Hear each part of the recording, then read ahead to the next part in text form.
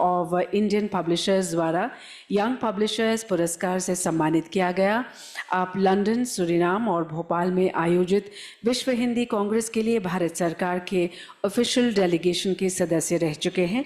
आपने हिंदी साहित्यिक पत्रिका साहित्य अमृत की शुरुआत की। आप माननीय प्रधानमंत्री श्री नरेंद्र मोदी की अध्यक्षता वाली केंद्रीय हिंदी समिति के सदस्य भी रह चुके हैं। बहुत बहुत स्वागत करते हैं आपका। We have with us Shri Ravi DC. He is the publisher and chief executive officer of DC Books and a leading book publisher in Malayalam. He is also the managing director of Current Books Private Limited, secretary of DC. It's Kizakemori Foundation, DC School of Management and Technology और Asia के सबसे बड़े साहित्यिक उत्सवों में से एक Kerala literature festival के संस्थापक भी हैं। He has received Best International Publisher Award, Outstanding Publisher Award, Kerala's Sri Award and various other recognitions. Welcome Ravi ji.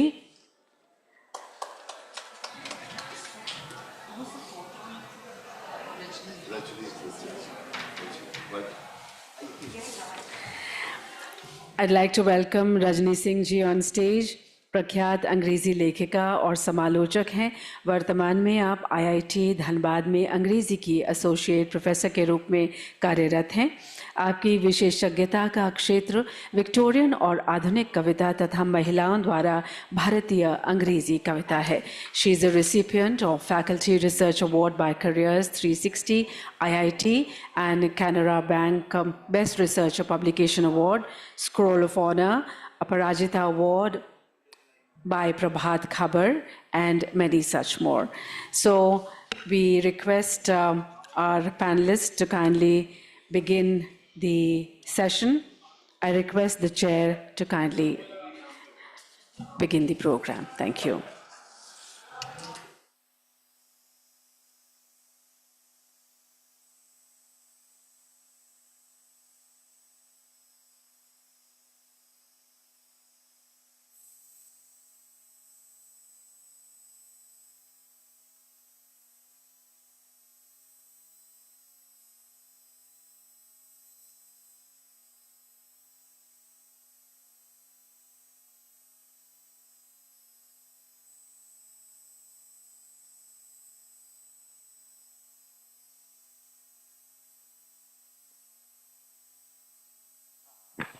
Hello.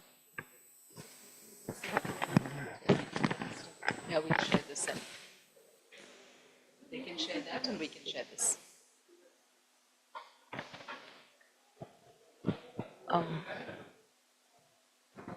Okay. Since we've managed to eat up 20 minutes, we were wondering what are we going to say for an hour and a half for the subject, but now we have a little less, so that's good. We are obviously from very different spaces. I publish in English, Ravi publishes in Malayalam, Prabhat is in Hindi, and Rajni is working within the academic space. So in a sense, we all are thinking about this subject of physical versus or physical with E and audio continuously. It's part of the business we do, it's part of the teaching you do. And I mean, in one sense, the answer at this point in time, what it looks like is a very clear no, that physical books are not being replaced by audio and e-books or audio or e-books. Partly, I suppose that answer also is something we are invested in. We do not, as publishers, want physical books to go away. We need them to survive, and we are doing what we will do continuously to promote physical books. I think there's, the reality is also that even spaces like this, where we're looking at Sahitya Academy, which is a government body, I think across the world, systems and governments and state money, all kinds of investments are within the traditional space of physical books, libraries, institutions have been built around this. So I think it will take a little bit of time before there is a significant shift in that, where everybody starts to invest more in audio or other formats than the physical book. The big game changer now, as we all know, is AI. AI is, apart from making the cost of production much less, it's also speeding up processes. It means that what you could have done in a few weeks, you can now do in a few hours or a few days, which means it's much easier to even produce the physical book with AI. And audio and obviously are substantially enhanced with the AI. I think we're going to struggle a little bit in this region of ethically as well as technologically challenging AI times, because we don't know where we're going to be heading with it. We don't know what it's going to end up doing to the industry or to us as writers or editors or teachers or anybody. We don't know what's going to come. So how prepared are we for this is a question I'd like to talk about. Are we thinking about how to confront the difficulties that are also coming along with the positives of AI? All of these, I think, are very current, urgent issues for us. It's not so much the question of is one replacing the other, because I think that's not yet anyway something we are seriously contending with. But how are we going to grow all these different areas? Because from my experience, ebooks are still a very, very small part of this. I mean, everyone's thinking that ebooks should grow. I know Amazon thought that Kindle would make a huge difference in India, but they are pretty much pulling away from it now. They know that they're not selling Kindle very much. The app is more popular than the device, so device sales have fallen. And the number of people who are reading ebooks on Kindle is not growing at the rate that we would have anticipated. People are very into downloading free content for sure. PDFs are being shared and read. I'm sure many of you will have got a book in your WhatsApp feed before it was even published. I know, for instance, Obama's autobiography was on everybody's WhatsApp before the book came into the market, which then leads to questions of piracy and what is the e-world giving us. Physical piracy also exists, of course, and it's huge, but it's so much easier to get piracy into the e-world. Perhaps not so much in audio. This I don't know enough about. Maybe we can talk about that. So it's a fast-changing world. 10 years ago, we felt we knew where publishing was headed, but now we're not so sure. What's the future? Are we going to be able to retain the core of great literary publishing? Are we going to retain the ability to keep poetry away from like random nonsense on the net to actually publishing really good new voices and making it work?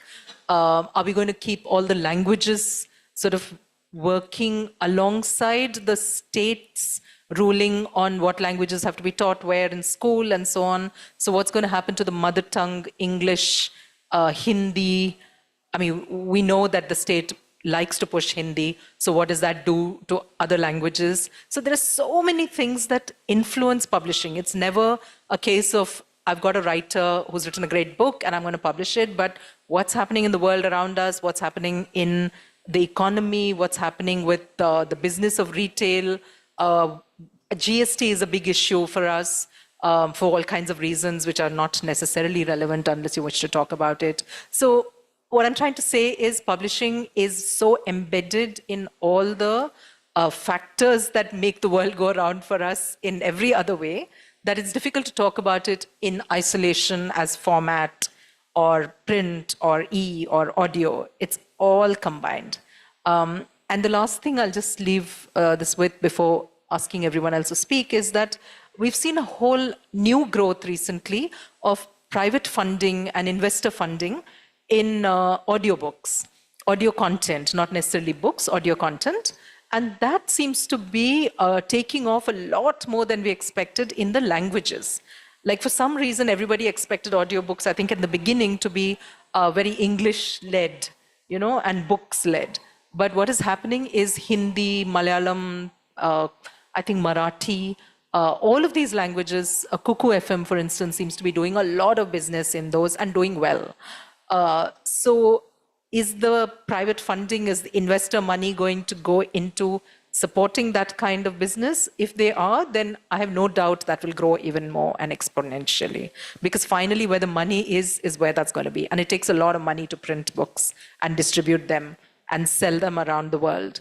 Whereas if you can create audio, it's so much easier to disseminate. And if more and more people are willing to pay some attention to that format, I think it could be like a really, really big growth area. Ravi, I'm going to ask you to comment on whatever you wish to comment on this side. Let's keep the conversation free-flowing. Thanks, Katya.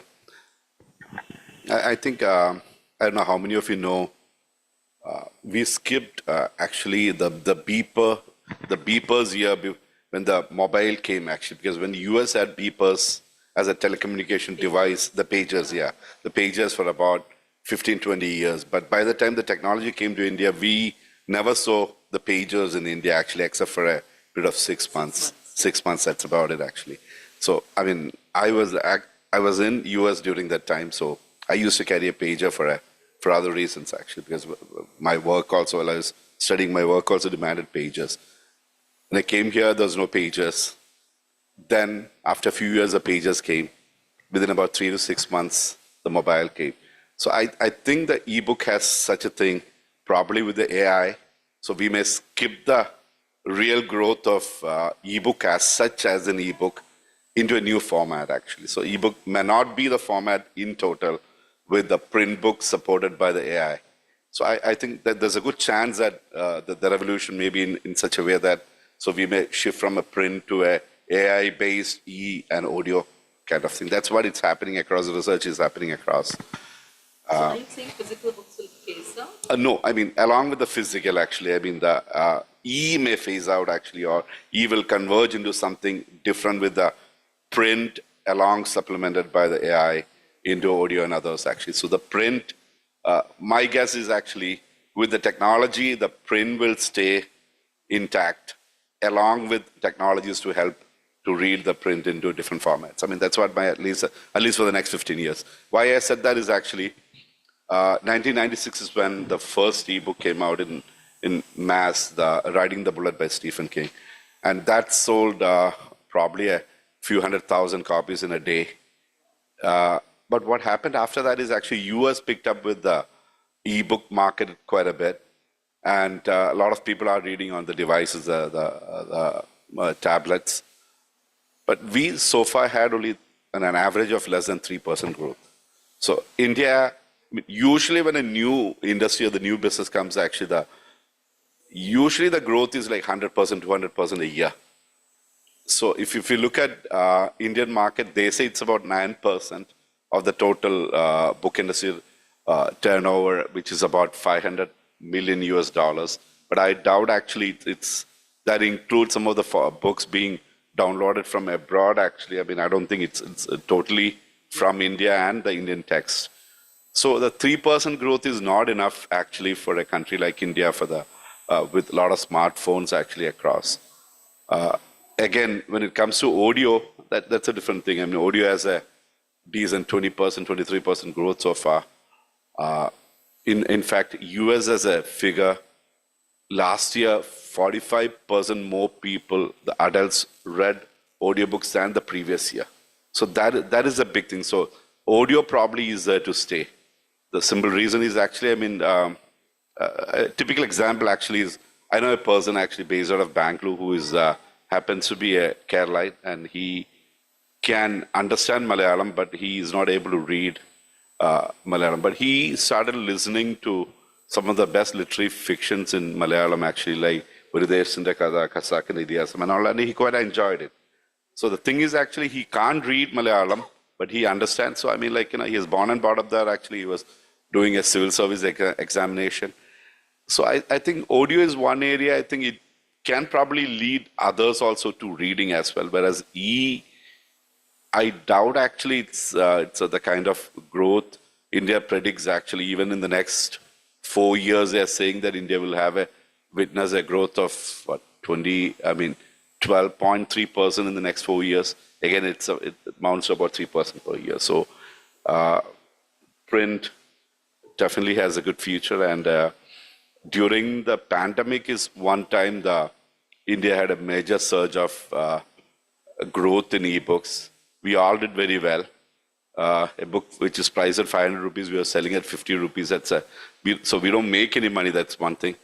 But immediately after the pandemic, that the whole the model reversed. Actually, people went back to print. That means actually people want to read actually, but if there's a possibility of the chance of reading in print, print is definitely the choice for now.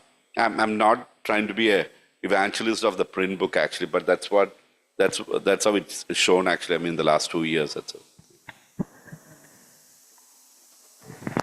Shall I just ask you to comment on the Hindi world as well, and then we can kind of combine the insights.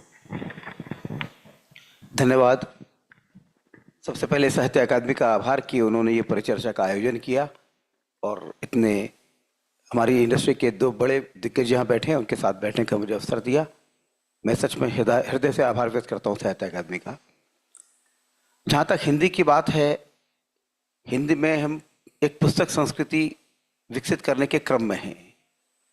इस समय हिंदी बोलने जानने वालों की संख्या भारत में लगभग 80 करोड़ है, पर पुस्तकों की प्रकाशित होने वाली प्रतियां मात्र 500 छपती हैं। कुछ पुस्तकें 300 छपती हैं, कुछ केवल 50 कॉपी पीओडी करा के लेखक को संतुष्ट करने के लिए कर दी जाती हैं। तो ऐसे में ई बुक्स का या ऑडियो बुक्स का कोई प्रतिसाद मिले, इसकी हमको बहुत ज़्यादा संभावना नहीं है। हाँ, हम सब पुस्तकें जो अपनी बनाते हैं प्रिंट में, उनका ई बुक्स बनाते ही हैं, कुछ पुस्तकों का ऑडियो बुक्स भी बनाते हैं। जैसे कार्तिकेय जी ने कहा कि एक फंडिंग का एक ड्राइव चला है जिसमें कुछ कंपनीज ने एक लीड ली है, वो ऑडियो बुक्स बनाती हैं, हमको पैसा भी दे देती हैं अग्रिम, पर क्या उसकी बिक्री होती है, कितना उसका कोई ज़्यादा हिसाब किताब मिलता नहीं। तो मतलब हम लोग हिंदी पीछे नहीं है किसी रूप में भाषा में, जो किसी भी भाषा में हो रहा है वो हिंदी में भी हम कर रहे हैं। हमारा दायित्व है, हमें करना भी चाहिए, पर बहुत अधिक उसका रिस्पांस मिल रहा हो ऐसी संभावना भी नज़र नहीं आती। और जहाँ तक जैसे हम अभी बात की, पीडीएफ को शेयर कर देते हैं लोग, तो वो एक बहुत बड़ा क्राइसिस है। मेरे एक मित्र हैं, वरिष्ठ एक समाजधर्मी है, तो उन्होंने कहा मुझे, मैं तो देखो पुस्तक लेके कहाँ घूमूंगा, मुझे अब पीडीएफ भेज देना। मैंने पुस्तक की पीडीएफ भेज दी। पुस्तक बहुत महत्वपूर्ण थी। कुछ दिन बाद देखा वो पुस्तक घूम रही है, तो मैंने कहा वैसे आपको तो मैंने मना किया था किसी को मत देना। बोला नहीं, वो एक अर्जेंट काम था, मैंने किसी को दी थी। तो मैंने कहा उसको कह देते, वो आगे ना देता। हाँ, मैं उसको कहना रह गया। तो पुस्तक घूम रही है, तो अंततः उससे प्रकाशन जगत का ही उसमें उसकी हानि है। न लेखक को रॉयल्टी मिलेगी, न उसको पाठक मिलेंगे। तो इसके मतलब सबसे ज़्यादा आवश्यक काम है कि पुस्तकों के प्रति लोगों में अभिरुचि विकसित करना, पुस्तकें पढ़ने का अभ्यास पैदा करना। वो रुचि बन जाएगी तो लोग प्रिंट बुक्स भी पढ़ेंगे, ई बुक्स भी पढ़ेंगे, ऑडियो बुक्स भी पढ़ेंगे। मैं सन 2010 में लंदन गया था, तो जिनकी कार में मैं घूम रहा था वो ऑडियो बुक्स ही सुनते थे। वो कहते प्रभा जी 1-1 घंटे की ड्राइव है, एक लगाता हूँ, आधी सुन ली, आधी अगले दिन सुन ली, मेरी किताब पूरी हो गई। पढ़ने का समय ही नहीं है। तो वो टेक्नोलॉजी भारत में आ गई है। हम आशा करते हैं कि आने वाले समय में इस क्षेत्र में लोगों की रुचि बढ़ेगी। तो इसलिए सबसे पहली बात है कि पुस्तक संस्कृति विकसित करना, पुस्तकें पढ़ने के लिए प्रेरित करना, छोटे बच्चों में अभ्यास डालना कि पुस्तकें पढ़ें। वो पढ़ना शुरू करेंगे तो जैसे जैसे बड़े होते जाएंगे, कितने भी व्यस्त होंगे, पुस्तकें पढ़ने के लिए समय निकालेंगे। तो जब समय निकालेंगे तो पैसा भी खर्च करेंगे, तो वो प्रिंट में भी खर्च करेंगे, और स्वाभाविक है ई बुक सस्ती होती हैं। तो मुझे यही कहना है कि आने वाला भविष्य, हम बहुत आशावाद के साथ काम करते हैं। भारत एक बहुत बड़ा एक बाजार है, मार्केट है, साधन भी हैं, पर केवल लोगों को झकझोरने की बात है कि नहीं, पुस्तकें अपने जीवन का हिस्सा बनाइए, इन्हें पढ़िए। सॉरी, आप कह रहे थे ना कि प्राइसिंग स्वाभाविकता ई बुक्स का कम होता है। हाँ, जैसे, लेकिन क्यों? नहीं, क्योंकि देखिए उसमें हम सब समझते हैं पब्लिशिंग से है कि उसमें कोई बहुत लागत तो आती नहीं है। प्रिंट, हम किसी पुस्तक को प्रिंट करते हैं तो उसकी लागत आती है, पर ई बुक बनाने में कोई बहुत ज्यादा लागत नहीं आती। So that जैसे is रवि जी ने बताया कि 500 की हाँ, पुस्तक को 50 रुपए में बेचा हाँ। पेंडेमिक के समय पे, तो वो स्वाभाविक है। तो मैं ये आर्ग्यू करना चाह रही हूँ कि ये स्वाभाविक नहीं है, क्योंकि जो author, whatever they've done to make that work, the creative part of the work, the novel or the book has been written by them, they should be getting returns from it as royalties. And because it doesn't cost us that much to print the book, and therefore we put a lower price on the e-book, they end up getting very little from the e-book. Right? And so, to my mind, that devalues the work they have done to create that book. नहीं, we should at least keep a reasonable price. नहीं, मूल प्रश्न है पुस्तक bikini चाहिए। आप मूल्य 500 रुपए कर दीजिए, और किताब न बिके तो ठीक पर है, 100 रुपए 250 कर दीजिए। लीजिए, लेकिन 50 क्यों हाँ नहीं करेंगे? मतलब नहीं, ये तो रवि जी ने बताया, मुझे नहीं पता कैसे प्राइसिंग करते हैं, मतलब हम इतनी कम नहीं करते। अगर कोई प्रिंट बुक हमारी 500 की है तो सामान्यतः 275-280 रुपये हम उसका मूल्य करते हैं हाफ ई प्राइस, बुक में। हाँ हाफ ठीक के है, आसपास दैट्स करते हैं, फाइन, हाँ। या मतलब एकदम से 50 रुपये नहीं करते, उससे वो तो कोई मतलब ही नहीं है, उससे तो निःशुल्क दे दीजिए लोगों को। और can you just tell me a little bit about the educational Hindi publishing? वो मेरा उसमें क्षेत्र नहीं है। हाँ, लेकिन और क्षेत्र नहीं है, परंतु उसकी दुनिया बहुत विराट है। हम पुस्तक की 500 प्रतियां छापते हैं साहित्यिक पुस्तकों की, और अभी भी एजुकेशनल बुक्स 10,000, 15,000, 20,000, 50,000 भी छपती हैं। तो उनसे हमारी कोई तुलना नहीं है, वो बहुत बड़ा बाजार है। और उसमें भी उनके अपने challenges हैं। ई बुक्स और ऑडियो, वहाँ पे क्या परफॉर्मेंस है उनका? मैंने अभी देखा, मेरी एक भांजी ने पुस्तक मंगाई थी रचना सागर की, तो शायद पुस्तक 300 रुपए की थी, और ई बुक्स में होम डिलीवरी में उनको वो मिल गई 200 रुपए की। तो उन्होंने मना कर दिया, मंगाना नहीं, मेरा काम चल गया यहाँ से। तो वो लोग भी कर रहे हैं। So actually, that's a natural point to move on to Rajni, who teaches electronic literature in the university. Will you tell us what you see from the outside? Yes. Actually, here I'm really privileged enough. First of all, I would like to mention this point. I'm privileged enough to be a part of this panel at the Sahitya Akademi Literary Festival. And most of my panel members are from the publishing world, and I'm from the academia. Here, when we look at this, are digital books going to replace printed books? I think it points towards a kind of a debate. Are we debating this versus that? I think both the versions of books have, equal significance. And when I look into the academic spaces, what turns out to be more important is that there are a lot of problems. Like we have researchers, in a university with different disciplines, and they require books. The university libraries, the institute libraries, they are really falling short of space. They cannot afford to keep printed books in that numbers. The numbers that we would see in our times when I was at Banaras Hindu University. So I had a massive library, and whatever resources I had to harp on, I would go to the library and pick it. And if it was not available in my library, I would visit the JNU library or the DU library or the Hyderabad IFLU or wherever it was. Today, there is a problem. The students really face a lot of crisis related to access, getting access to the books that they want to research and read. So here I would say that the digital books have really played a great role in catering to the requirements of the students at large. And even the libraries, they are going digital. They are also procuring digital books instead of printed books because that is more cost effective for them. And at the same time, during the pandemic, I'll just share my experience. I wanted to actually, because there was plenty of time with us to do the readings that we really wanted to do all these years but couldn't do. So the pandemic provided some time for one to really go through one's own research areas. And I wanted to do something in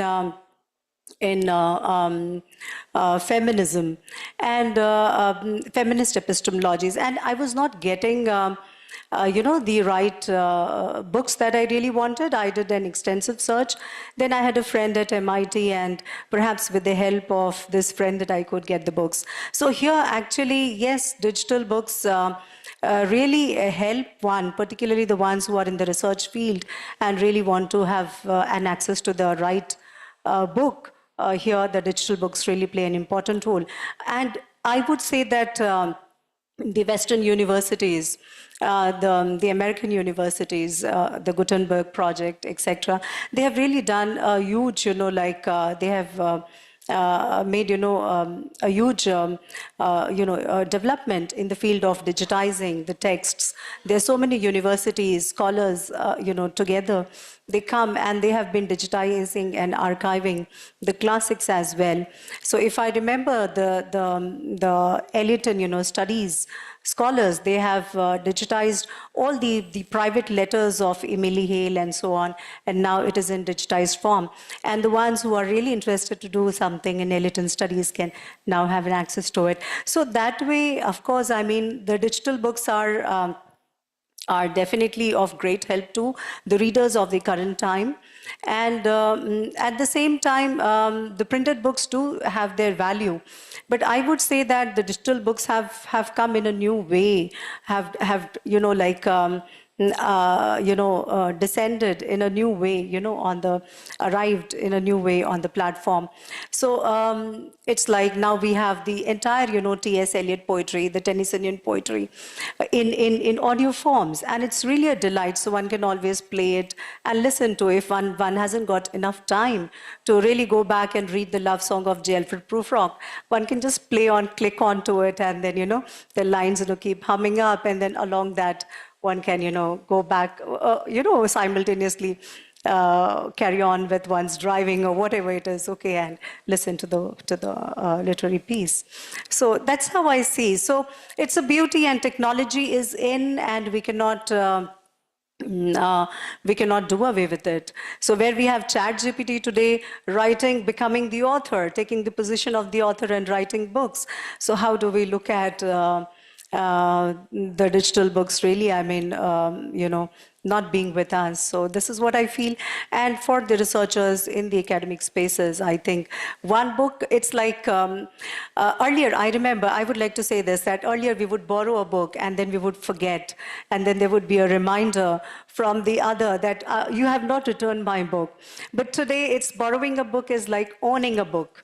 So you borrow the digital book and the book becomes yours. So that's how it is. So this is the difference. I remember there was a professor in IIT Delhi whose book we published once. And I said to him, should we do an event in IIT? Surely your students want to read your book. He said, this is IIT. Before the book even reaches the stores, they will all have downloaded it and you won't know anything about it. But nobody's going to pay for the book. So don't bother, he said.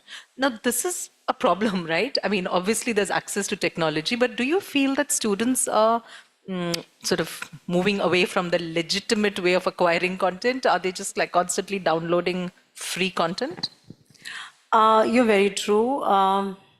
Yes, this is a problem actually. So because the digital spaces, offers a whole web of information in front of us. And the students on the campus, particularly this generation, it has not been, this is what I can sense and see. They have not been into the habit of readings, So the habit of readings is very important.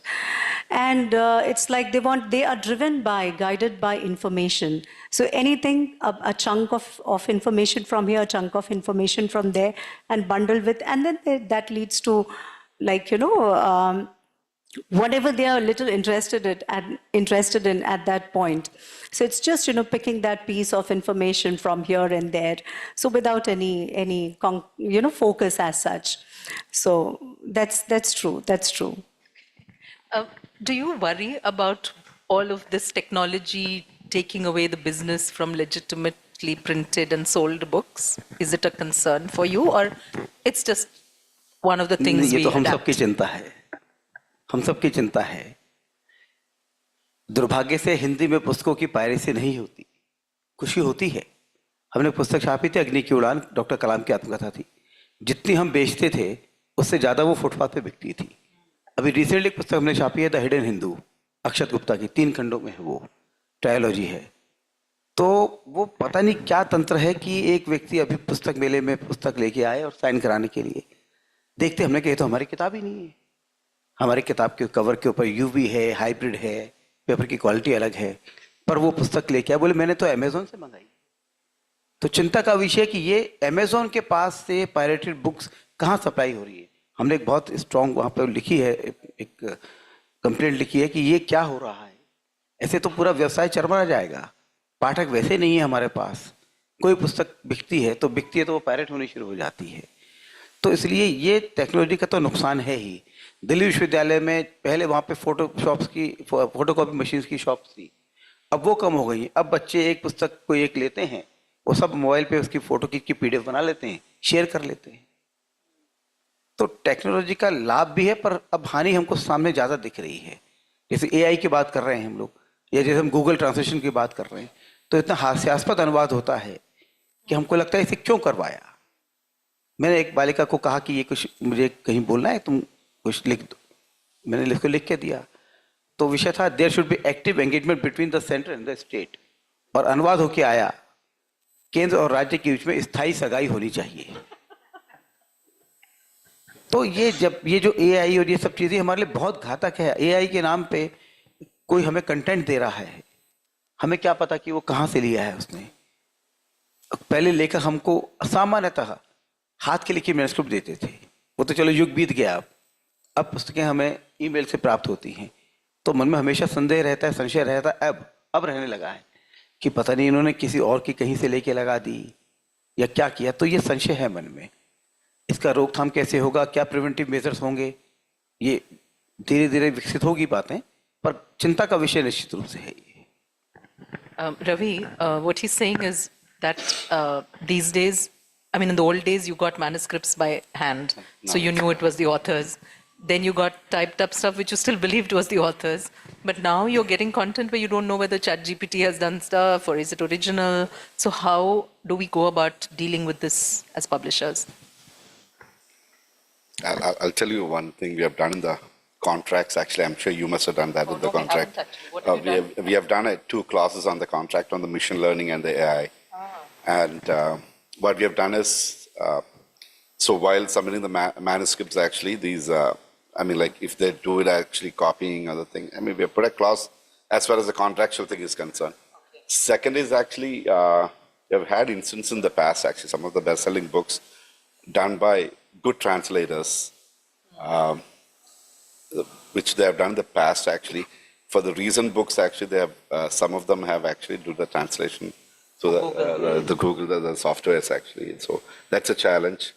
And second is actually... Can I interrupt to ask you, if somebody does use a tool like Google Translate for creating a translation, is that all right? Because we all use tools for various things, or what is acceptable and what is not acceptable? I don't think it's acceptable, actually. I mean, for example, there's a book, actually, which was published by one of the English publishers recently, and which said you in there. And the person he uses, in Malayalam, they use IR. Oh, not So, not Ningal or something. So it's the Google translates in a different format, and that became an issue actually by the time it got out. Actually, I mean, you know, even the author went through the Malayalam translations because he knew Malayalam. That became an issue when it came out of the market. You know, I mean, like, you know, we understood there was a Google translation, and we changed the whole thing, but we forgot to change the U to IR to the Ningal actually. So these kind of issues happen. And 2 books actually, when we have done the translations, we did a page-to-page comparison. What we did actually, we got the translation, the typesetter translation, then we put a Google translation.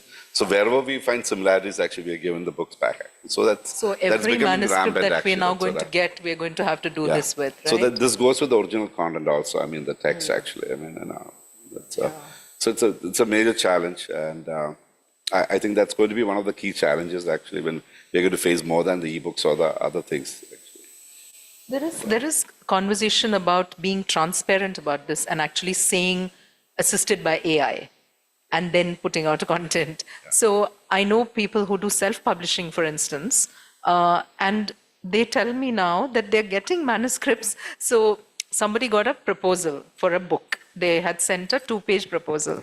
And the self-publisher said they liked it and they could make it work and send the whole manuscript. Within 2-3 days, they got a 40,000-word manuscript. And they were like, wow, you wrote it so quickly. And that person said, yeah, I just fed the prompts into ChatGPT, told them what I wanted, and ChatGPT produced this. Then I went through it and altered what I didn't want or changed or whatever. So now it's ready, and it's my manuscript. I'm the one who fed the prompts. The prompts, my story, my prompts. So it's my work. and I'm willing to write assisted by ChatGPT. So what is your take on that? Maybe both of you. मैं बीच में एक बात कहूँगा, publishing का काम केवल किताब छाप के देना नहीं है, इसके साथ एक नैतिक दायित्व जुड़ा हुआ है। तो अगर जो ये अनुवाद करके दे रहे हैं कि सीधे सीधे उठा के वहाँ से गूगल से ट्रांसलेट करके, तो नैतिकता की कमी है। हम वैल्यूज़ की, एथिक्स की बात करते हैं साहित्य के माध्यम से, अगर हम ही लोग उसको इनिशिएट करेंगे या उसमें कॉम्प्रोमाइज़ करेंगे, कितने भी जल्दी हो, मतलब जो अभी ये उदाहरण हुआ हमारे साथ भी हो चुका, हमने एक पुस्तक जल्दी की थी, 300 पेज की थी, 2 लोगों को बांट दी, तो एक व्यक्ति ने 1 सप्ताह में अनुवाद करके दे दिया। हम दूसरे के ऊपर शोर मचा रहे थे, भाई देखो यार दूसरे ने करके दे दिया 150 पेज 10 दिन के अंदर, और तुम बड़े धीमे चल रहे हो। मतलब मेरी तो गति यही है। पर जब वो काम आया तो उसकी भाषा से मालूम पड़ा था कि ये अनुवाद व्यक्ति द्वारा नहीं किया, तो तुरंत उसको हमने पूरा निरस्त किया, नए सिरे से अनुवाद कराया। तो ये हम लोगों को तय करना है, पब्लिशर की बहुत बड़ी भूमिका होती है, बड़ी जिम्मेदारी होती है। तो इसलिए एआई के माध्यम से, एआई असिस्टेड बाय एआई या कुछ भी करके हम अपनी जिम्मेदारी से बरी नहीं हो सकते। मुझे नहीं लगता मैं कोई पुस्तक ऐसे छापूंगा अभी, भविष्य में मुझे पता नहीं क्या होगा, जिसमें लिखा हूँ कि published with assistance bye AI. मैं उस लेखक को प्रवेश ही नहीं दूंगा अपने यहाँ जो कहेगा कि मेरी पुस्तक को मैंने एआई के माध्यम से किया है। We have to be strict. हमको इस बारे में थोड़ा सा फुट डाउन करना पड़ेगा, नहीं तो ये तो हम विश्वास ही नहीं कर सकते कि क्या कंटेंट आ रहा है, कहाँ से आ रहा है। So do you think the opposite, I mean, while we are very worried about how people might lose that ability to publish original voices, do you think there might be that eventually the original will actually become such a premium sort of requirement that it will attain a completely different value? Because everything is going to be assisted by AI, everything is going to be written by tools. So will we perhaps end up in a time where that originality will become really highly prized and, you know, valuable and even more than it is now? Or do you see it being killed by मुझे AI? लगता है कि हम यहाँ साहित्य अकादमी में बैठे हुए हैं, साहित्य पे हम बात कर रहे हैं। जो लेखक आज 100 साल बाद भी, रविन्द्रनाथ टैगोर हो, शरद हो, प्रेमचंद हो, वो आज भी पढ़े जा रहे हैं, तो उनके कंटेंट में कुछ सब्सटेंस है, तभी वो पढ़े जा रहे हैं। मुझे नहीं लगता आज कोई इस प्रकार की पुस्तक लिख के आज से 10 साल बाद भी कोई इसको याद करेगा, या 10 महीने बाद भी कोई इसकी पुस्तक को याद करेगा। बैसाखियों से कभी साहित्य खड़ा नहीं होगा। आपको सृजन करना पड़ेगा, चिंतन करके लिखना पड़ेगा, और पाठक को केंद्र में रखकर लिखना पड़ेगा। अगर आप कुछ भी लिख दें, अपने लिए लिख रहे हैं, अपनी पुस्तक की संख्या बढ़ाने के लिए लिख रहे हैं, कोई पुरस्कार लेने के लिए लिख रहे हैं, तो आप अन्याय कर रहे हैं समाज के साथ में, आप साहित्य को मार रहे हैं।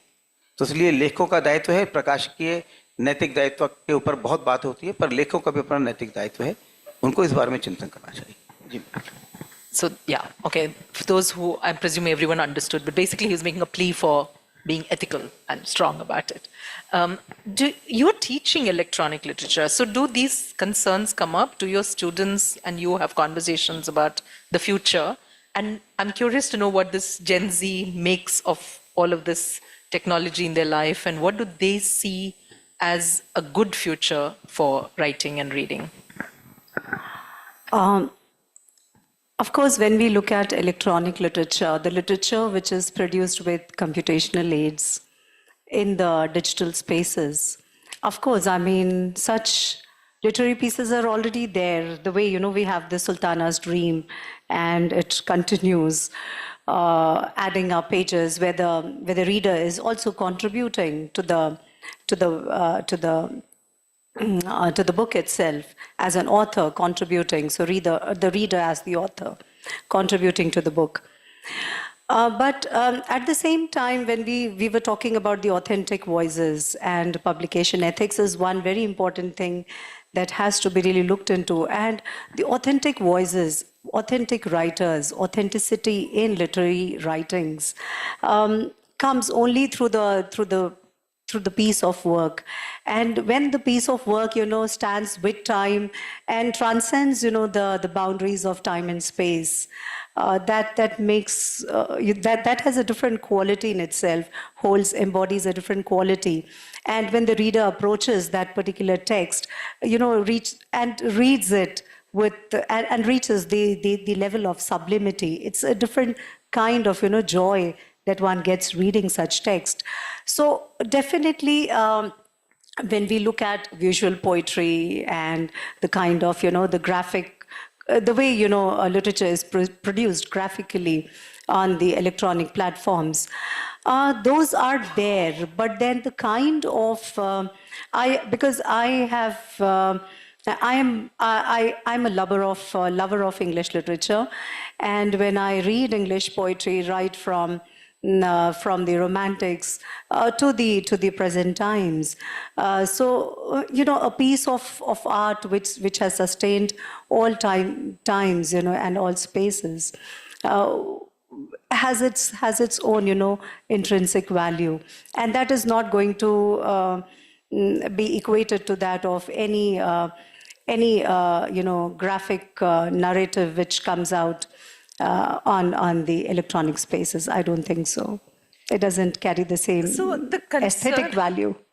Yeah, but if you're going to feed AI on the greatest writing, and you're going to put all the great writers of the world in as many languages as possible into that, and AI is being trained on that, it's going to produce great writing also at some point. Maybe not today, but it is going to. So then what? I mean, can the text stand on its own if the author is dead, or the death of the author is one way to read the text? Then does it matter if it comes from a human being with an original head of voice, or is that text in itself going to be intrinsically valuable? Is that one way to look at it, that it doesn't matter where it came from? Yeah, I think when we approach a text, it is not the author to whom we are approaching to. It is the text that we approach, and how the text, engages with the reader, or vice versa. So whether the words, have that power, that magical power, within them to captivate the reader's mind. So that matters. And so the work is not approached by who has written it. The work is just read, and then maybe this is one way of reading it. And of course, I mean, one gets to know. But when you're talking about, yes, AI may, combining all the best of the writers, may come up with something, if not today, tomorrow. But it's not a far-fetched reality. It may happen definitely someday. But if we look at, every writer has had his own nuanced way of writing literary pieces. So the kind of alliterative, the use of alliterations in Tennyson, and the use of allusions in T.S. Eliot, if they would be combined together and brought in, that would appear more, cacophonous. And again, literature also has to do with its culture, with its milieu, and a lot of other things. So a machine-made literature would be more programmed towards, I'll just give you one concrete example. There was this, one of the students, he was asked to actually anchor an event for the institute. And I said, you go and you prepare this script and you come. And what he did, he took the help of ChatGPT, okay? And ChatGPT gave a standard way of like, okay, so you invite your guest this way, blah, blah, blah. And it was so straight, so direct, kind of, text, so straight and so direct. So when a writer sits down to write, he combines within the text his own feelings, the emotions, being in that moment. And those emotions, maybe the emotions that Shakespeare had when writing down whatever pieces he had written, masterpieces, but then those emotions get, transmitted onto us. So I think that text failed in producing that. So here lies the difference. I'd like to believe that's what's going to happen. I'm just kind of concerned that this AI is going to be more powerful than us someday. Because everything we thought was science fiction and we read a science fiction 20 years ago. Now, when I read that same fiction, it doesn't seem like science fiction. It feels like reality. I watched Dune 2 the other day, and it doesn't feel like it's some futuristic world. Suddenly, it feels like it's happening somewhere in the desert, in some part of, it could be our world today. So I think time is collapsing very quickly for all of us. And so at least if we can think ahead and plan ahead, maybe we'll be caught not so unprepared for what's coming our way. But I want to turn to you, Ravi, to ask you, writing and publishing obviously being part of many other cultural events around us. One of them is cinema for sure. One is music. And recently there's been a lot of that using AI to reproduce, say, the Beatles. There was a song that came up. And various others have been using AI to recreate the great singers. And it's hard to tell what's all right, what's not. There was talk of Harrison Ford's portrayal with AI coming to the help. So how do you think these things will go together? Will we learn from music to not enter certain areas, or are we all going to be caught in this learning trap together? I think one is actually the publishers and the writers will reinvent themselves, actually, for sure. The publishers and the writers will reinvent themselves, for sure. I mean, they need to. And second is... more. How will we reinvent ourselves into what? I mean, the AI as such, if you look at it, actually, the academics for a long time, there had been other piracy issues and, the professors copying the thesis and other things, actually. So, that has come to some kind of solution over the past, actually. So, I think AI is one area, actually, though it's technologically too advanced, actually. There'll be tools, actually, to, understand the nuances. Probably that may not be the way, actually, people want to write. And that may not be, it's not the fad or the trend, actually, the writers want to do, actually. Because AI is going to be a bit stereotypical, actually, when it comes to even the creativity part of it, actually. So, I'm sure the authors will reinvent the whole thing. I'm quite optimistic about it, actually. Second is, publishers have many areas, actually, to add value to it. It could be the physical value addition in not only the technologically, the beautiful, making it work, actually, otherwise. So I guess, actually, it's not going to be a challenge, actually. It's going to be a kind of turmoil or a chaos, actually, for a while, actually, in the industry. But having said that, nothing has happened so far, actually, in the last 1 year, be it in US or Europe or anywhere else, actually. We have not seen a single book, actually, which has done pretty well, actually. I'm sure a lot of it, actually, or a few of it has been with the assistance of AI assisted, actually, but I don't think nothing has made a major impact. So I personally feel that's what I think it's also about regulation, isn't it? I know there's attempts in Europe and the US to start regulating AI. In India, we never know how anything here works in terms of regulation. Hopefully, there will be an international trend that comes our way and we'll all figure it out together. I doubt they will regulate, actually. They've started they've started now, yeah. In academics? No, they're going to court to talk about, remember a lot of writers wrote to whoever to say that their work has been used to train AI and they have not got any sort of earnings from this. And so there's a huge, I think, class suit action. That's in pedagogy, right? It's in the academics. Yeah, but not again in the creative field, right? No, creative. These were writers who were, creative writers. So there's one thing happening in the academics, actually, is there are a lot of academic training happening, how to use literature text, actually, to teach. So, what we are doing in the next few weeks is actually we are doing a training from one of the teachers to how to use that as an editorial tool, actually, to understand how these gets manipulated, actually. So, I think these will sort of settle down. That's what I feel. Yeah, perhaps. Yes. We can open it up to the audience. We got carried away by our own conversation, but we have time. Thank you for the... I was just thinking, I must tell you as publishers, tread carefully. It is a challenging time. But I was thinking whether we can really generalize this issue, because we should think of the demography also. See, this audiobooks, for example. The aged population who really want to read, but who have got, other disabilities and inconvenience, audiobooks is a big help.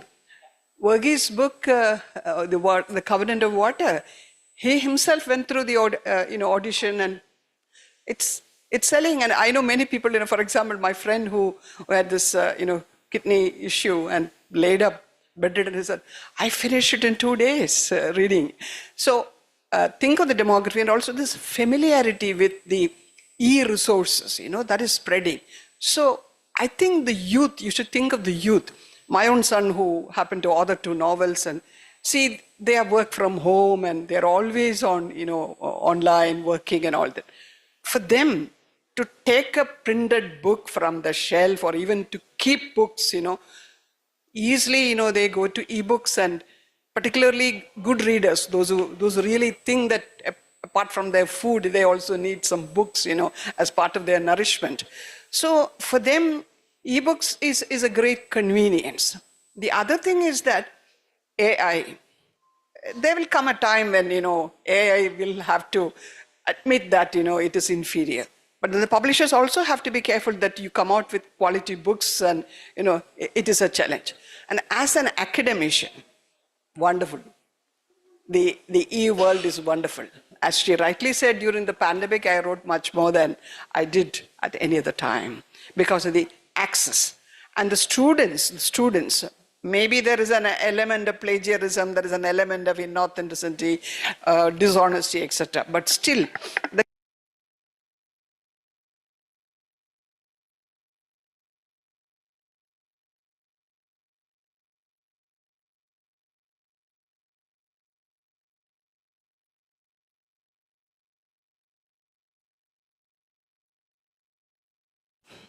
you see, I myself have, checked this. For example, a biblical verse, because that's the most difficult thing, how you really spiritualize a kind of thing. Wonderful, insightful, interpretation of a biblical, verse.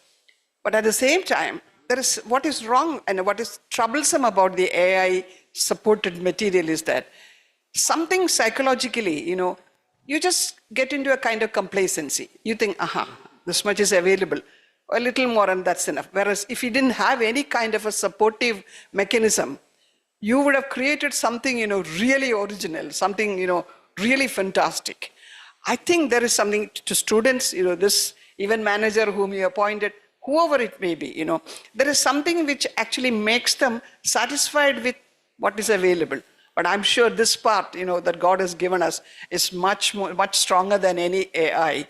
And there will come a time. But I think the publishers have to be really, really careful, because we do come across a lot of substandard, mediocre stuff. So the challenge is for you. But I feel that, E will not take over. E will not, there will not come a time when, E has really replaced. That replacement will not take place. But this demography element of youth, the young people, the academics, and also the IT people, for whom reading is a very important thing, plus the old people, aged people, stuck at home. They want to read. They are people who wants their intelligence to be still functioning. So I think you have to take care of this kind of a demographic divisions. Yeah, yes, yep. Totally agree. On the academic part. With the COVID actually, with the new norms, a lot of things have changed.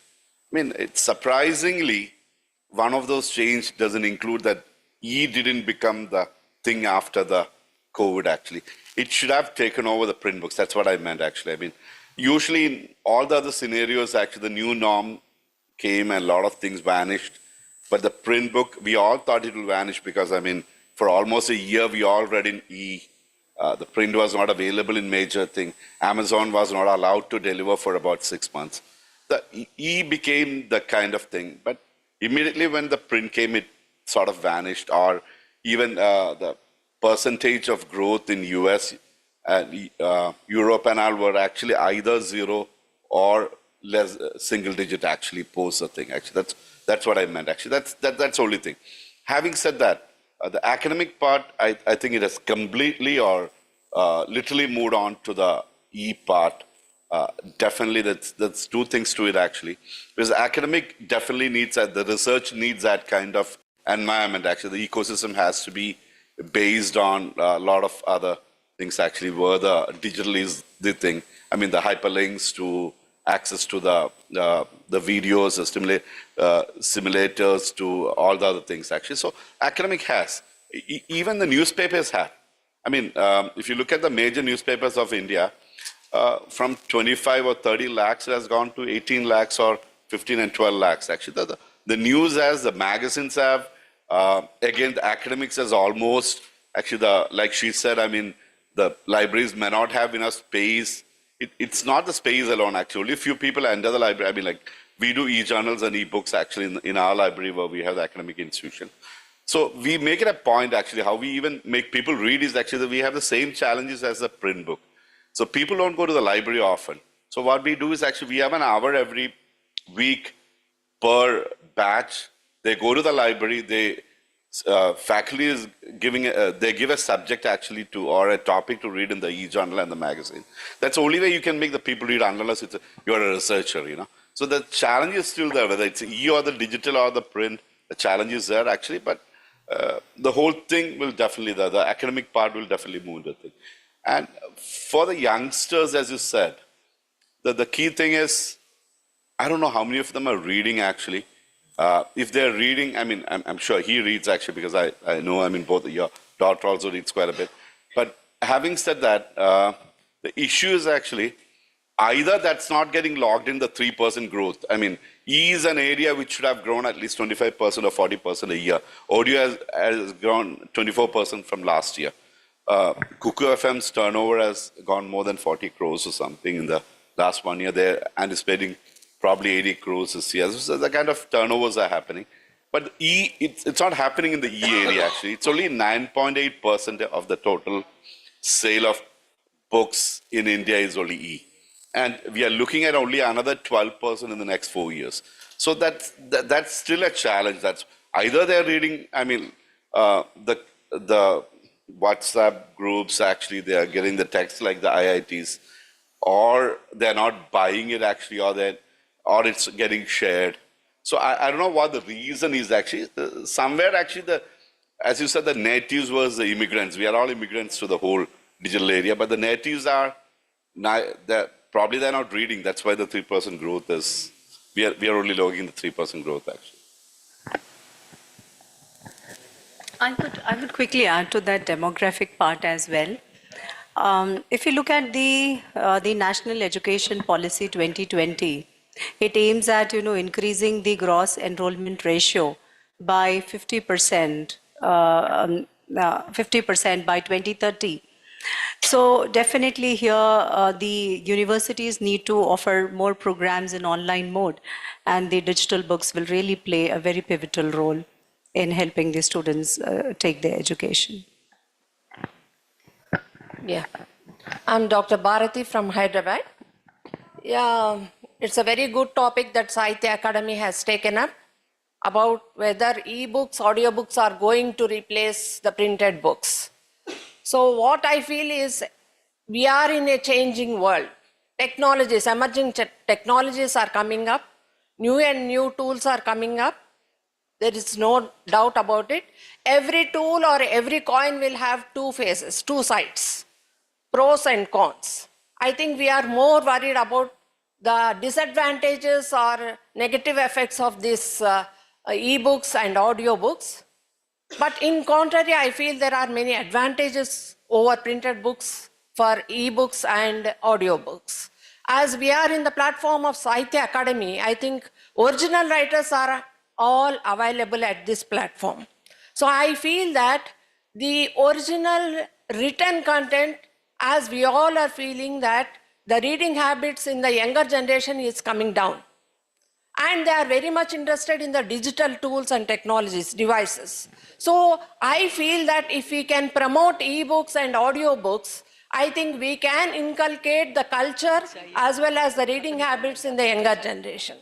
I feel that the publishers are not giving more awareness or publicity to the available e-books and audiobooks. So if they practice to have more awareness to the younger generation, I think epics and other books which are original, if we can promote to the younger generation as well as to the senior citizens, as Madam rightly said, I think these are very useful, and we have to have this hybrid environment for another 2 decades, I feel. After only 2 decades, we can think of whether we will completely transform to e-environment or not. But right now, for another 2 decades, we have to be in the hybrid environment. So I feel that we must orient more towards the positive and other things. As audiobooks, if we can inculcate to the younger generation, they will be familiar with the terminology, pronunciation, accent, and culture. So I feel there is a requirement for promotion of more of audiobooks and e-books in the present generation. Thank you very much for giving me the opportunity. I just want to add one to what Dr. Jancy Jameson you said, actually. The youngsters, actually, the age group between 16 to 25, we just had a major Valentine's Day promotion happened, actually, in Malayalam.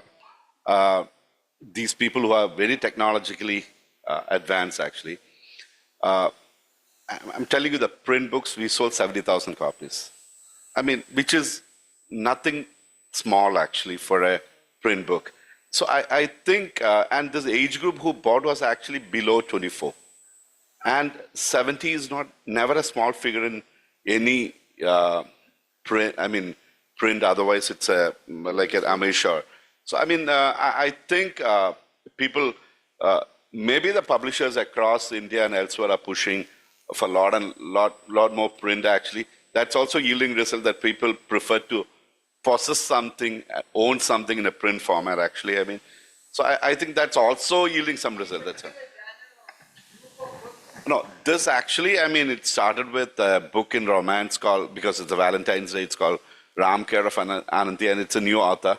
And again, what happened, it also re-triggered another book. I didn't say the second book's copy, 40,000 copies, Orikel by N. Mohan. So, I mean, that's what he wrote it. So, I mean, these are the kind of books actually which got into the, again, if you look at Prema Leganam by Bashir, 25,000 copies. So you're talking about a small time frame these numbers came, and these are all, nobody would have bought a Prema Leganam who is in the age group of 17 to 24, definitely not Orikel. But these people, I mean, so the youngsters are onto it, actually, or into it. That's what I would say. I mean, I'm just saying, so there's a good chance that we can always convert, saying that print has its character, print has its fragments, whatever thing, and it's happening. I mean, like, you know, if you look at a lot of books like Atomic Habit, or there are Amish, or there are quite a few authors, actually, Chedans and all. You know, the same thing happened. You know, the numbers gets into print, whereas the E is less. Right? I mean, your numbers, I mean, you know the Amish numbers or the Cheddar numbers at times. So when the print sells 3 lakh copies or 2 lakh copies, your E must have been about 15,000 or 20,000 or less? 10%. So, I mean, which is positive towards the print, I mean, at least for now. I mean, yeah, I mean, short term. Are there any other questions? Sorry. I have about more than 7,000 people. I wanted to really keep it to something. I asked so many libraries, where are the teachers? They're not teachers. So that actually must have been. That's why Can I ask for some questions from there before he has to leave very quickly? Acha. So it's not a question, very enriching session. So I just had a thought, like stream of comments, and that's leading to a thought, just a thought. For example, like I had been doing my master's from Delhi University a few months back, and I'm just in the opposite side right now, like on the other end, teaching students. So the thing that a few days back, we had been given the chance of supervising 2 students. Okay, so every teacher has been allocated 2 students under them, and they had to take up a research work with them. That's what we have been given. Now, I just asked them to submit me an abstract of the work that they are choosing to do. Okay, now at the first instance, when they're submitting the abstract, it's becoming very evident that that's not written by them. So the first thing I did was to check the plagiarism. And it shows, very significantly, it shows 40% plagiarized. So that's significant. Now the point is that, is pleasure reading going downhill? That's my point. Or is it becoming more dumb? Because as we can understand, that AI can be detected only by AIs. Those who are not into real leading, or those who are not into academic positions, it's very hard. It's my question that those who just read for pleasure, can they really differentiate between what is written by AI and what is a human, write-up? That's a very significant thing that's coming up to my mind right now. At the moment, I think we are agreed that pleasure principle does not exist for AI, and we're not getting enough content that would work for that. Yeah. But I just want to comment also on this, that I meet a lot of people in their 20s, the early 30s, whatever, teenagers, who are very excited by reading. And for them, the platform is not, or the format doesn't seem to be important. If they get an ebook, they'll read an ebook. If somebody tells them, oh, this is an audiobook, it's only available as an audiobook, they'll listen to it. Exactly. But they will read one way or the other. So when AI is converting something, it's becoming so mechanical that even, pleasure reading, it doesn't make sense exactly, because there's no emotion, there's nothing. It's just a straight away mechanical writing. So whenever that platform is performing something which is so mechanical, I think pleasure reading, somehow, someday it will go downhill. That's my point. I hope not, because I hope so too. As Ravi said, after COVID, we've actually seen a lot of excitement and energy in bookstores and selling, and the world has expanded for these young people. They read translations with great energy, with so much enthusiasm. Like, I have colleagues who read Korean and Japanese and Chinese writing, and partly also remember the whole Netflix thing, K-pop. There's so many factors that came into this, but they've opened themselves up to reading outside of the American and British worlds, with so much more happening around that even the bookstores are surprised, I think. So I think pleasure is well and thriving, not to worry yet. Thank you so much. I think one more question and then we can, okay. Just an observation, actually. I think now we're actively running out of time. Looking at the title of this session, can e-books replace printed books? So I was just wondering why talk about replacing. Everybody should have access to knowledge in whatever form that knowledge can be provided. And my concern right now is, with the smaller children. I don't think people talked about that. I'm sorry I came in a little late.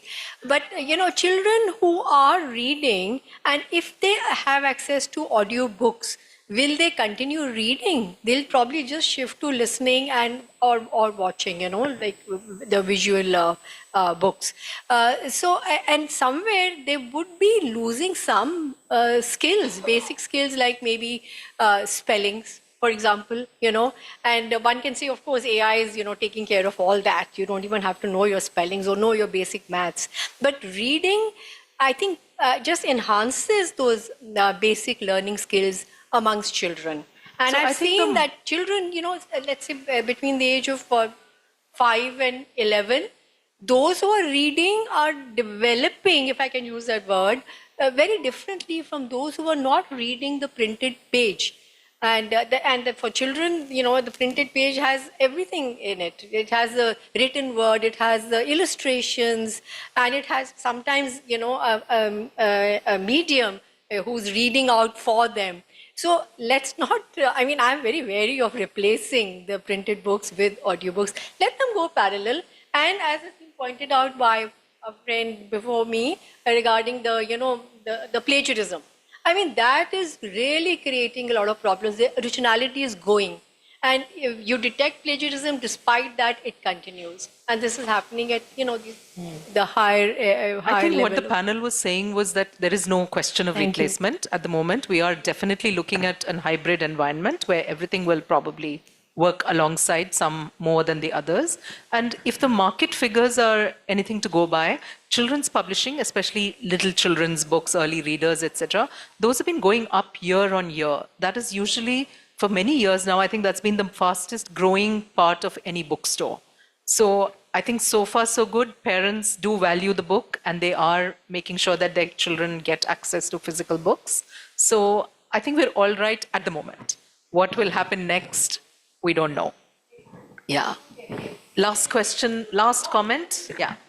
Yes, sir. Currently, there is a policy that any book or magazine which is printed in India has to be one copy has to be deposited at the National Library, but there is no similar policy for e-books or audiobooks. The publishers of e-books and audiobooks can become victims of cyber attacks, and they can also go bankrupt. So, do you think the policy should be changed to reflect this? Honestly, I don't even think publishers are submitting every published book to the National Library. Yeah. But are you doing that rigorously? You are doing that as well? But I know a lot of people who don't send. So ideally, yes, there should be one place where everything is available. I'm sure that the system will come up, but at the moment, there's no such thing. E-books, audio, there is no such thing at all. So I don't know enough about this. I'm guessing we haven't thought about it either. But now that you've mentioned it, we'll figure out if there's anything coming. Thank you. I think that's the end of the session. I just want to end on this little note of hope when you talked about writing and, children losing out on this. I think what is happening with all this ChatGPT is, I hear now that all the universities, colleges, everybody who was allowing laptops to be allowed for writing exams are now saying, no, bring paper and pen and write exams. So suddenly kids are having to rediscover handwriting and whatever. So God knows where that will take us. Maybe they'll learn to read better because they have to write now very differently. We have 2 minutes, I'm sure. I'm just going to ask all of you to just leave with any parting comments.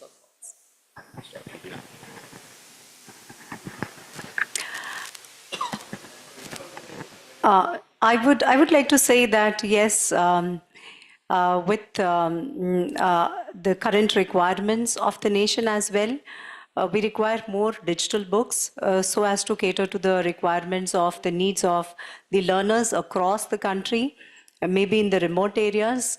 Everybody gets access to quality books, quality education. That is very important, and this can be met through digital books. But at the same time, the feeling of reading from a printed book is something which goes undefined, which is unparalleled, and something which we all love to do so. So the printed books would always remain with us. मैं केवल इतना कहना चाहूँगा कि भारतीय सांस्कृतिक पुनर्जागरण के जिस काल में हम जी रहे हैं, एक ज्ञान संपन्न समाज बनाने के लिए बहुत आवश्यक है पुस्तकों की, साहित्य की। तो इसलिए साहित्य के विस्तार में, उसके प्रचार प्रसार में हम सबकी भूमिका है। लेखक, प्रकाशक, पाठक, समीक्षक, सबकी भूमिका है। एक समन्वित प्रयास करने की आवश्यकता है ताकि पुस्तकों की समाज में एक स्थापना हो। 25 years back, I said that book will have at least another 25 years to go actually before it gets into your digital. I will say another 25 years more to go. Where the book, print book will be in the hem of things actually with as a hybrid model with other e and the digital and the audio coexist. Okay, so that's prediction for you. It's a happy prediction. Thank you very much. It's been very interesting talking to everyone here. And thank you, audience. Oh, thank you to Sahitya Academy also, for putting us together. Thank you. Thank you so much. It was a very stimulating session in an age where copy and paste has overtaken creativity and where tools have devoured talent, where AI is posing a monumental challenge to humans. We all will have to learn to swim with the tide and let everything coexist harmoniously. Thank you so much. We begin the next session at 12. Thank you.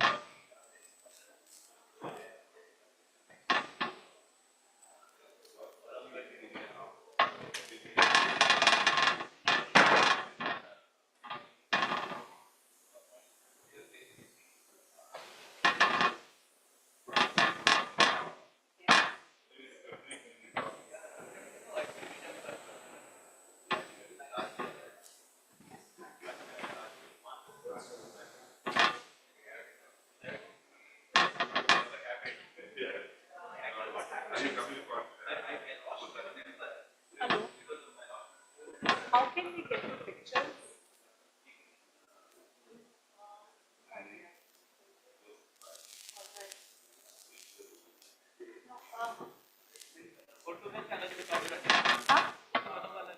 अच्छा photo वालों का अलग है तो आप मेरे mobile से आप अगर आप जब भी कहते हैं तो आप ग्रुप के साथ रहते हैं कैमरा मैन से बोलते हो कैसे कॉपी कराने से लगे ना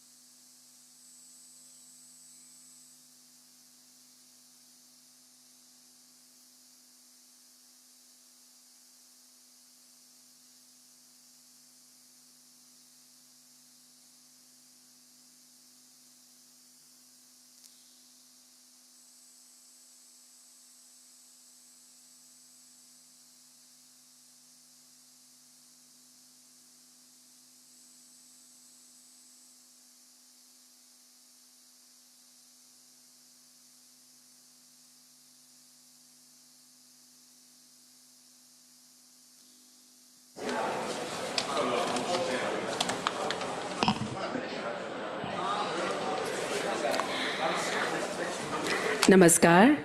साहित्योत्सव के इस सत्र में हम आप सभी का हार्दिक अभिनंदन करते हैं।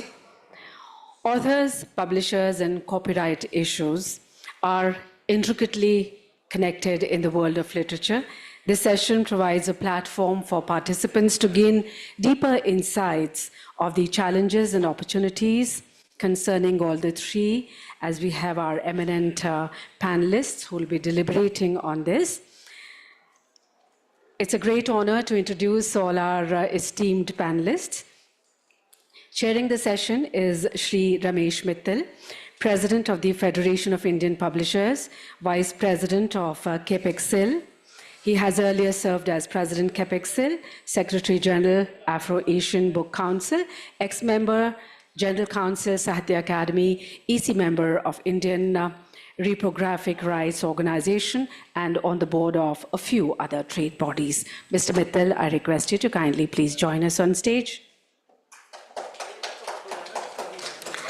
Amongst the panelists, we have Shri SABHAGAR Day, or Apu Day, as he is called. He looks after the creative and administrative responsibility of Days Publishing, the pioneers in Bengali book publishing and trade, primarily publishing established names in popular fiction and non-fiction, along with Days Bookstore, a book distribution setup that publishes Bengali books. With a national and international reach, Apu Day is developing and creating books from archival resources with varied subjects and is presently engaged in creating an archive of varied documents that would showcase the 4-decade-long journey of Days Publishing. Mr. SABHAGAR Day, to please join us on stage. We would now be joined by Shri Ashish Dikshit, a renowned advocate. आपको भारत के सर्वोच्च न्यायालय में उत्तर प्रदेश राज्य के लिए वरिष्ठ panel वकील के रूप में नियुक्त किया गया था। आपको इंडियन नेशनल बार एसोसिएशन द्वारा यंग इमर्जिंग लॉयर से सम्मानित किया गया है और अन्य कई पुरस्कार भी आपने प्राप्त किए हैं। Shri Ashish Dixit. I think he'll be joining us later. Vikash D. Niyogi ji is here with us. He's the managing director of Niyogi Books. He has a wide and varied experience in publishing business. Niyogi books ने 700 से अधिक पुस्तकें प्रकाशित की हैं और इसने भारतीय प्रकाशन संघ तथा अन्य अंतर्राष्ट्रीय मंचों से विभिन्न श्रेणियों में विभिन्न शीर्षकों के लिए कई पुरस्कार प्राप्त किए हैं। श्री विकास डी नियोगी जी, बहुत बहुत स्वागत। मैत्रेयी कर्नूर जी भी हमारे बीच उपस्थित हैं। She is an English writer and Kannada translator. Sylvia is her debut novel. Her translations include the novels A Handful of Sesame and Tejo Tungabhadra. She is the recipient of Charles Wallace Fellowship in Writing and Translation. आप Montreal international poetry price की 2 बार finalist रही हैं और आपने अनुवाद के लिए कुवेम्पु भाषा भारती पुरस्कार प्राप्त किया है। आपकी कविताएं अंतर्राष्ट्रीय पत्रिकाओं में प्रकाशित हो चुकी हैं। Maitreyi Karnur, please to join us. She is not here. Mili Aishwarya ji, I ask her to please join us on stage. She is the publisher of the adult publishing group of Penguin Random House India. And during her career, she has published a range of bestsellers across genres. Shuma Raha ji will be joining us now. She is a journalist, a prize-winning short story writer, and author of 2 critically acclaimed books, The Love Song of Maya K and Other Stories, and The Swap. Shuma ji, an award-winning journalist, is joining us on stage, and we'd like to welcome her. Shri Dhupati Vijay Kumar will also be joining us, popularly known as MSco. Vijay Kumar has been in publication industry for the last 40 years. Since he took over MSCO as CEO, he strove to make it the largest Telugu publication house by undertaking 100-150 versatile titles every year. Sarvapalli Radhakrishnan, Sardar Patel, P.V. Narasimha Rao, APJ Abdul Kalam जैसे राष्ट्रीय नेताओं की जीवनी और चुनिंदा समकालीन पुस्तकों के अनुवाद जैसे कई प्रोजेक्ट्स पर आपने काम किया है. I request Shri Vijay Kumar to join us on stage.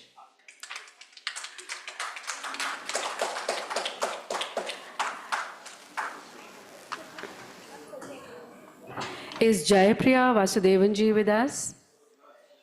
She is not here. So I now request the chair to kindly begin the proceedings. Thank you.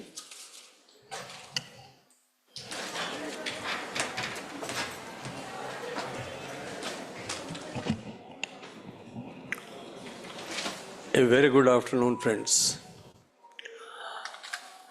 Well, I've been given the responsibility to moderate this session, which is, I'm very happy that Sahitya Academy has taken up this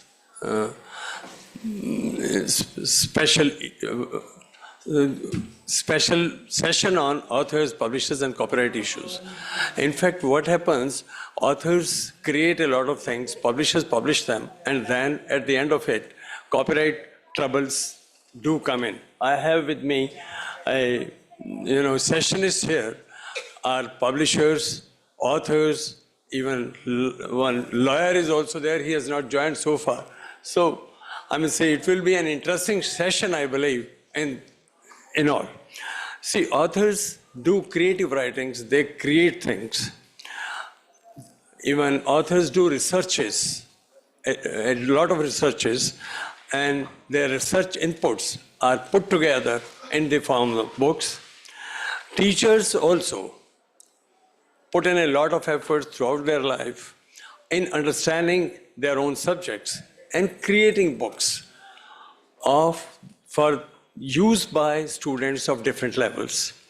Illustrators and artists do help in creation of books, I may say, putting books in a very fancy and nice manner so that people tend to get attracted to the books. And some of the writings require illustrations, certainly, and those illustrations are then placed in the books so that the subject gets more clarified in a beautiful manner.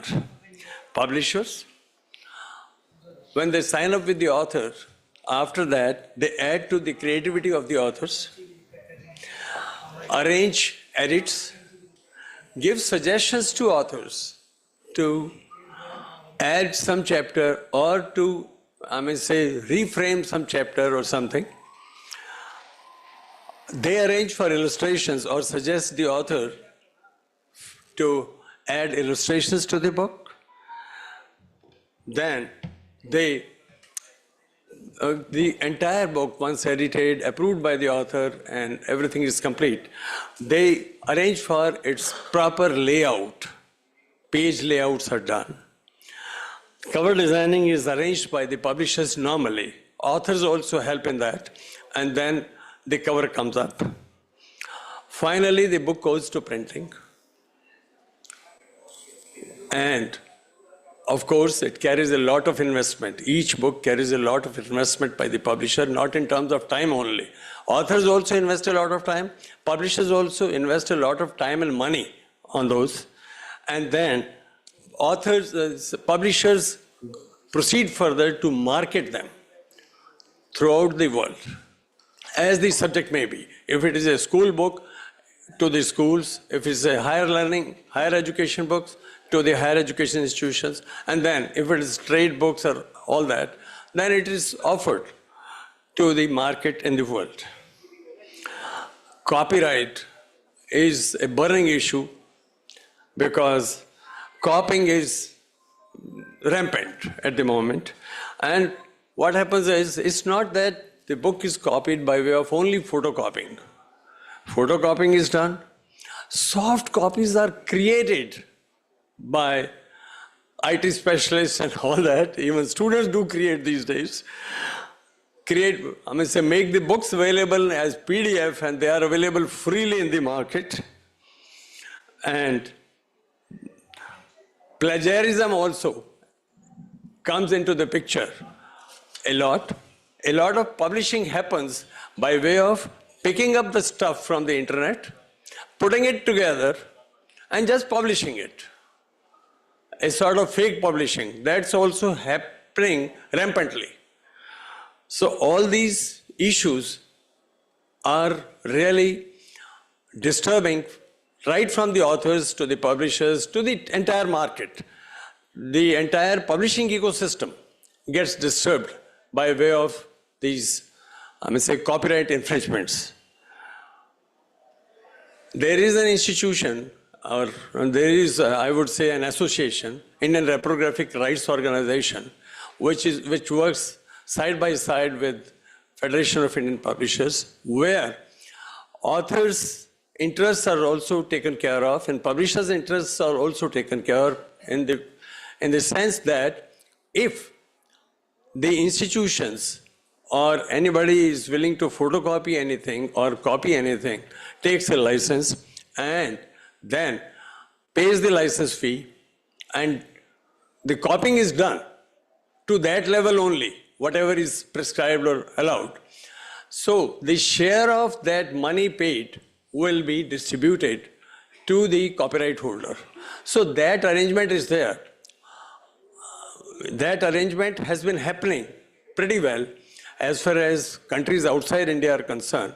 Say, supposing UK, they have a set system. If photocopy is taken of an article from some book,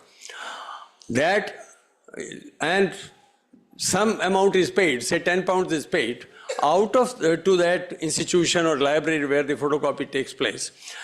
Some money, which is decided by the central licensing authority there, will go to that authority. They will accumulate the entire sum. They will come to know the name of the book and all that.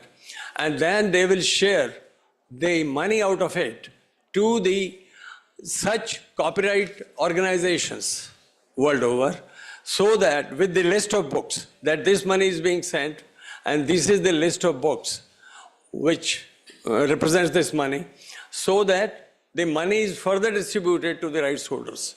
So these kinds of arrangements are already in vogue, but here licensing, unfortunately, is not working pretty well because of certain cases, and respect for copyright is an issue always here. So this is what is troubling. So now, with these words, I'll request our friends one by one to come up and speak about their experiences and thoughts on these copyright issues, and authors may speak about their authorship and other issues. Publishers can speak about their problems, whatever. And those things one by one we'll be doing. And we'll have to, because I have been told that we have to strictly finish by 1:30. So now we have among us 6 friends here. So I think let's give about 8 minutes to each, so that there is a gap of 2 minutes available for anybody to ask any questions or whatsoever, so that we are able to sum up by 1:30. I hope it's okay. Thank you so much. So now I invite, let's start with ladies first. So I'll request Mrs. Raha. Yeah, we can sit here. Okay. Okay. There are 2 mics for all of you. Okay.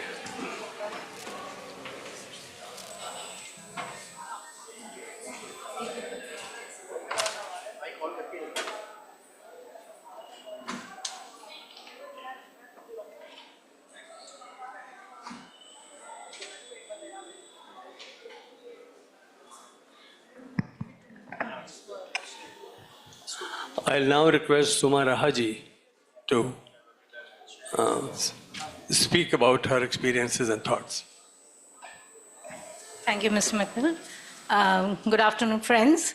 I'm very delighted and honored to be here, participating at the prestigious Festival of Letters organized by Sahitya Academy. And thank you to Sahitya Academy for inviting me here. When I looked at the topic, authors, publishers, and copyright issues. So there's a kind of, there's a kind of conflict implicit in the title that are there copyright issue problems between authors and publishers. Mr. Mittal has already talked about piracy and the way things are copied. Books are just straight lifted, PDFs made and circulated, and it's a huge, huge issue. Piracy is a huge issue. So from the point of view, I'll talk a little bit about about the subject from the point of view of the author, because I'm an author, and basically copyright and also rights, because oftentimes a writer or an author is not aware of the rights, the various kinds of rights that are given and granted and the publisher has, etc. So now basically publishers and authors, they have a kind of a symbiotic kind of a relationship. The one cannot do without the other, as it were. Authors need publishers and publishers need authors. Although arguably there are many, many more authors than there are publishers, and the number, it's the demand and supply mismatch there, and the supply side of authors vastly outweighs the demand. Be that as it may, sometimes misunderstandings do crop up between authors and publishers over copyright or rights issues, really. And in my experience, it is mostly the newbie author who might experience these problems. I personally haven't had any kind of a issue with, my books are not bestsellers that they would have been, PDFs made and street side sales happening, etc. That hasn't happened. But sometimes what happens is when you're a new author, you're so overjoyed that your manuscript has been accepted for publication. Every other thought kind of vanishes from your mind, and you may, in that state of ecstasy, you may fail to go through the terms of the contract that the publisher has sent you carefully, and thereby kind of paving the way for future conflict, dissent, pique, etc. Obviously the copyright always rests with the author. What the author grants the publisher the rights to publish, and the various other subsidiary rights as well, such as translation rights, then there are film rights, audio rights, ebook rights, serialization, dramatization rights, and so on. The author has to go through all this, all the various clauses, etc., very carefully. Now, in this connection, I'd like to narrate a small personal experience of mine. As an author, I've had the pleasure of working with 4 publishers so far, and one of them, in fact, is Sahitya Academy, which published my English translation of a Bangla novel called Hate Bajare. And only in one case, I had a small disagreement with one of my publishers over something similar, and I have to say that it was entirely because of my inexperience and my lack of attention to detail, and the fact that I didn't read the fine print. When my book of short stories was accepted for publication, I wanted another story, which was a prize-winning story and which was published on another platform, to be included in that collection. So now I naturally wrote to the publisher asking for permission to include it. However, that permission was declined. Now, the publisher pointed out to me that according to the terms of the contract, I did not have rights I had given away the rights to that story for 7 years. Now, I had completely overlooked that, either had forgotten it, or when I got the contract, I was so thrilled that my story would be published, etc. This is my first work of fiction. I'm a journalist, and this was the first thing that was being published, creative work that was being published. I just didn't care about it. I glossed over it. I didn't care. So I had forgotten about it, and at that time I was very upset.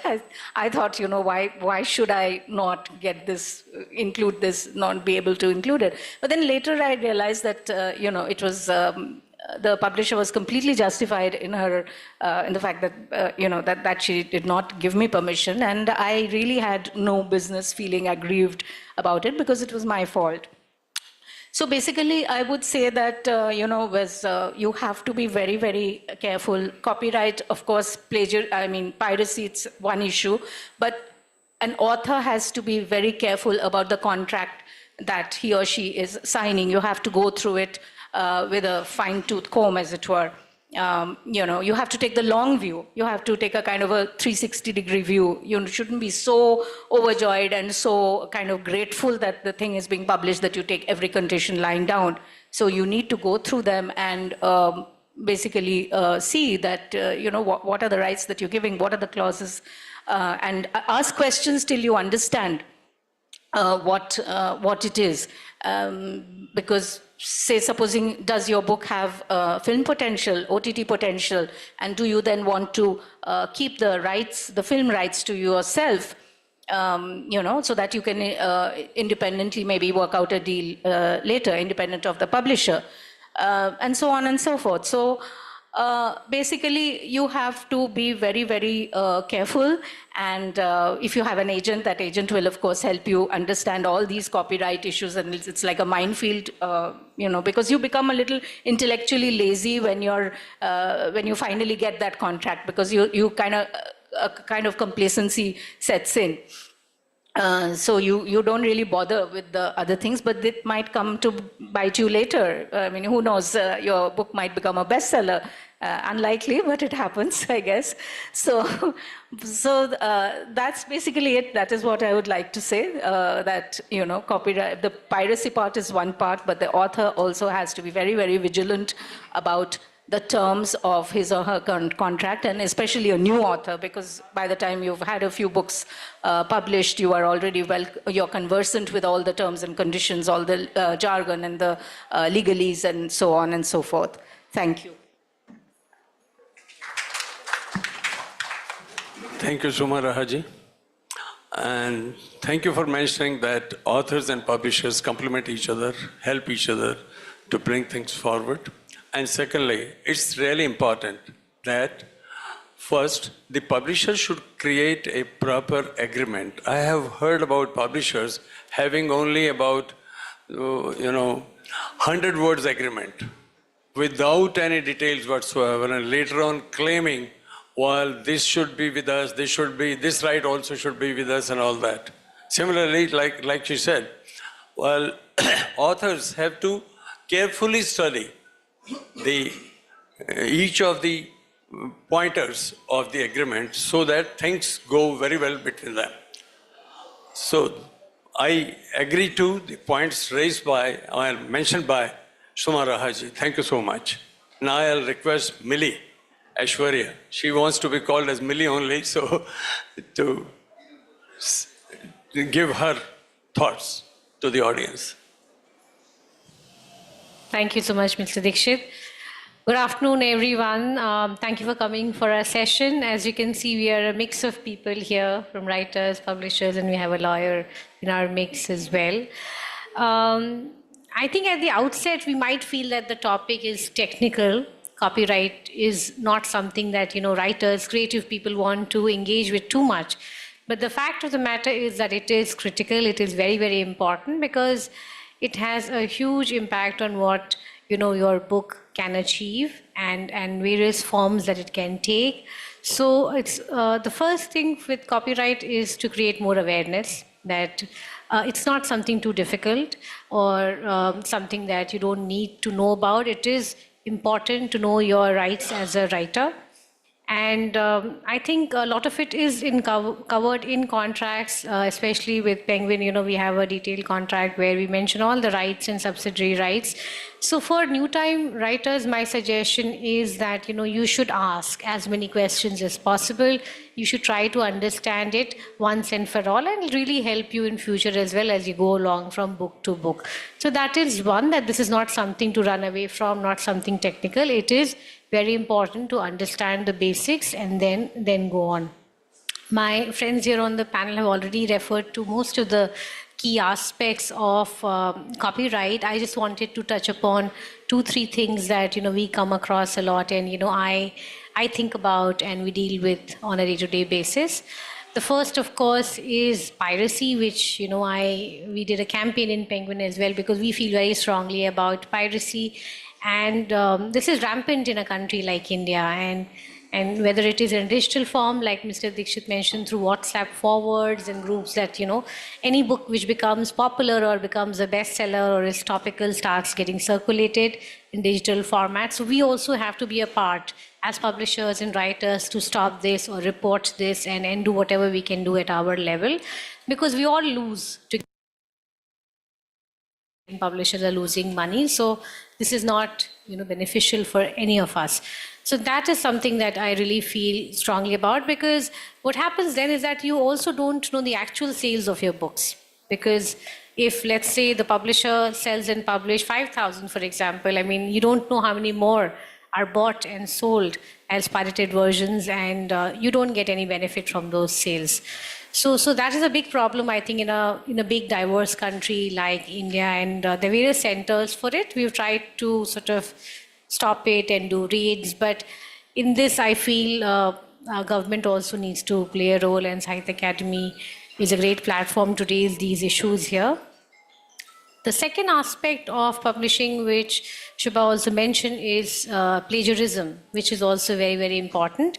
As a writer, you need to understand that what can pass through is the original writing. You should first hold the rights, make sure that you have the copyright, you have signed a proper contract, and secondly, you also don't copy paste stuff from other sources.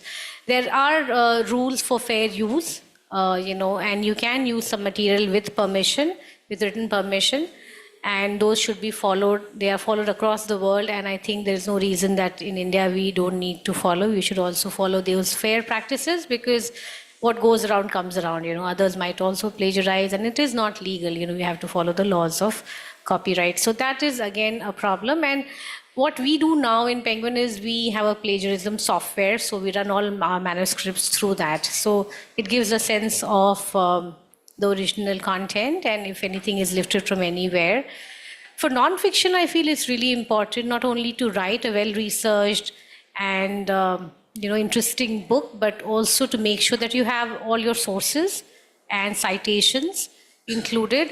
And that is something that is very important. It not only makes your work more authentic, but it also adds more credibility. So I think that is a very good practice.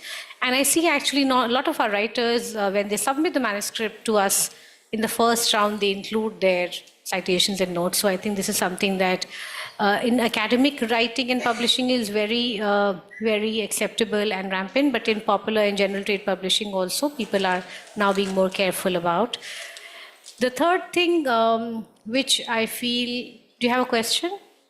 Oh no, okay, someone was raising his hand, is the community aspect of what we do. Because I just feel that we have so many writers, so many publishers, and we sometimes work in silos. I feel that if we want to tackle these issues, whether it is to do with plagiarism or piracy, or to create more awareness about the rights of writers, then we have to have a more active community where we actually care about each other, we engage and we connect, and together we can sort of I think, make positive changes. So that is really, really important from where I see things, because I go to various corners of the country for various forums and platforms, and I know that there are a lot of people who work in this industry, but we are not very sort of organized. So I think that is somewhere we can make more efforts and come together and tackle these issues more effectively. Thank you. Thank you, Millie. Well, the issue of plagiarism is also affecting the publishing industry, and of course authorship also. I'll narrate an example. I was in a German research library visiting there, and they had this librarian had kept about 50 books separately, and each one of them had one or the other chapter plagiarized. They were Indian books. One or the other chapter plagiarized. They had gone to that extent to find out the contents of each of those books. And even one book was exact reproduction of another book of a different publisher. like those issues do come up and they spoil both the authorship and the publishers. So those issues really come up sometime. So thank you, Miliji, for sharing your thoughts. Now, I'll request Vikas Niyogi ji to give his views. Can we go there? Sure, sir. By all means.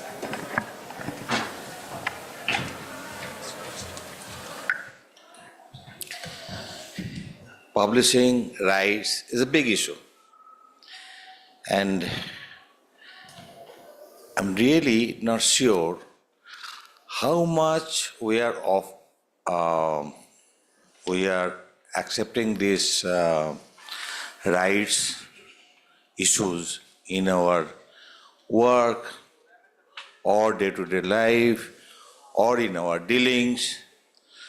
So that's why, as our colleague says, that lots of being taught about and people should take care and all these things.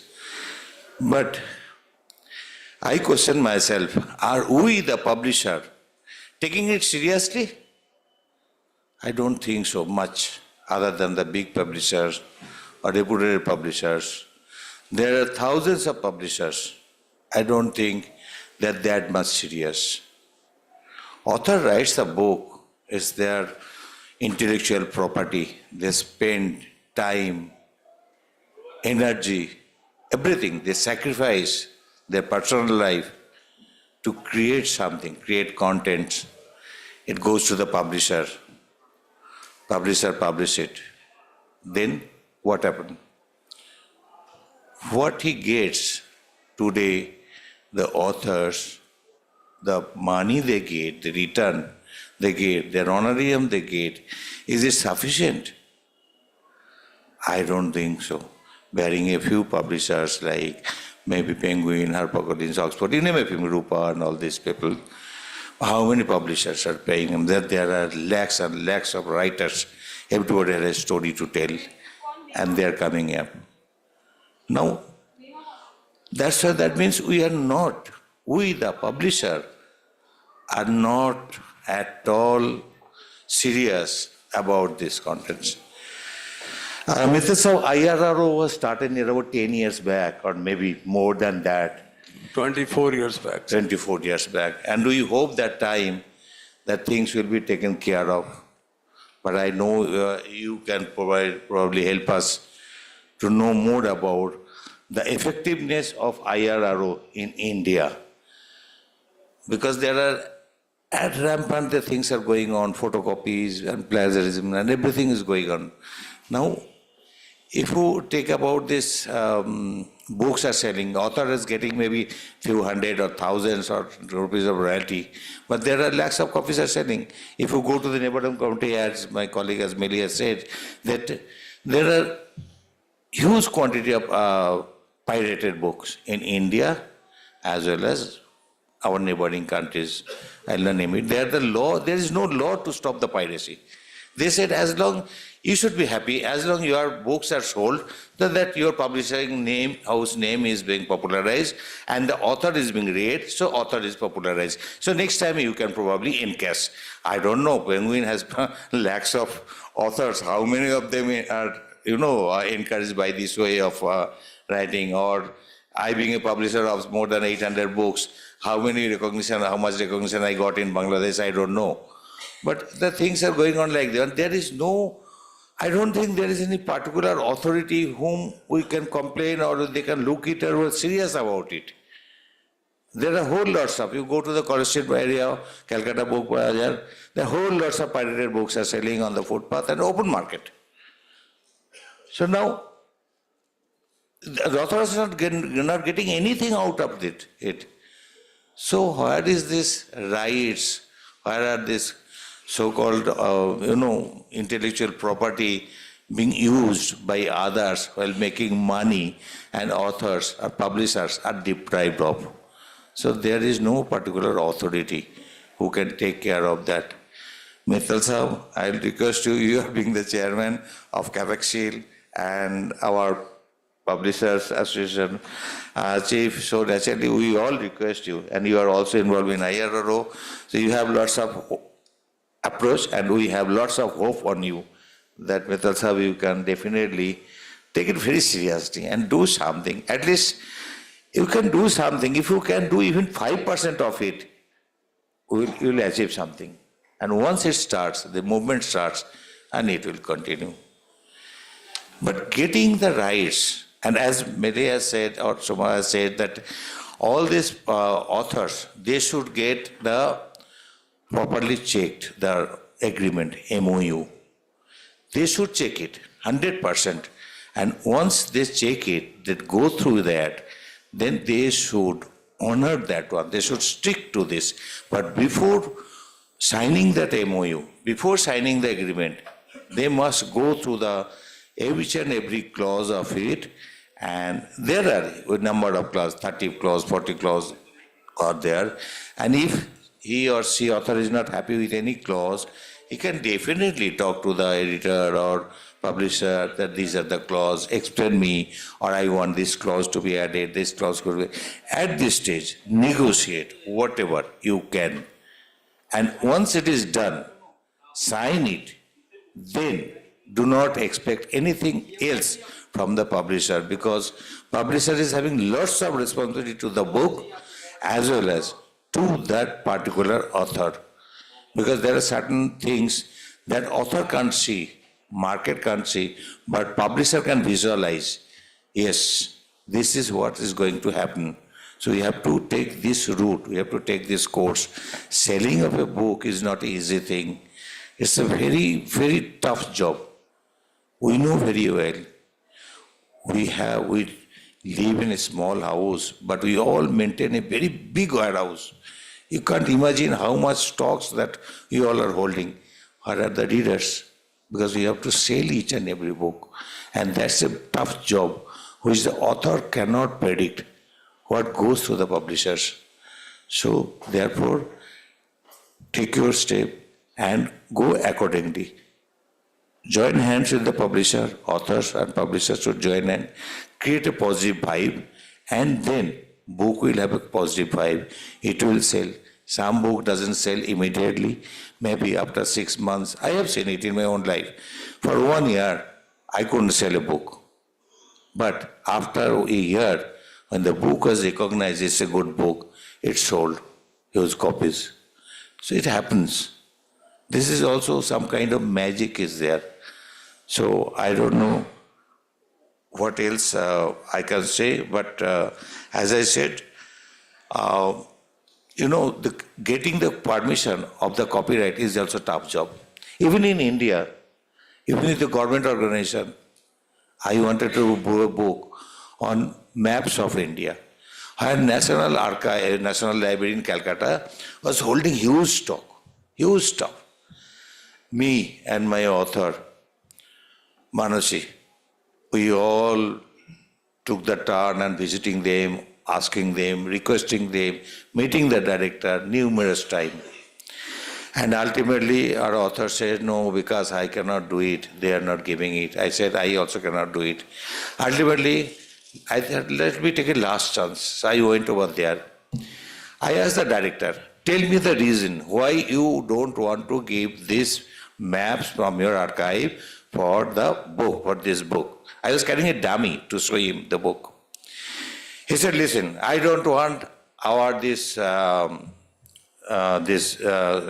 to be used by the private publisher to make money.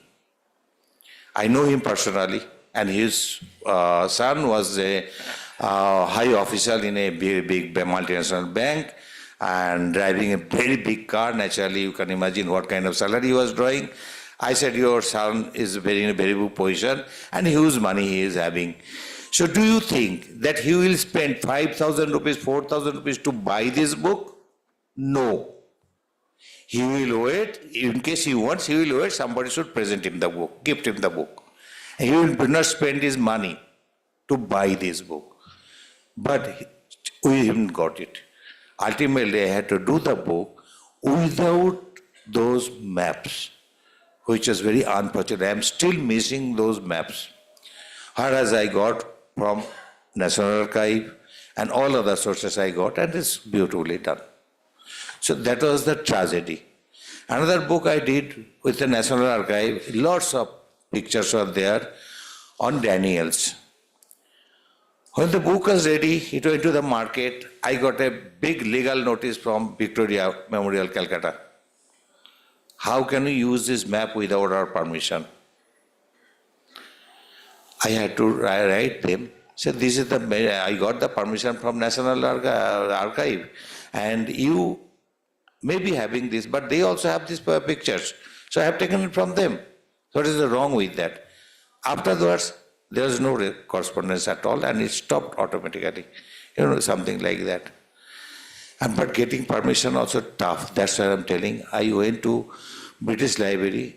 I was working on a book on Jama Masjid, Red Fort, that time, and I want to give the original Kohinoor picture in the book.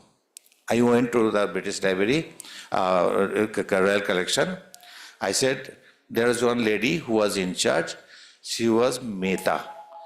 So I requested her so many times that those days I used to be very frequent visitor in UK due to my daughter and son was studying over there. So I used to go and meet her and all these things, but they'll still not give me. So one day I thought maybe being an Indian and says Mehta must be an Indian, so maybe I can do something. So I stopped speaking English. I said, in pure Hindi, I requested her, can you give me this book? Please give it to me. So she got annoyed. They said, I'm not Indian, I'm African. So better speak to me in English. I said, I'm sorry, ma'am, but please give it to me. And this is the book, this is the place I have provided. I was carrying a complete digital dummy, leaving that place blank. So she said, okay, keep it. Then she went through that, and after some time, I got that picture. So it took me near about 6 visits to her office to collect that picture. So these are the story of getting the copyright permission also. This is not an easy job. At the same time, authors also should not forget their copyrights, and publishers also should respect the copyright of the authors. All the publishers, they should give the proper accounts of the books that they are selling and whatever the money they are earning. I have a system in place that where we take out the printout and just send it to the, this is a book we have sold, this is a book we have written, there is money. How many publishers following that? Not much. Thank you very much. Thanks to all of you. Thank you, Vikasji. Thank you for narrating the meticulously the publishers do, the efforts they make to, collate a book properly. Like he has done those visiting National Archives, British Library, and all that. So it's a great effort, getting mapped and getting permissions and all that, putting them together in the book is a great effort in itself. Let me tell you about copyright. While Indian Reprographic Rights Organization is doing its level best, we are making all-out efforts all the time. We are making all-out efforts all the time. Now, we would require the help of all of you, authors, publishers, everyone. One thing that like Swachh Bharat, now children, small children, they are taught like that they don't throw their chocolate if they have eaten. The cover of the chocolate will not be thrown on the street. They will try to find a waste bin and put it there. So similarly, respect for copyright has to be taught from the childhood itself, in the sense, we are requesting the government, we are following up with the government, that from 6th standard onwards, there should be one chapter relating to copyright according to the standard of, I would say, 6th lowest level, then 7th it will be a bit higher level, and likewise. Say, if these students will study this for at least 5 years continuously, a little bit of it, they will at least carry it and will have good citizens coming up. Maybe after 10 years or 7 years or 8 years, that they will understand the value of copyright. That's very important. So we are trying that way also, that it is included in the text somewhere. Thank you so much. Now I'll request Mr. Appude to please give his views. Sure, please.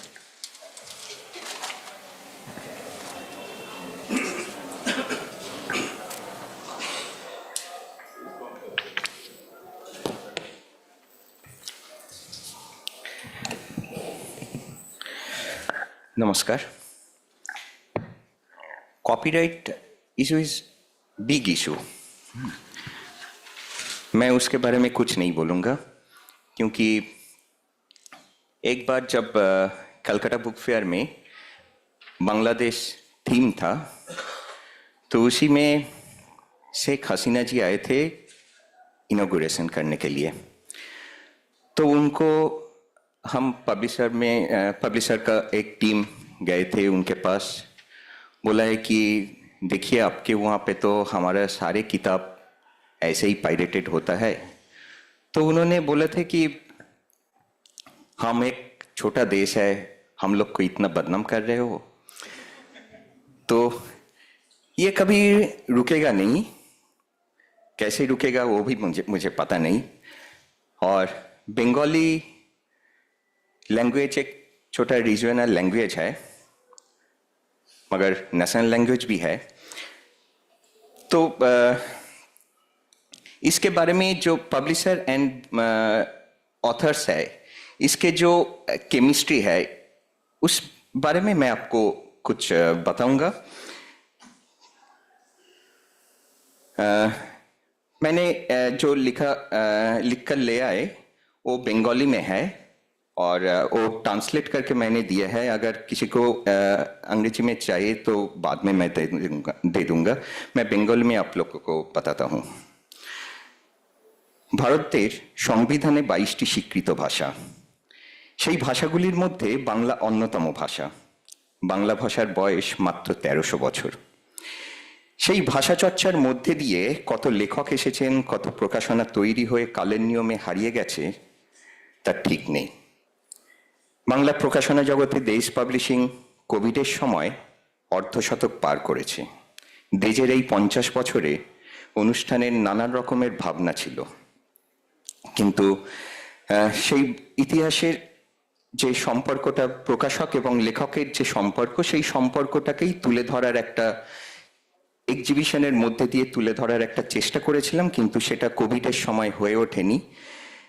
আমি এখানে যে কথাটা বলবো সেটা সেই ইতিহাসের কথা যেখানে লেখক প্রকাশকের সম্পর্কে কোনো স্ট্যাম্প পেপার নেই, যেখানে লেখক লিখে যান আর প্রকাশক একের পর এক সেই লেখকের বই ছেপে আসেন. আমি এই কাজের জন্যেই এলাহাবাদ গিয়েছিলাম. ইন্ডিয়ান প্রেস, যেখানে রবীন্দ্রনাথের প্রায় সমস্ত বইয়ের প্রকাশক ইন্ডিয়ান প্রেস করেছিল. ইন্ডিয়ান প্রেসের এমন একটা প্রেস যেখানে রামানন্দ চট্টোপাধ্যায় মডার্ন রিভিউ সম্পাদনা করতেন, প্রবাসী বলে একটি পত্রিকা সেটিও সম্পাদনা করতেন. এর মালিক ছিলেন চিন্তামণি ঘোষ.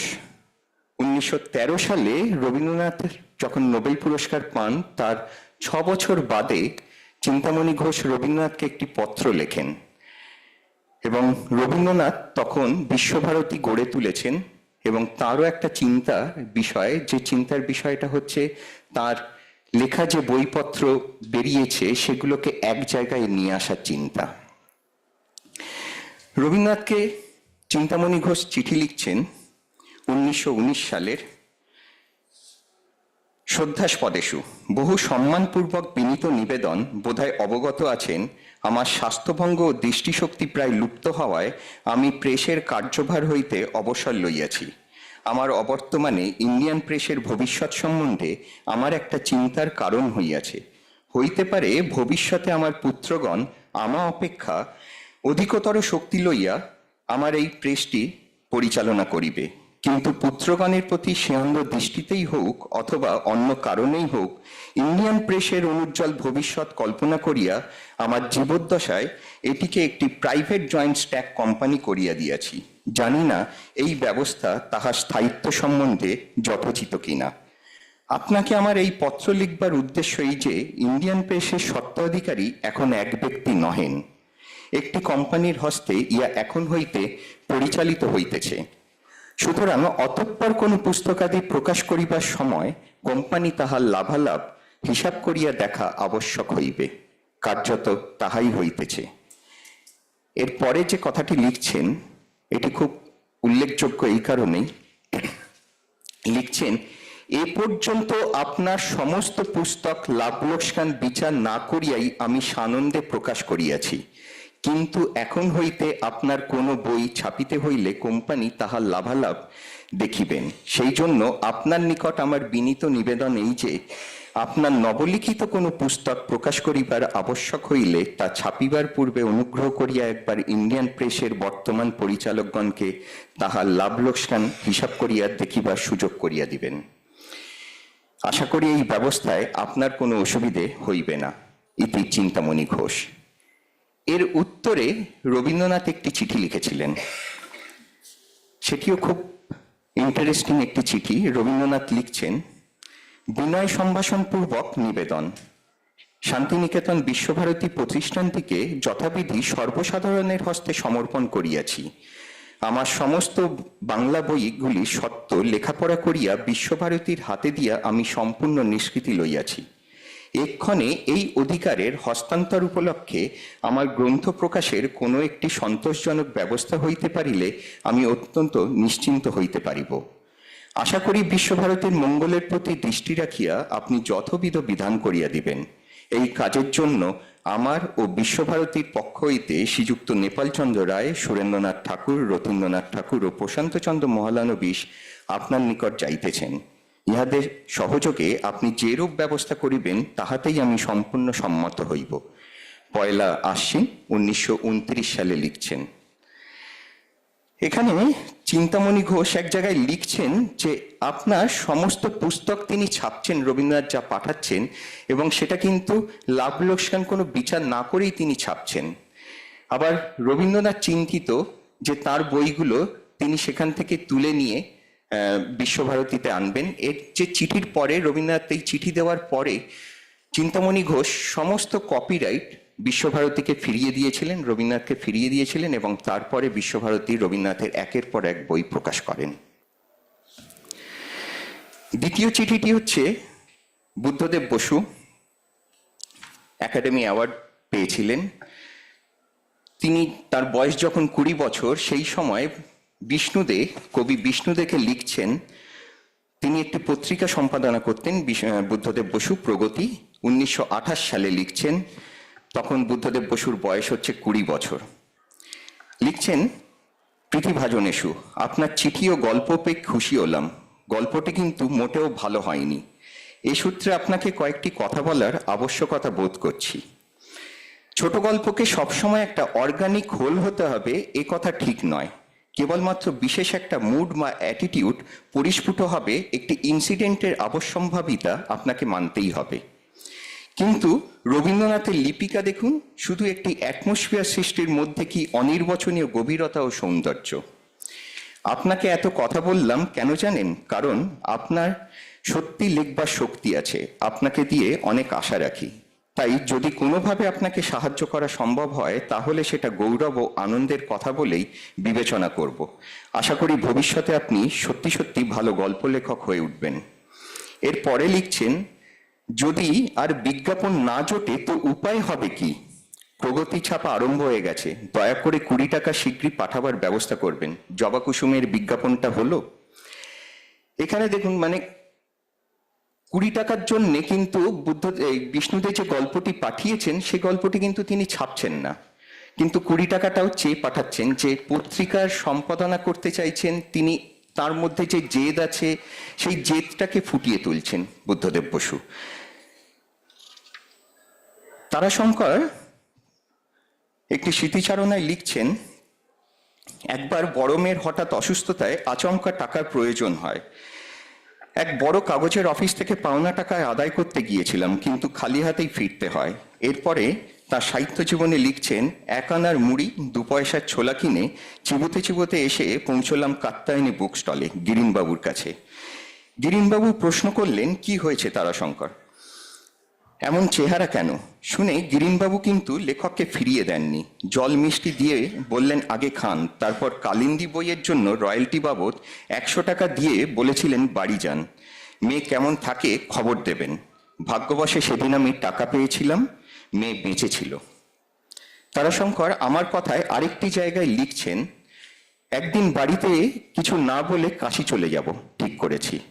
মিত্র ঘোষ পাবলিশার্সের শ্রীমান গজেন মিত্র, শ্রীমান সুমতনাথ ঘোষকে তাদের দোতলার ঘরে ডেকে নিয়ে বললাম কাশি যাব, আমাকে দুখানা কম্বল, একটা বালিশ, একখানা ধোয়া সুতোর কাপড়, একটা লং ক্লথের পাঞ্জাবি, একটা টিনের সুটকেস কিনে দাও এবং কিছু টাকা দাও।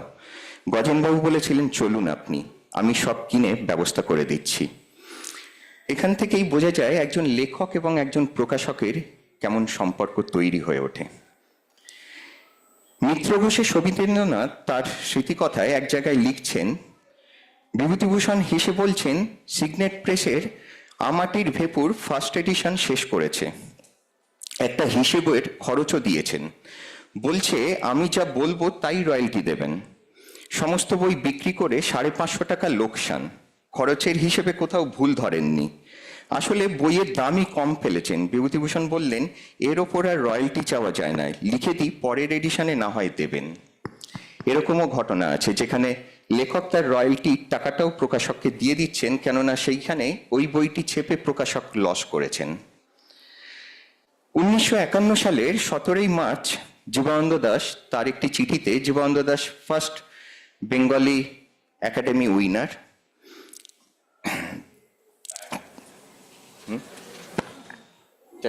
Yes. 2 minutes. Okay, right. 1951 সালে 17 মার্চ তখন জীবানন্দ দাস তার কবিতার বইয়ের সমস্ত বইয়ের প্রকাশক তিনি নিজেই ছিলেন। তিনি দিলীপবাবুকে লিখছেন, এক সপ্তাহ হলো আপনাকে আরো কয়েকখানা ধূসর পাণ্ডুলিপি, বনলতা সেন এগুলো পাঠিয়ে দেব বিক্রির জন্যে। আমাদের দেশে কবিতার বই নিয়ে উপেক্ষিত এরকম অবস্থায় কাব্য সম্বন্ধে পাঠকদের ক্রমেই আরো সচেতন করার ভার নিয়ে আপনি খুব ভালো কাজ করছেন। আমার মনে হয় আপনার আগে আমাদের দেশে অন্য কোনো প্রকাশক কাব্য বা কবিতা সম্বন্ধে এরকম উৎসাহ ও আন্তরিকতা দেখাননি। আরো কয়েক কপি ধূসর পাণ্ডুলিপি আপনাকে কয়েকদিন পরে পাঠাবো, যেগুলো একটু কম দামে বিক্রি করবেন, কারণটা সয়েলড হয়ে গেছে বলে। এবং বনলতা সেন 4-5 বছর আগে ফুরিয়ে গেছে, কেবলমাত্র 15 কপি ছিল, বই তো বিক্রির জন্য, তাই সেগুলো আপনার কাছে আমি পাঠিয়ে দিচ্ছি। এরপরে আনন্দ পাবলিশার্সের 25 বছর উপলক্ষে সত্যজিৎ রায় লিখছেন, আমার সঙ্গে তাদের সম্পর্ক প্রায় 15 বছরের। মনে আছে আনন্দ প্রকাশিত আমার প্রথম 2টি বই, 1 ডজন গপ্প ও বাদশাহী আংটি চুক্তি সময় ফণীদেব মহাশয় আমার বাড়িতে এসেছিলেন। তখন ভাবতে পারিনি লেখক প্রকাশকের সম্পর্ক এত দীর্ঘস্থায়ী হবে। কথায় কথায় ফণীবাবু বলেন, দেখবেন আপনার এই 2টি বইয়ের 10টা মুদ্রণ হবে। তখন মনে হয়েছিল হলে খুশি হব, কিন্তু এতটা আশা করার ঠিক নয়। শেষ পর্যন্ত অবশ্যই আনন্দ আমার একের পর এক বই প্রকাশ করে গেছেন, আমাকে কোনো ঝঞ্ঝাট পোহাতে হয়নি, তাই ঘর বদলের তাগিদ কখনো অনুভব করিনি। আমাদের প্রকাশনার 50 বছরে লেখক শ্যামল গঙ্গোপাধ্যায় লিখছেন একটি চিঠিতে, প্রিয় সুধাংশু ও পুকুমা, দাঁতের ব্যথায় বড় কষ্ট পাচ্ছি, বোধহয় দাঁত তুলতে হবে, সেই সঙ্গে ফিসচুলার ব্যথায় শুধু অ্যান্টিবায়োটিক খেতে হচ্ছে। অনেকদিন দেখা হয় না, তোমরা আমার ভালোবাসা নিও। কাঁচা আমের টক, গন্ধ লেবু দিয়ে মসুর ডাল ও ভাত এবং পটল ভাজা এখন উপাদেয়। এরপরে স্টার্ট দিয়ে লিখছেন, যদি সম্ভব হয় পত্রবাহকের হাতে 1000 টাকা দিলে ভালো হয়, একসঙ্গে দাঁত ও ফিসচুলা 2 রকম ডাক্তার ও ওষুধ অসুবিধে ফেলেছে। বাংলা প্রকাশনা জগৎ একটা পরিবারের মতন, যেখানে লেখক প্রকাশকের সম্পর্ক কখনো শাশুড়ি বৌমার, কখনো স্বামী স্ত্রীর, যেখানে একে অপরের পরিপূরক নির্ভরতার আশ্রয়। এখানে কোনো লেখকের ইন্টেলেকচুয়ালের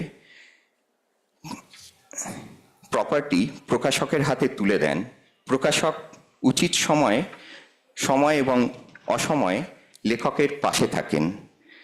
চুক্তিপত্র নয়, লেখকের সঙ্গে আত্মীয়তার সম্পর্কেই বাংলা প্রকাশনা জগৎ চলে আসছে দীর্ঘদিন ধরে। নমস্কার। Thank you, Mr. Lai, for sharing the, extremely family-like ties the authors and publishers in Bengali have been having for nearly a century. That's indeed good. Thank you so much. Now I'll request Shri Vijay Dhupati ji, Amesco Dhupti. People know him as Amesco Vijay Dhupti. So he will be speaking. Dear friends and colleagues on dais and off the dais, I am standing and speaking in a contest where copying is a right. We are talking about copyrights. Actually, if somebody is thinking that copyright is a legal issue, you lost the case. Copyright is a socio-cultural issue. That is, your society should have a feel that it won't take anything which don't belong to them. I tell a small anecdote which happened in my office. Some few years back, some bookseller is selling a lot of pirated books in the second-hand market. We call it second-hand market. And the publisher complained in it about it. There is an all India level publisher, somebody like Indian big publisher complained, and the case came to me for arbitration between the bookseller and publisher. Then there is a lawyer sitting in my office who is talking about some land issue with me. Then this bookseller came. When we are talking about a land issue, this bookseller started telling about a land problem that which he is having, wherein somebody occupied his land, grabbed his land, and is creating a lot of legal problems. Oh, yes, I allowed him to discuss for 10 to 15 minutes. Then I asked him, Baba, you are selling some Stellings or Beatles books in Hyderabad without any rights. You occupied his property and you are talking about the right of your land. What is this? That is how I solved that issue. What I understood in 40 years of my journey, actually I am telling you, is they are talking about agreements and all these things. Till now, except for the translation rights with Penguin or Roper HarperCollins, I never signed an agreement with any of my writers. One of few good writers also here from Telugu. I never signed an agreement. It is all trust that I published more than 4,000 books in my language with a trust between the publisher and writer. That is why I am telling it is a cultural issue, and if any mechanism has to happen, it has to happen in lines of, in cinemas it happens, in cinemas also it happens, there will be publishers, but there will be producers council. If one book is copyright registered with that, one story is copyright registered with that society, maybe it may be producers guild like that. Like that some mechanism may happen, but I'm very seriously telling, we all believe copying is our right. We have to change our culture. Thank you. Thank you, Vijayji. In fact, it's a social issue. What we have reached now in IRR also, first the society has to learn that there is something, copyright is something which is not to be misused. And we want to start it from the childhood itself. The idea is at least the citizens coming up, they will understand things. So this is the whole idea going on. Now I request Shri Ashish Dikshit ji.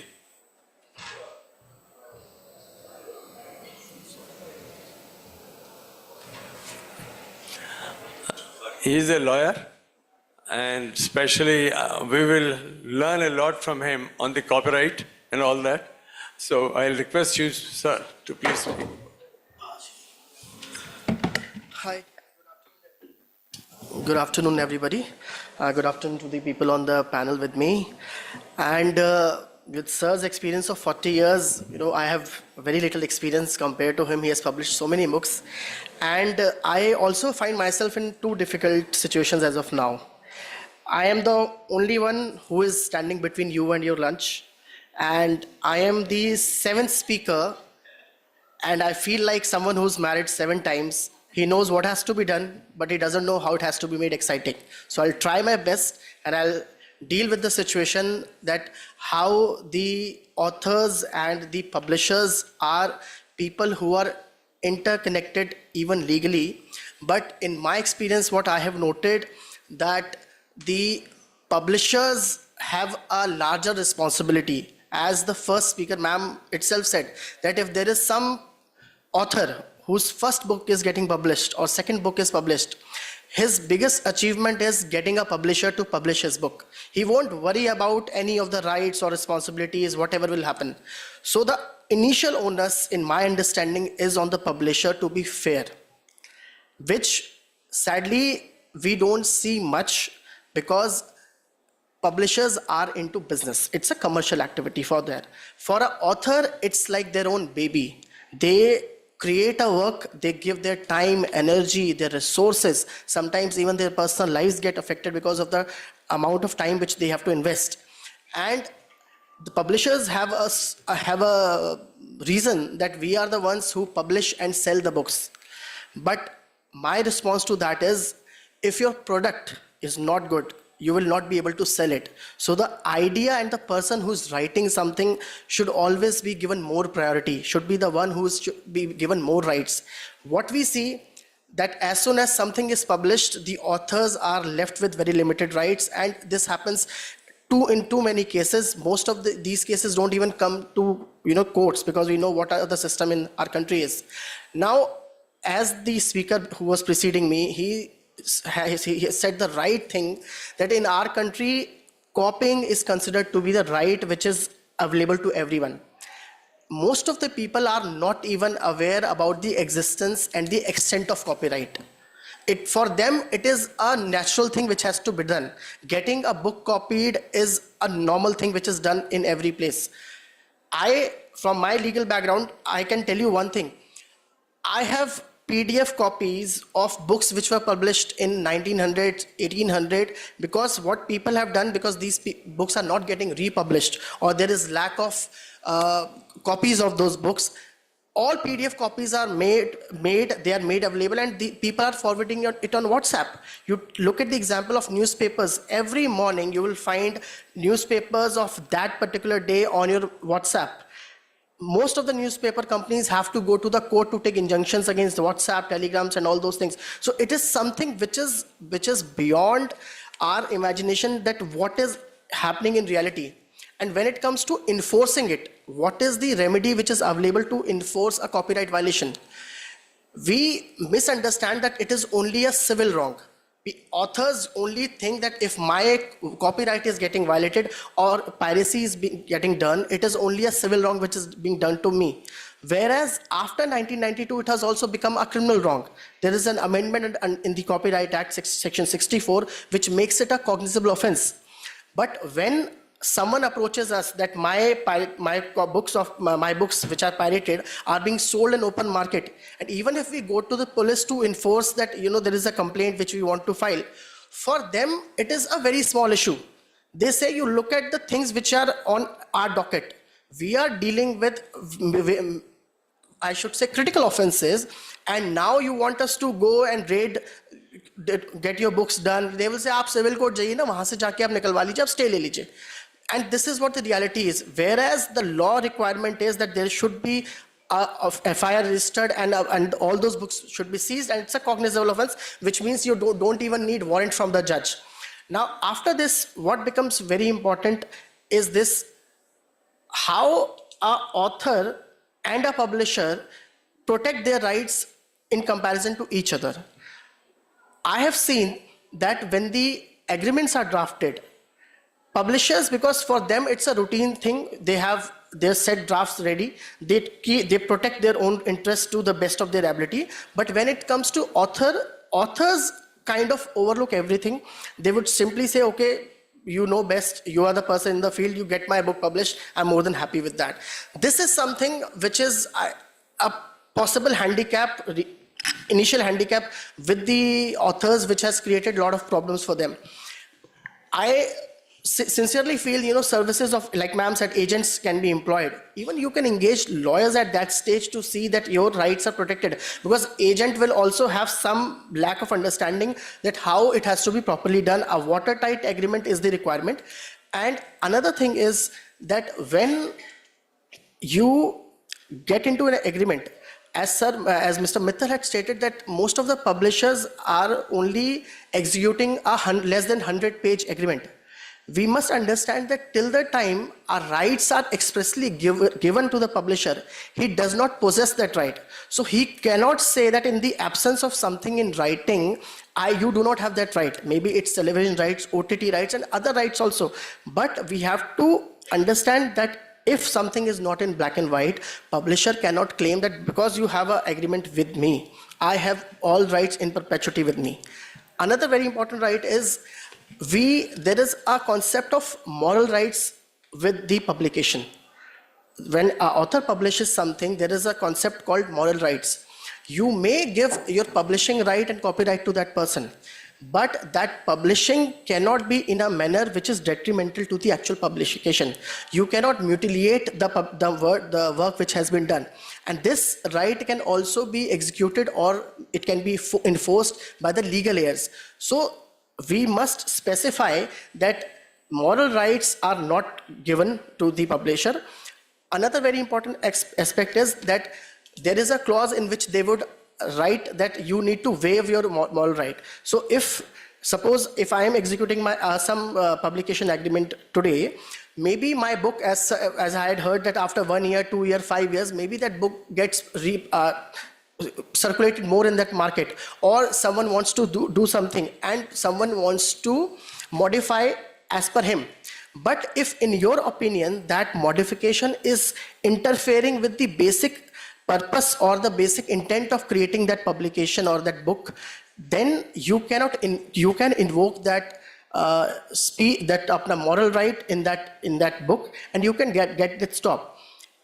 Publishers should also, in my view, accept that the obligation of enforcing that there is no copyright violation would be more on the publisher, because he would be having more resources. Author once gives you his work is published.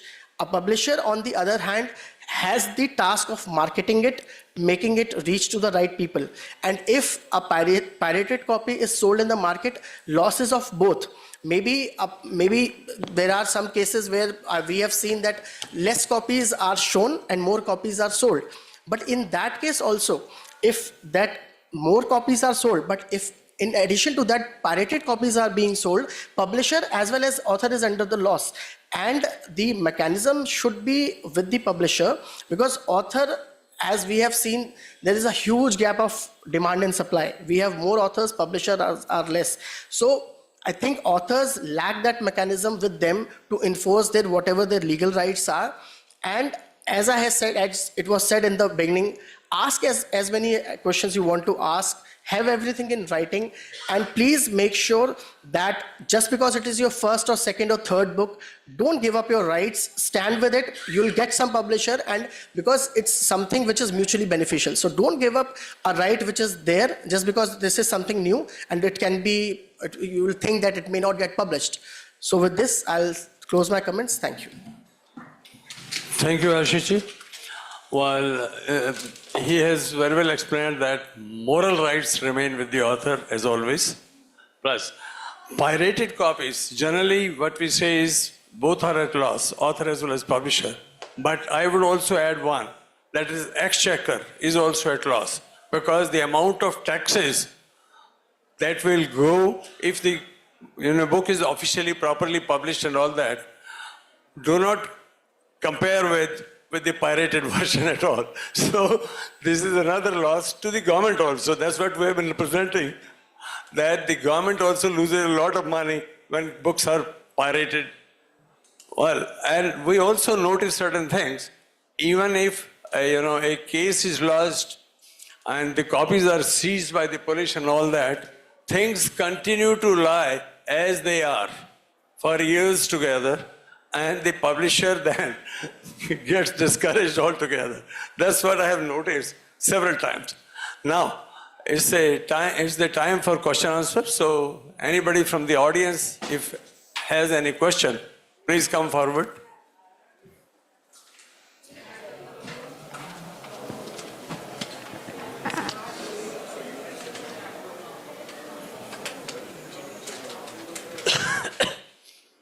Yes, he has some question. Please. नमस्ते, बहुत अच्छा रहा session. इस दौर में ज़्यादातर काम complete collected work का हो रहा है, रचनावली या ग्रंथावली जिसको छापते हैं।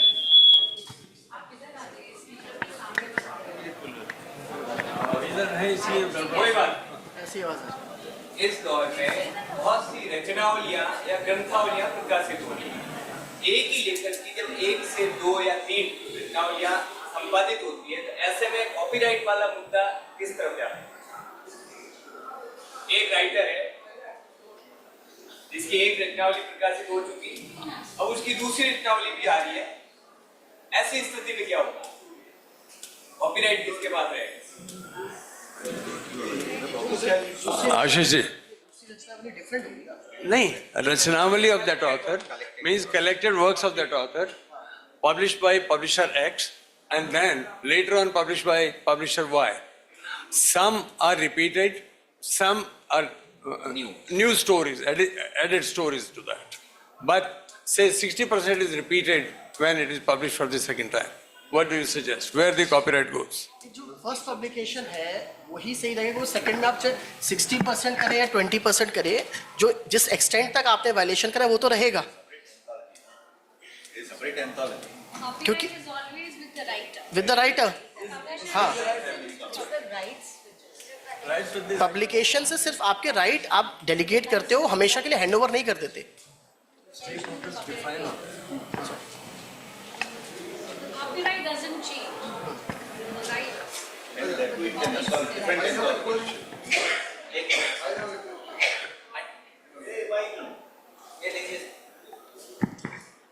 But actually, we are in hall, and I've listened to the points of all the participants. Actually, what will be resolution of this discussion? Resolute, because some of our panelists told that it is not a commodity, and actually it is old Indian belief that education, health, and Rashovatta means creative things. This is not a product. The Gurukul system was ancient system of education. Guru did not take any money for that, and health was also chikitsak. They will give free advice and free chikitsa, and Rosh Cheta, Kavita, or Natok, or anything.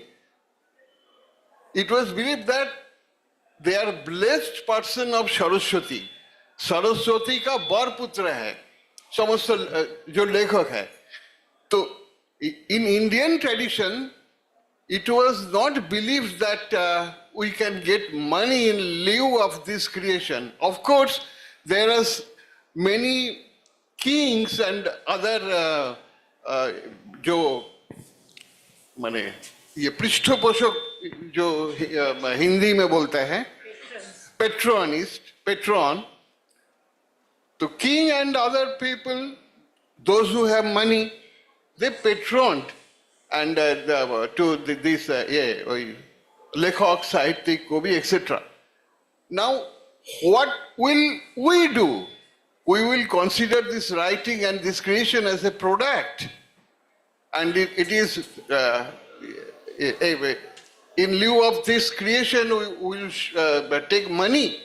We are in middle. If I write in a paper, a newspaper or a magazine, We are becoming very happy getting money from in lieu of my creation, and same thing for our books also. But here, in Bengali and other regional language, still there is no tradition of making contract, because writers themselves are not very eager to make a contract, and publishers are not also. Actually, system is this: what we'll do now? I am 72. Well, forget about me. I am forgetting about this money, royalty, etc., etc. Royalty law is very complicated.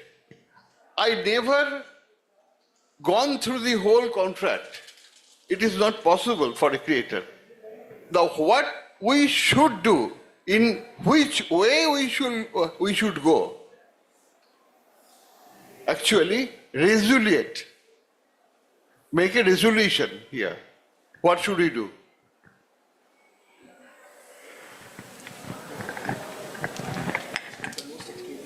The other day, I tell you, sir, it's almost the same way. And a minister tells, ज्ञान की चोरी चोरी नहीं होती. My Guruji had taught me that ज्ञान की चोरी चोरी नहीं होती. Now, what happens there? The copyright and all those issues get finished immediately, then and there. And like Mr. Dhupati said, and also he narrated the story of relationship between authors and publishers and all that. I must say that beauty has to be maintained between author and publisher. That trust has to be maintained. And that's the only way forward. Both, the publisher also has to make sure that the trust is maintained. And the author also makes sure that he trusts the publisher.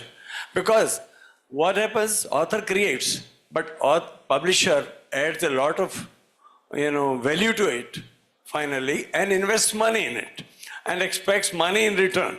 It's very clear. But the publisher should also respect the author at the same time and make sure that the dues are taken care of or delivered. Thank you, sir.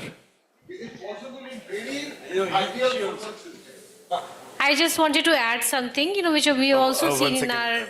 I just wanted to add one point to Mr. Dikshit's answer, which is, we all in India, I think we are big on relationships and trust and goodwill. We work on these principles a lot. But contracts do protect writers, and it is important, not only for you, but also for your family and future generations. Because, you might have an unspoken tacit understanding with your publisher, but your family or children might not know. So your heir, also these complications come about later with the passing of authors also, in terms of who holds the copyright or the estate. And it also protects your work and also, ensures that your family gets the due for your writing and works.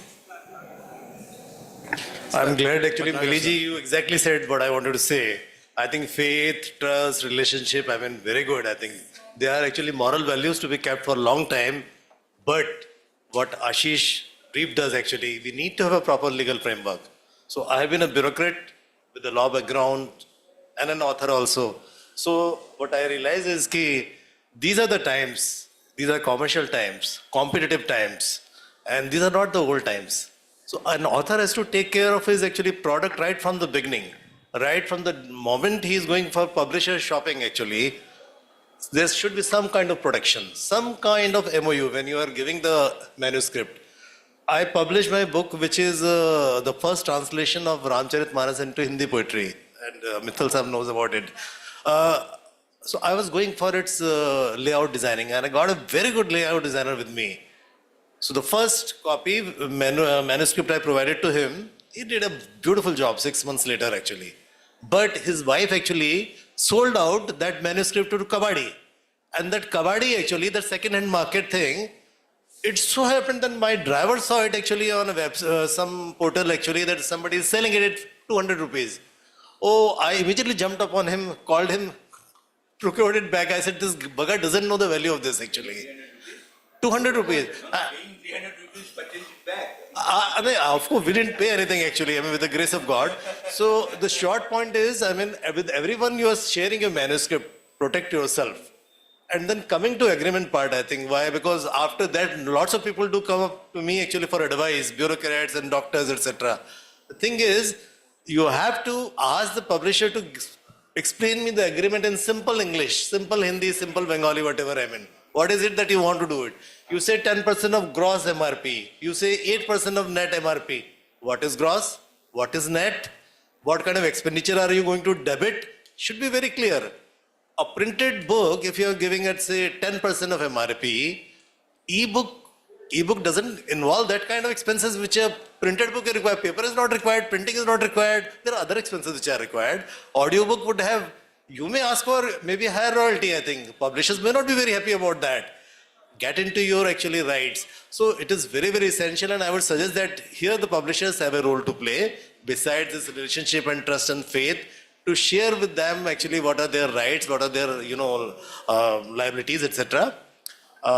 Then I think we are already short of time. Otherwise, one good point of discussion could be, and we can all think about it, is the new way of printing, publishing on demand printing actually, which has a different kind of challenge. Perhaps today's session may not itself be sufficient for that. Thank you. Thank you, sir.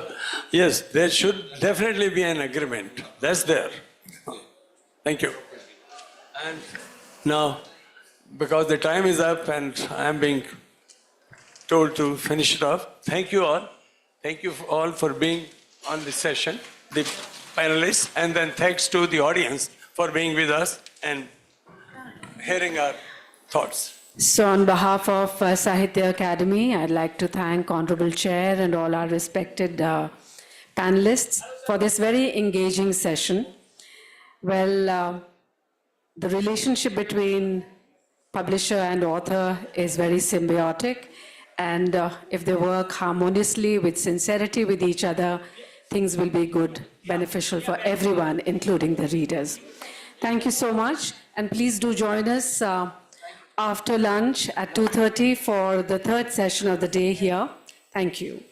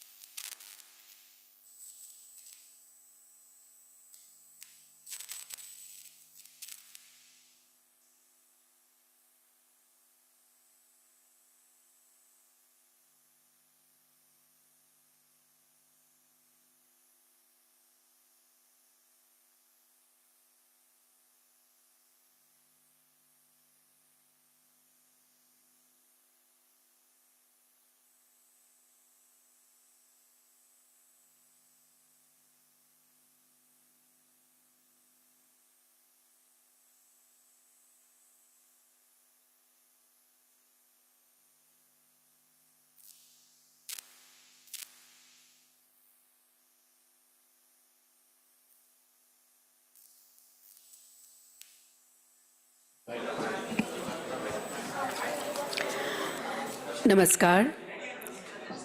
साहित्य अकादमी द्वारा आयोजित festival of letters साहित्योत्सव के इस सत्र में हम आप सभी का हार्दिक अभिनंदन करते हैं। बहुत बहुत स्वागत। Our enriching sessions till now have been exploring a plethora of topics, different aspects related to literature. And in this session, we delve deeper into the multifaceted meaning of freedom. What freedom means to me. Elaborating on this, giving us their own perspectives will be our eminent panelists.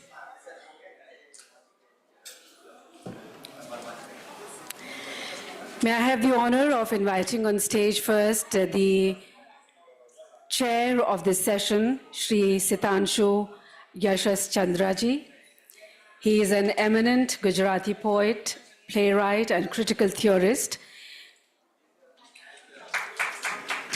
आपने अपने प्रकाशनों के माध्यम से गुजराती साहित्य को समृद्ध किया है, जिसमें कविता, नाटक, आलोचनाओं का संग्रह शामिल है।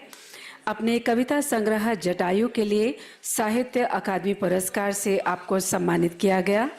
आपको कबीर सम्मान, गंगाधर मेहर पुरस्कार, कवि कुसुमाग्रज पुरस्कार, सरस्वती सम्मान सहित कई अन्य पुरस्कार और सम्मान भी प्राप्त हुए हैं। आप सौराष्ट्र विश्वविद्यालय में कुलपति रह चुके हैं और आप गुजराती साहित्य परिषद के अध्यक्ष और स्पास्टिक्स सोसाइटी ऑफ इंडिया के ट्रस्टी भी हैं। बहुत बहुत स्वागत मंच पर हमारे इस कार्यक्रम की अध्यक्षता कर रहे श्री सितांशु यशस चंद्रा जी का। Joining us also in this panel will be Shri Anil Chaudhary ji, Darbhanga घराने के पखावज वादक तथा आकाशवाणी और दूरदर्शन के उच्च श्रेणी के कलाकार हैं। आपसे निवेदन करते हैं कि कृपया मंच पर आएं। आप विगत 35 वर्षों से अपनी प्रस्तुतियां प्रदान कर रहे हैं। And he has been honored by Baba Alauddin Music Foundation Award, Sangeet Shri, and Gyanpith Kalakar Award. He has established an organization called Drupadam, and he is also an ophthalmologist and has been serving in Dr. Ram Manohar Lohia Hospital, New Delhi. Has also written poetry collections, Anhad and Apna Ab, Apna Kahan. Shrimati भूमा वीरावल्ली जी हमारे बीच उपस्थित हैं। उनसे निवेदन कि मंच पर पधारें। Presently working as additional member HR in Indian Railways. She is a poet, prose writer and translator. Her book Firelets, Glimpses of Bharati's Poetry, a curated translation of selected poems of Subramanya Bharati in English, has been recently published. She has been awarded British Chevening Scholarship for Women in Leadership and Management, Fulbright Nehru Award, and many, many more. Shri Mandla Parthi किशोर जी भी हमारे इस panel के सदस्य हैं। He is a Telugu writer, journalist, and translator. Has worked as an editor in India Today until 2015 and was also an editor of Sifi.com, Bala the Kid, a magazine for children, Sakshi, India Today, Telugu. नंदितेश निलय जी भी हमारे बीच इस सत्र में शामिल हो रहे हैं। He is a human values advocate, leadership trainer, author, columnist, speaker, political and social analyst, and an entrepreneur. He has been a doctoral fellow in Gandhian Studies, ICSSR, and has been the expert consultant to SAARC countries, ITEC African countries, Council for Good Governance, Central Bureau of Investigation, various ministries, etc., and has done massive learning and development transformation for a few top corporate groups. Paramita Satpathy ji हमारे बीच उपस्थित हैं। उनसे निवेदन कि मंच पर आएं। She is a bilingual writer in Oriya and English, has 25 books in Oriya and other Indian languages, which include story collections, novels, novella, and collections of poems. Her recent novel in Oriya, Abhipret Kala, received the Sarala Award for 2021.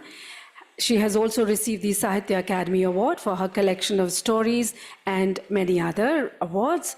an officer of Indian Revenue Service. She is currently working as Chief Commissioner of Income Tax in New Delhi. Satish Alekar ji निवेदन करते हैं मंच पर आएं. He is a Marathi playwright, director and actor.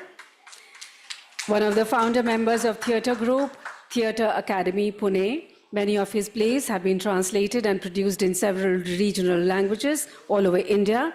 He has also authored several short plays that are extensively staged by the experimental theatre groups, and he is a recipient of Padma Shri, late V.K. Jog Award, Nandikar Samman, Sangeet Natak Academy Award, and fellowships from the Asian Cultural Council.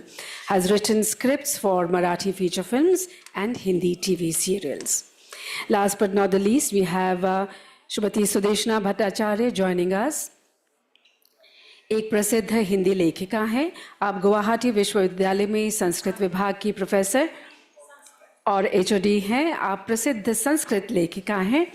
आपके 2 अनुवाद स्वामी विवेकानंद, इतिहास दृष्टि, हिंदी से असमिया, और भारतर प्राचीन भूगोल, अंग्रेजी से असमिया में प्रकाशित हुए. She has co-edited 9 works of criticism and has contributed essays and research papers in several reputed journals and is a member of board of various literary institutes in Assam. तो ये था संक्षिप्त परिचय हमारे सभी सम्मानित पैनलिस्ट्स का. मैं निवेदन करती हूँ कार्यक्रम के अध्यक्ष से कि वे कार्यक्रम का आरंभ करें. धन्यवाद.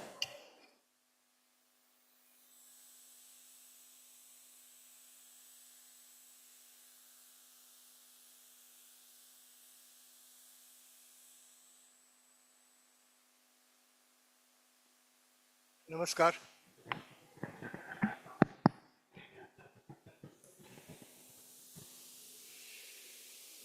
अध्यक्ष शब्द कुछ विशेष प्रकार का है. वो अक्ष में से आता है, यानी जो बहुत देखता है वो. और दूसरा शब्द प्रमुख है, वो मुख में से आता है. जो बहुत बोलता है वो प्रमुख होता है. तो अध्यक्ष होना अच्छा है, लेकिन ये प्रमुखता जो है. But there is an ophthalmologist on the stage. Be careful. Yeah, so the other word leads us to our being a timekeeper. So let me start with that including the Adhyaksha, all of us have 10 minutes. And I think the later time belongs to the earlier one's discipline. Otherwise, the last one will have 2 minutes. So 10 minutes, so that is it. Secondly, we are very grateful that Parvita ji has come. She is not well. तो मैं थोड़ा क्रमभंग करके पारमिता जी के वक्तव्य से शुरू करूंगा. उससे पहले थोड़ी सी मेरी एक भूमिका की बात करें. So the composition of this session is an interesting organization. All of us who are here bring multiple perspectives to this issue of what freedom means to me. We have a Pakhwaj Vadak, we have a railway board member, we have a journalist who edited India Today in Telugu, we have a philosopher, psychologist, and who manages changes, we have a Sanskrit scholar, we have an eminent path-finding Marathi theatre writer, and the first one with which we would start, Parvita ji, very eminent writer herself. So, first thing is that we have a mobile post of observation, which is good, because freedom is not something that should be watched only from one angle. Freedom is a phenomenon or a field which should be looked at from various angles, and that alone would ensure freedom of a person or a people. Secondly, I would say that freedom is a basic condition for all life. It's not something that concerns only writers or artists or administrators. And all life, that it doesn't mean human life. It's a condition of life itself. A loss of freedom diminishes not only the one who loses freedom, but even more, it diminishes someone who takes away somebody else's freedom.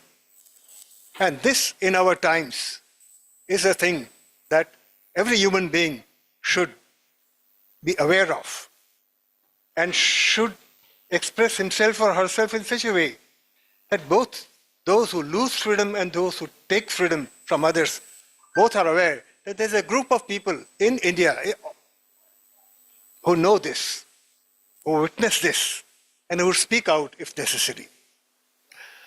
Tilak Maharaj said, Swaraj ha maza janmasiddha hakka ahe, ani mi to milavnarach. This word hak is interesting. Adhikar ke arth mein usne kiya hai. So here is an inborn right of an individual. This also presents a question. Are we talking of inborn rights of an individual? Because if freedom is born in an individual, it grows in a group.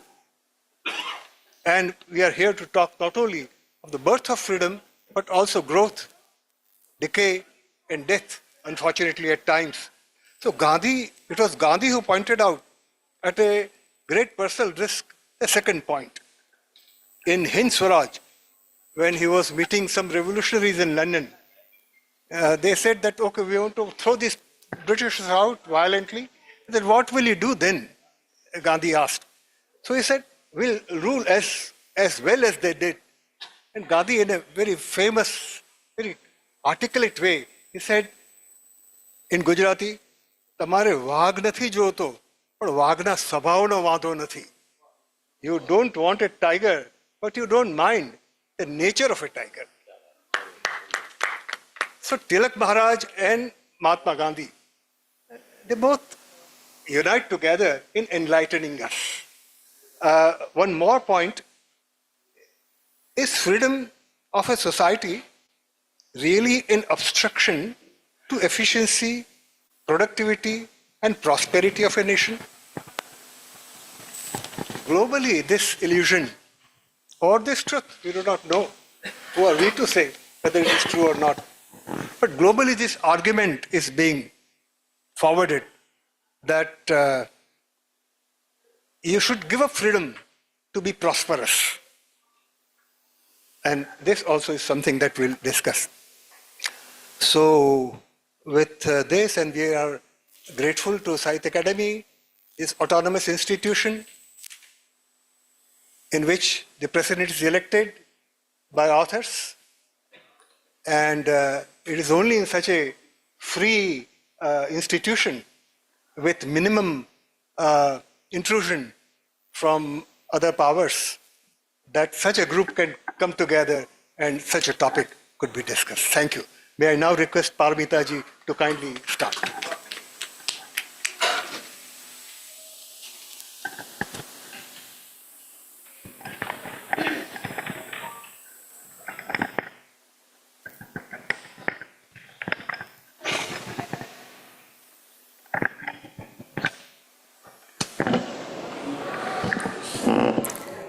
A respected chairperson of the session, eminent poet Sitanshu S. Chandraji, my co-panelists, eminent poet Dilip Javeri present in the audience, Subodh Sarkar, and all of you. A very good afternoon to you all. I was very enthusiastic about the Academy Festival because I would be meeting so many authors, and also the topic I was given to be speaking on, but somehow I felt very sick and never thought that I could make it today. And maybe because of the strength of the topic and the good wishes of the chairperson, I'm here today to speak a little bit of my mind to you. Well, freedom is something very palpable for me, something I can see, touch, and feel. It is even more intense than the air I breathe. Probably that is why I can fathom it. Freedom is the air for me that enters my lungs, bloats it, and propels me towards the sky. I traverse the sky. My two feathery light wings stretched, one imagination, the other reality. I fly in the sky aimlessly. On and off, I look for something to perch on. To perch on a tree, probably a tree of truth. Yes, freedom is creativity for me. Through creativity, I seek the freedom of imagination and the freedom to express it. I live two lives, one for others, for society, and the other for me, that is the life of creativity. My life of creativity ushers me to be adventurous, to construct something new, to metamorphose the feelings and experiences I have into words, idioms, and phrases. It nudges me to look intently between the codified lines of the society, to touch the sensitive and pulsating blank in between, which otherwise wishes to speak volumes but is quietened. Through writing, I try to feel and fill those blank spaces. Try to weave words around otherwise silent and invisible space. Try to give it speech, and it speaks. Lo and behold, it speaks. This is the greatest joy for me. In life, creativity has bestowed upon me that joy of identifying myself with a greater space, joy of weaving words from nothingness. The joy of awakening of my consciousness and my realization of such conscious are simultaneous wonders for me. This wonder has been perpetual, and this wonder has been perpetuated by unimaginable events, collisions, hurts I have experienced. The arguments I have with myself, the questions I have asked myself, the rebellions, the resilience, the discoveries, the tolerances, the pains, the ecstasies, the happiness and the griefs, the feelings and experiences I have encountered and endured. With this joy comes a craving, the craving which only my outer world can grant me, the craving for freedom to experience, acquire some physical but transcendental experiences. I mourn at the denial of such experiences to me because I'm a woman. How much would I love to wander alone in a full moon night around a meadow on the banks of a river? How much have I wished to spend a lone night on a beach along with the white surfing waves of the expanding sea?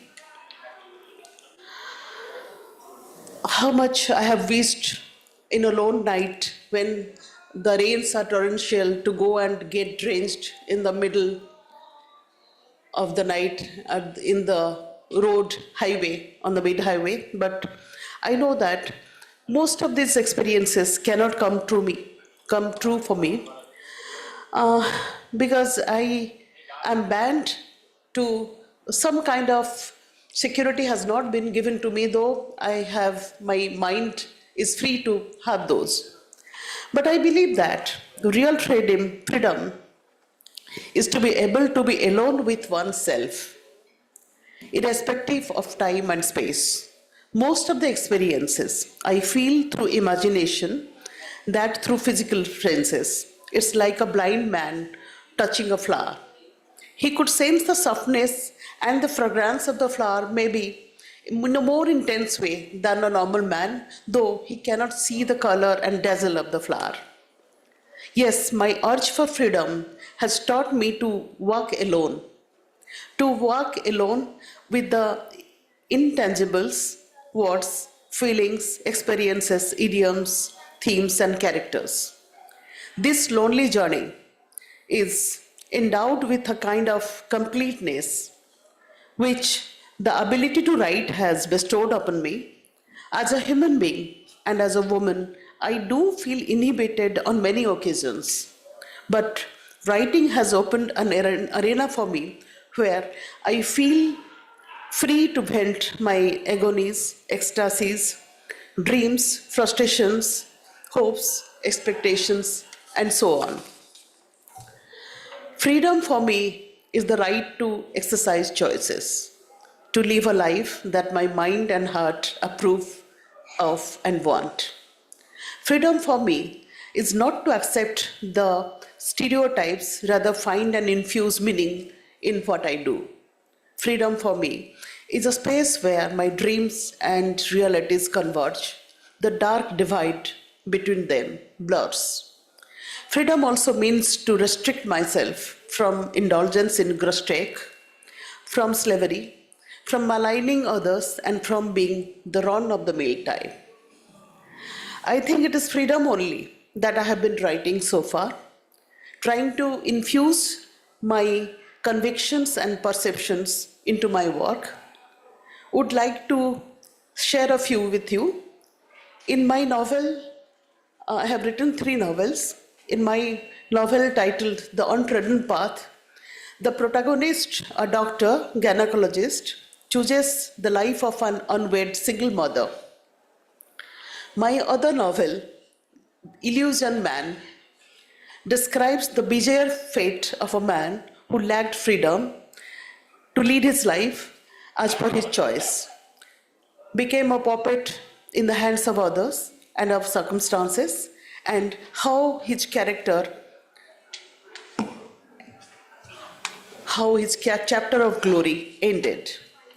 My third novel, Abhipret Kal, she talked about it while introducing me. The English translation could be A Time Desired. It's been translated into Hindi so far only. Deals directly with freedom, absolute and physical freedom.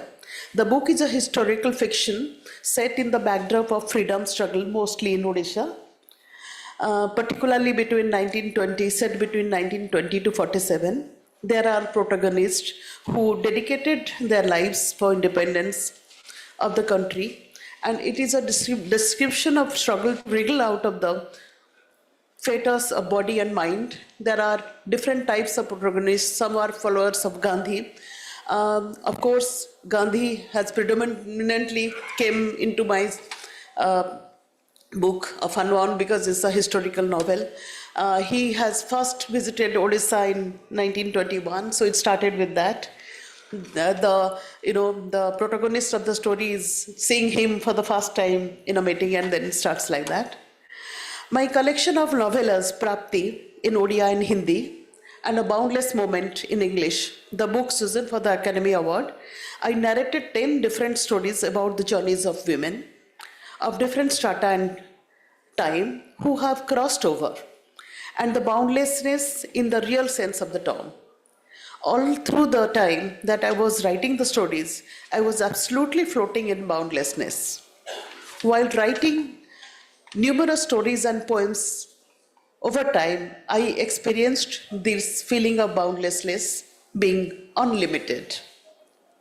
What pains me is the denial of freedom to a larger part of human beings, irrespective of caste and creed, status and social strata, particularly denial of freedom through ages to women who are otherwise brave, resilient, creative, and intellectual.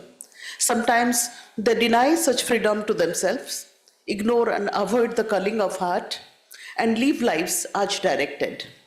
Such pondering had urged me to write a book titled Smare Nityam. The title is self-explaining. My recent book on Panchkanyas, Ahalya, Draupadi, Kunti, Tara, Mandodari, and I have included Sita, Suparnakha, and Shakuntala's stories. No, I have not tried to rewrite the myth around them. In my stories about them, I have protagonists who are modern women cast in almost similar situations that those women of mythology endured. The stories are about the modern women, Their lives started from where the lives of the women of mythology ceased. The stories narrated their deliverance, departure from the stereotypes. If 2-3 minutes are there, I would speak about one story of that. It goes like this. There is a girl who jumps into a full flooded Yamuna, maybe from the Nigambodh Ghat, and the onlookers are shouting, "What is happening? Look at her, she's jumped and nobody is going to save her." And she keeps floating, keeps drowning, nobody could do anything. And after floating and drowning for a little longer, she could feel that somebody is lifting her up from the below. From her back, somebody is lifting her and she's not drowning. And she was thinking, I was committing suicide and how is that I'm not drowning and I'm floating? Then who could it be? Is it a crocodile or something, or maybe a dead body or something that is making me buoyant from behind? But she could feel that it is a human being, living human being and a woman. Then she was very scared. Even if she was going to die, she was scared and she was asking, "Who are you?" And this person, who happens to be a woman, says that, "I'm Draupadi. I'm there, don't worry." And what I want to tell you, you all know the stories, I don't have to repeat, but I'll just take 2-3 lines. She said, "Dear girl, you have committed suicide because, the man you loved, your family couldn't agree to get you married to him and you thought that there is no point keeping your life." I'll just tell you one part of my story, of my life. When my eldest husband, people have elder daughter, elder son, younger daughter, younger sons. I have eldest husband, elder husband, then younger husband, younger daughter, youngest husband. Anyway, that's besides the thing. So when my eldest husband decided that we all go to heaven in full bodies, so we started walking. We started our embarkment from Himalayas, and Himalaya was tough. It was stormy, it was very bad, and I was a frail woman by the time we have started traveling, and I fell down. When I fell down, my mighty husband Bhim just rushed towards me. He wanted to lift me in his arms, but my eldest husband Yudhishthir said, "No, let her be there, because she had sinned." Then Bhim looked at him. Why has he sinned? You all know that. I'm just dramatizing a little bit. Why is he sinned? Then he said, she had 5 husbands, but she had more love for Arjun. He loved Arjun more. They all were astounded, and Bhim said, "Is it? But she has always been very nice to all of us, the same, she had treated us all equally." He said, No, you don't know. In her mind, she always had more love for Arjun. So she can only go up to that. She has sinned and she should be here. Well, I kept on thinking, Draupadi says, see, I was made to marry 5 men, and I tried as much to be equal to them, and all of them had many wives. And whenever I had my conjugal period to start with Arjun came back marrying Subhadra. I tolerated that. And in my act, I had always been equilateral, but in my mind, if I ever thought of Arjun more, I should be seen. So why a woman's fate like that? And dear girl, I want you to be alive because I want to enter you. I want to enter your body and live your life. And I want to get one thing in my life. I want to get undivided attention and love of a single man in my life. So that's why I'm entering your body. Here, girl, look, there is a branch which is floating, and here on the river, try hold on to that and we'll climb up. Yes, I'm just in half a minute I'm winding up. So this is what freedom to me. I tried to narrate that a woman is capable of living her life in a manner she chooses to. As a writer, I believe real freedom is to express my convictions truthfully and with courage, with sensitivity and with artistry. So everybody has a freedom to live their life. That is what I wanted to say through my words. Very often, a woman's picture flashes across my eyes. A woman stretching her arms to reach the stars in the sky, her feet firmly rooted to the earth, commanding respect, dignity, sensitivity from the world. Thank you so much for listening to me, and I hope I have not crossed the time. Thank you so much.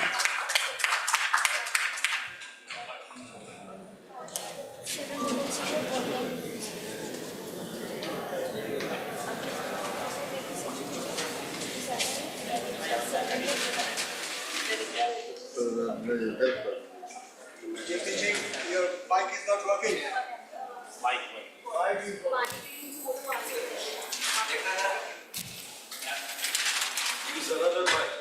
Anyway, we are not hearing and we could hear each other. So, thank you very much. The blind man image was very good. Friends, we are at liberty to speak, but not free. We are liberty to speak for 10 minutes. And I think otherwise the last speaker will suffer. So please, may I now request Anil Chaudhary ji to.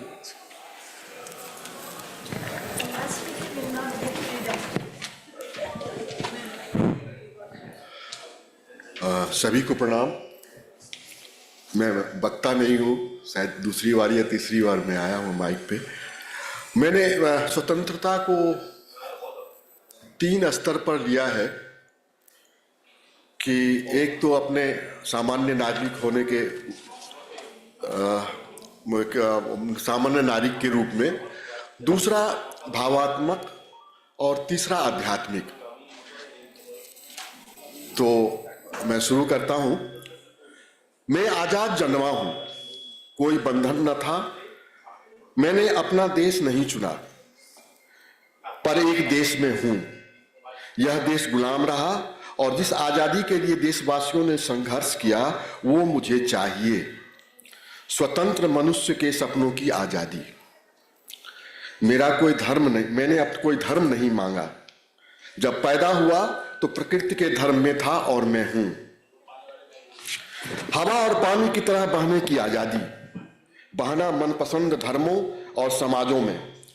न्याय के लिए जीने की आजादी, न्याय के बोलने और लड़ने की आजादी।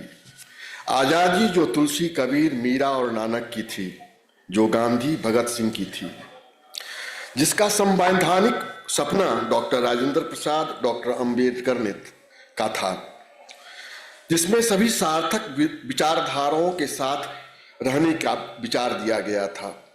अपनी समझ के साथ रहने की आजादी हो, एक साधारण मनुष्य की गरिमा और मान सम्मान की आजादी, अपने अधिकारों के लिए बोलने, लिखने और लड़ने की आजादी, मेरे साथ आपकी आजादी। और यह आजादी मैं जीव और निर्जीव तक चाहता हूं। जो है और जो पुरखे हैं उनकी आजादी याद करने की और विचारों की और उसे आगे बढ़ाने की आजादी। स्वतंत्रता का संबंध मूलतः मेरे विचार से तीन स्थानों पर है। वो है नियमों, बंधनों और गुलामी। सामाजिक नियमों की स्वतंत्रता संतुलित है। सामाजिक नियमों की स्वतंत्रता अगर अभद्र हो गया तो समाज के नियमों का रख रखाव न हो पाएगा। इसलिए सामाजिक नियमों की स्वतंत्रता संतुलित है। बंधनों की स्वतंत्रता आध्यात्मिक है और गुलामी की स्वतंत्रता बिल्कुल स्वतंत्र है।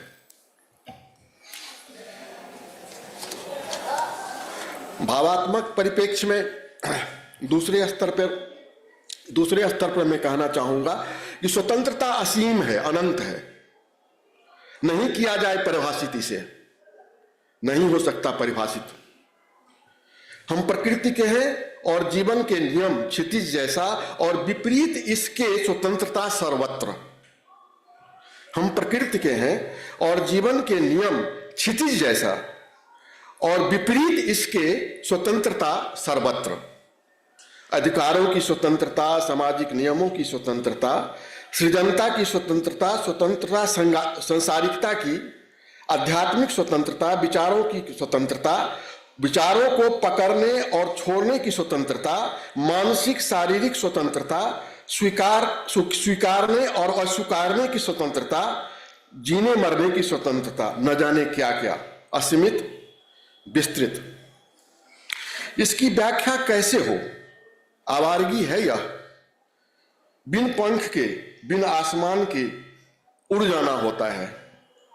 सहारा नहीं खोजता यह, संभलना नहीं यहां, मुक्त है यह। न शरीर न मन न हृदय, पूर्ण है यह। आत्मा की सोच परमात्मा के लिए, जो दिखता नहीं पर है। संकुचित है हम जो सोच लेते हैं दायरे को, संकुचित है हम जो सोच लेते हैं दायरे को। ठहर जाने, गतिमान होने की स्वतंत्रता, व्यवस्थित नहीं यहां कुछ भी। सार्थकता निरर्थकता दोनों का समावेश, सार्थकता निरर्थकता दोनों का समावेश। स्वचालित है यह उद्वेग, नहीं है सांसें यहां। जीवन में भी यह और मृत्यु के आगे भी यही। तो और एक छोटी सी कविता,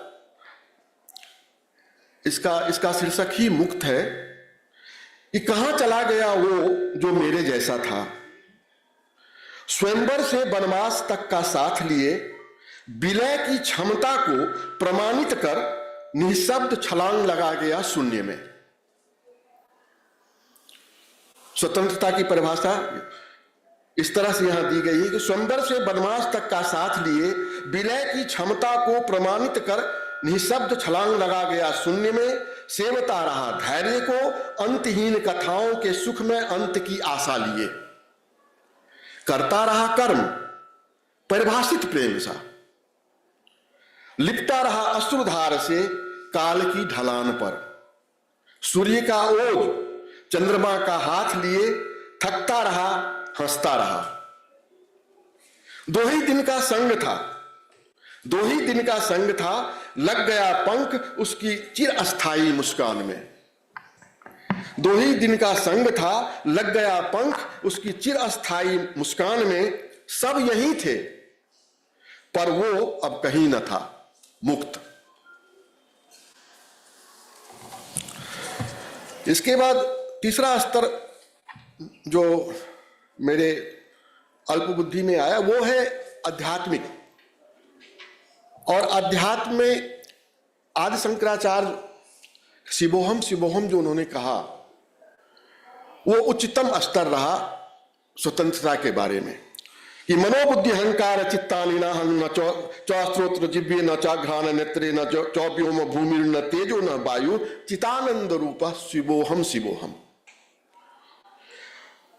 मतलब कहना पड़ेगा या मैं पढ़ देता हूं। न च प्राण संज्ञो न पंच वही पंचवायु न वा सप्तधनु न वा पंचकोशः न वाक्य पाद पादं न उपस्थ वायु चितानंद रूप शिवोहम शिवोहम। न मे द्वेग रोगो न मे लोभ मोहो मदो नैव नैव मात्सर्य न भाव न धर्मो न चार्थो न कामो न मोक्ष चितानंद रूप शिवोहम शिवोहम। न पुण्यं न पापं न सौख्यं न दुःखं न मंत्रो न तीर्थ न वेदा न यज्ञ अहम भोजनं नैव भोज्यं न भोक्ता चितानंद रूप शिवोहम शिवोहम।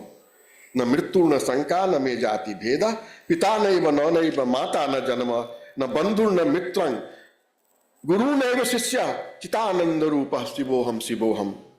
अहम निर्विकल्पी निराकार रूपो बहुव्याप सर्वत्र सर्वेन्द्रियाणाम सदा में समुतंग मुक्ति न बंध चितानंद रूप शिवोहम शिवोहम।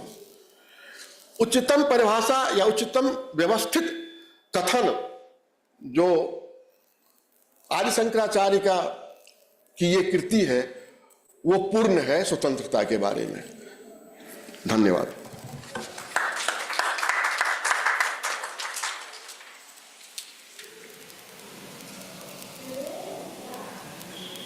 ये आपके पास रखिए, चलता नहीं बंद नहीं, अपनी ऑन कर दे। वो ऑन रहता है ना, वो डिस्टर्ब करता है। हाँ, लेकिन ऑन अभी ऑन। या आई लेट इट। हाँ, थैंक यू। अनिल जी धन्यवाद। आपने एक बात देखी होगी दोस्तों कि अंग्रेजी से हिंदी में वक्तव्य गया तो एक और कथा साहित्य से संगीत की ओर एक वक्तव्य गया। ये दोनों डेविएशन से कैसा चमत्कार हुआ, क्योंकि फ्रीडम शब्द की जगह दो शब्द आए, उसके बारे में मैं अंत में कहूंगा ज्यादा। एक शब्द आया स्वतंत्रता और दूसरा मुक्ति। ये दोनों सुनकर मुझे इतना अच्छा लगा कि जो पहले कहा था कि परिभू कहते हैं, कबीर मनीषी परिभू स्वयंभू, तो परिभू यानी चारों ओर से देखना, ये बात आगे बढ़ रही है। इसके लिए इन दोनों को, कथाकार को और संगीतकार को बहुत धन्यवाद। अभी मैं भूमा जी को रिक्वेस्ट करूँ।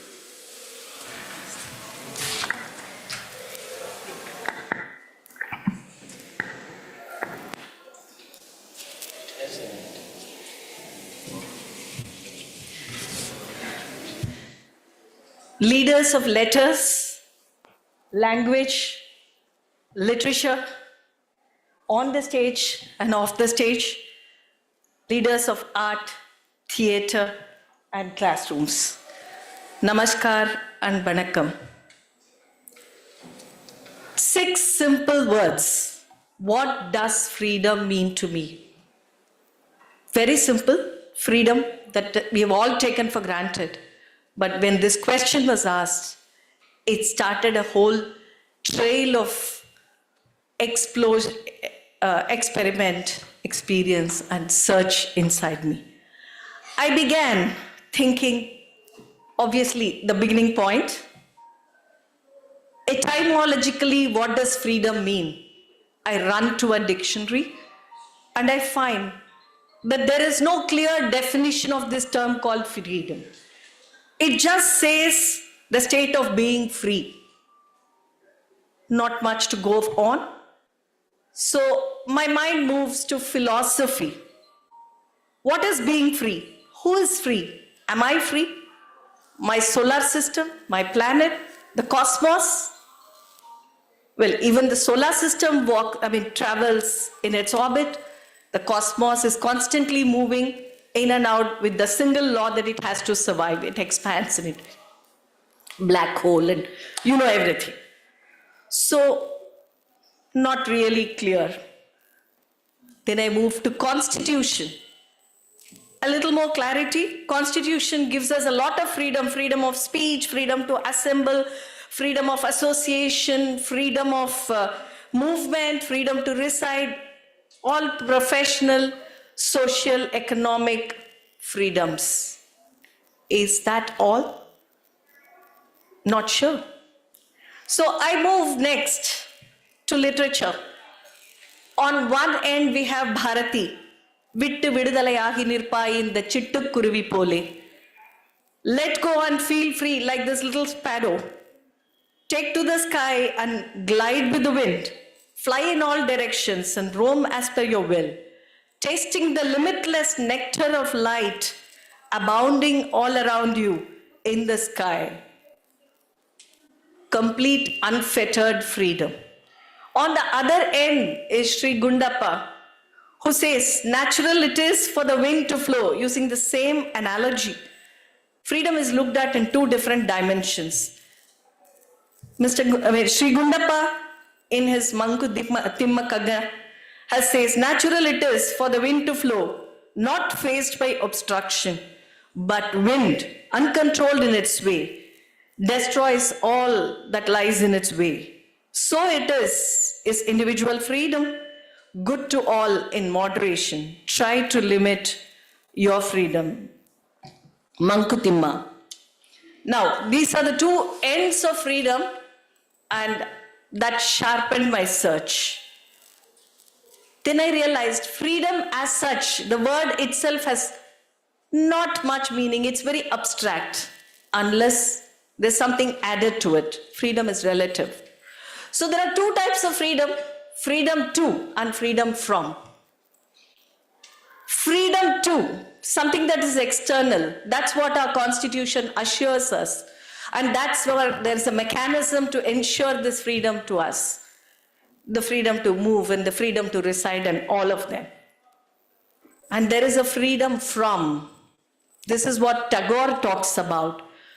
The freedom from fear, the freedom from slumber, the freedom from expectations. And this is a freedom from within. And this freedom, I believe, comes from me. This is not a freedom someone gives to me or someone has to assure to me. This is a freedom that I have to assure to myself. And this freedom from within, I realized, is much more powerful compared to the freedom to, the freedom that is externally assured. Because unless I have this internal freedom, I will not be able to seek the other freedoms. I'll not be able to enjoy the other freedoms. And what is this internal freedom? Can anyone tell me? That single freedom which marks everything internal to me and to all of you, I'm sure, is freedom of thought. If this freedom of thought is available, then all other freedom comes in its wake. Just to take you a little off this, the one person to me who embodied this freedom of thought and how internal it is, I'd like to take 2 minutes to talk about him, my muse, Subramanya Bharati. Imagine a person who is being hounded by the British. He exiles himself into Pondicherry, lives a life of abject poverty, has no freedom to write and publish his works, and he is bursting with language. He's bursting with what to write. And all of this is constrained. Wherever he goes, there are spies looking at him, and he barely has money to even eat and feed his family. And in this, you and I would probably sit dejected in a corner.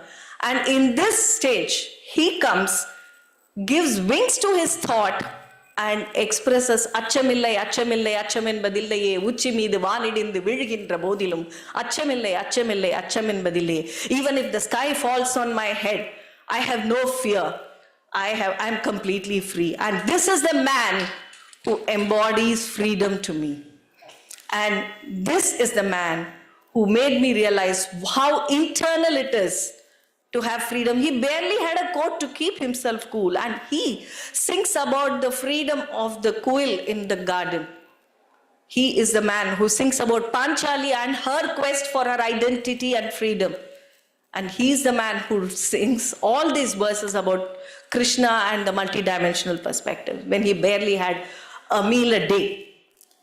This is the freedom of thought which Tagore wanted, to raise his mind high above daily trifles.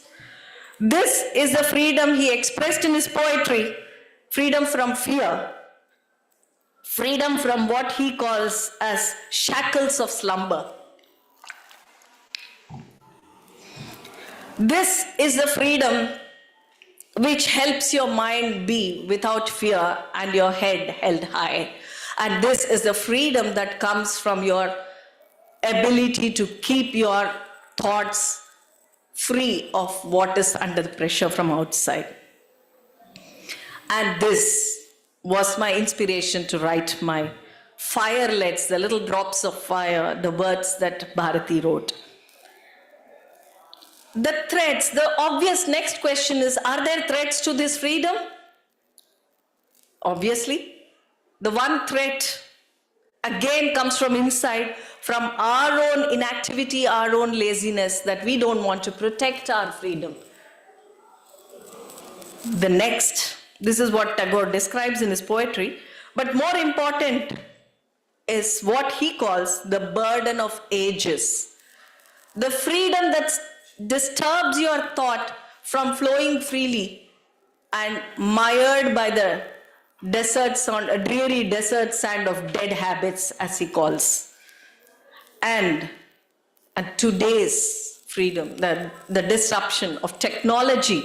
I'm sorry, I've used technology to prepare for my talk, but the same technology could be a burden. If I decide not to do my research for my work and allow artificial intelligence and chat GPT to do my work, I surrender my freedom to technology. That is also a threat. And the overwhelming influence all around, the influences, the advertisements, the information, the whole gamut of information that is just enveloping us, will we be gaining the freedom to rise above this, look down and clear the chaff from the grain? And if we do it, that is the freedom of thought, and that to me is the core freedom that allows me to enjoy all the other freedoms on earth. This is something, the next question moves to how do we guard this freedom? And I quote Thiruvalluvar, just 2 small poems. Translations are all mine, so bear with me. It just goes like this in Tamil, just to give you the feel of it. Epporul yar yarvai ketpinum apporul meipporul kanbadarivu. Whatever you hear from whoever it may come, discerning its truth is wisdom. And this wisdom is the fountainhead of my knowledge and the freedom of thought. However may anything appear, wisdom to discern its true nature.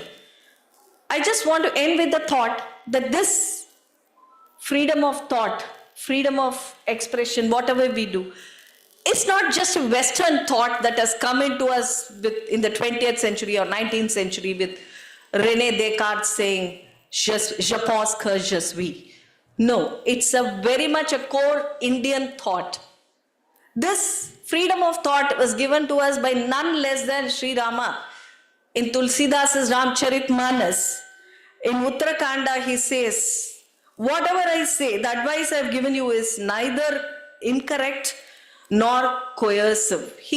Rama calls all the subjects of Ayodhya and tells them that whatever advice I've given you is neither coercive, neither a compulsion, nor is it incorrect. Think about it and decide how you want to act. Even the Lord Rama, the God, as everyone worshipped him, decided that the freedom of thought cannot be curbed from his subjects. And the same, Bhagavad Gita, the greatest mentor of all times and the greatest mentoring work of all times, after giving 700 verses of Bhagavad Gita, the last verse, Krishna still says that I have given you this, what he calls as Guhyadam Maya. And he says, Yatechasi Tata Kuru. He still tells Arjuna, whatever I have said, this after Arjuna says, I submit myself, I surrender myself to you, he still says, I have told you everything. You think and you decide what you want to do. And that, my dear friends, is the perfect example that we Indians have never wanted to curb the freedom of thought. And we always decided that this freedom of thought is what is the source of freedom of action, freedom of expression, and what else. And therefore, I would like to conclude saying that as long as this freedom of thought is still alive and burning in us, nothing can take any other freedom from us. I stay, I live, I grow, as long as this freedom of thought is available to every one of us. And into that heaven of freedom, may my country remain. Jai Hind, and thank you.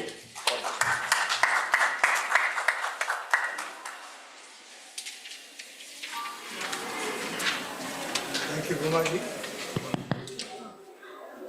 What a spirited description, preceded by a very rigorous analytic of freedom. So there were 2 speeches in one speech. And the later one reminded me of Kannagi from Shilapatikaram and the fearless with which she felt freedom and the So Kannagi's voice spoke through you. I wanted to raise one question for all of us. She started with an analytic of a definition. She asked, how do you define freedom? Now, definition is a very Greek phenomenon, and it derives from its meaning is to circumscribe, to define, to make finite. So there is a very interesting kind of internal dynamics going on in the first part of your presentation, that do we really define freedom, and why not? But anyway, this is may I now request a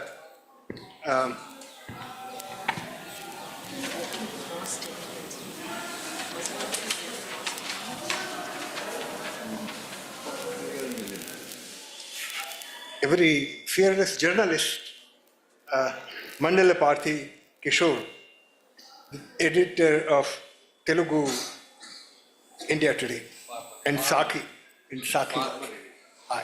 former.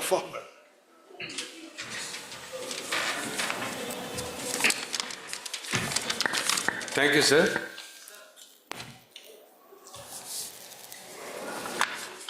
I am former editor of India Today Telugu, and I have not been a working journalist for the last 8 years. I am a retired journalist, for that matter, but still fearless, of course. My wife is there very much. I still want to make it clear that I remain fearless. See, yes, the President, sir, was trying to define the definition. He said something, his own, it is how he looks at definition. In the same way, I also look at freedom from my point of view. It doesn't matter, but trying to define freedom, it's not a very big problem, but it is certainly a problem. A problem in the sense, see, it's very easy to refer any bloody dictionary and find out the literal meaning of a word, but that's not the problem. But how does it get translated into our real life is the problem. I've never seen a word getting translated into life in the way a dictionary dictates it to do. It doesn't happen. Same way, freedom can be defined, but you don't find freedom in the same way in life, because freedom lies in time and space. Someone was referring to as mobile, I think Paramitaji. Freedom is certainly mobile. Every second counts, and times change, and the definitions and the meaning of it naturally change. See, this way one can discuss about freedom for years, but anyway, I don't have that intention. The general description of freedom is something different from how do I look at freedom. I think my own point of view matters more here. See, as someone was telling us just now, ours is the land from where the first modern Indian journalist, I am a journalist basically. As a journalist, for me, freedom is freedom of expression. Nothing more, nothing less. So this is the land, this is India is the land from where this first modern Indian journalist, James Augustus Hickey, the founding editor of India Gazette, raised his voice against the first Governor General of West Bengal, Warren Hastings, for infringing upon his freedom of expression. As early as 1780, we are in 2024. He exposed to the world that the Governor General of Bengal and his wife are engaged in collecting bribes through agents. These two characteristics of Hickey, these two particular characteristics of Hickey, challenging the one who is infringing upon his freedom and exposing the vicious nature of that particular personality, they are the basic characters of freedom of expression. That can be defined in such a way so far as journalism is concerned. This has happened, this has started, this business has started in the 19th century, late 18th century, in fact, 1780. But in 19th century, it has taken a very specific shape and color, shade by Raja Ram Mohan Rai coming into the field of journalism. Raja Ram Mohan Rai is a polyglot, we know. He was the one who tried to understand the classics, scriptures of many religions in their original form. He tried to study them and understand them in his own way. And he did it to a great extent too. I consider Ram Mohan Rai as the second sculptor of freedom of expression in India. And then comes Lokmanya Tilak, whom our President Sir was quoting. Lokmanya Tilak was the first man who fearlessly declared that a freedom is my birthright. I'll have it at any cost. So that is the character of Indian freedom of expression, the urge for Indian freedom of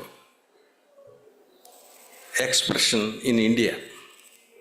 And then comes, after 15 years or so, Mahatma Gandhi. Gandhi also, he was also following the same methodology, although his method was different.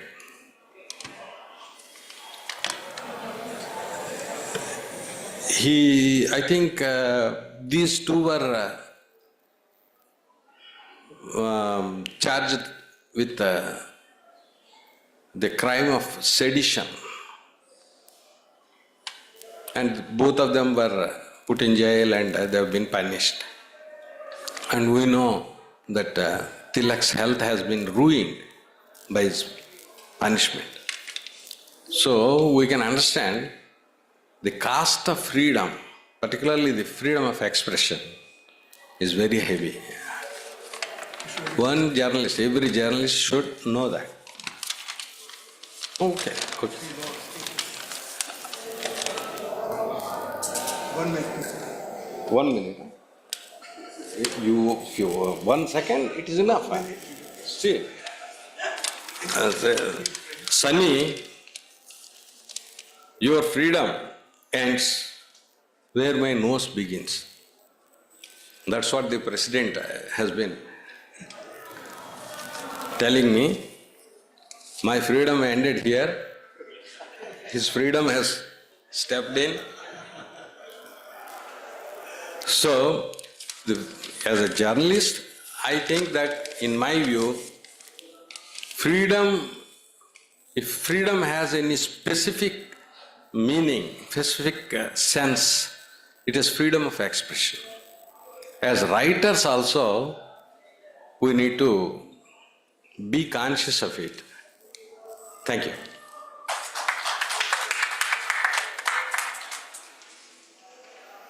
My apology, Kishorji, but I was thinking of, we have 3 speakers and 30 minutes.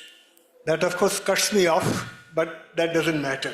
So now, but we don't have, if you want to give me 2-3 minutes, you could speak for 9 minutes.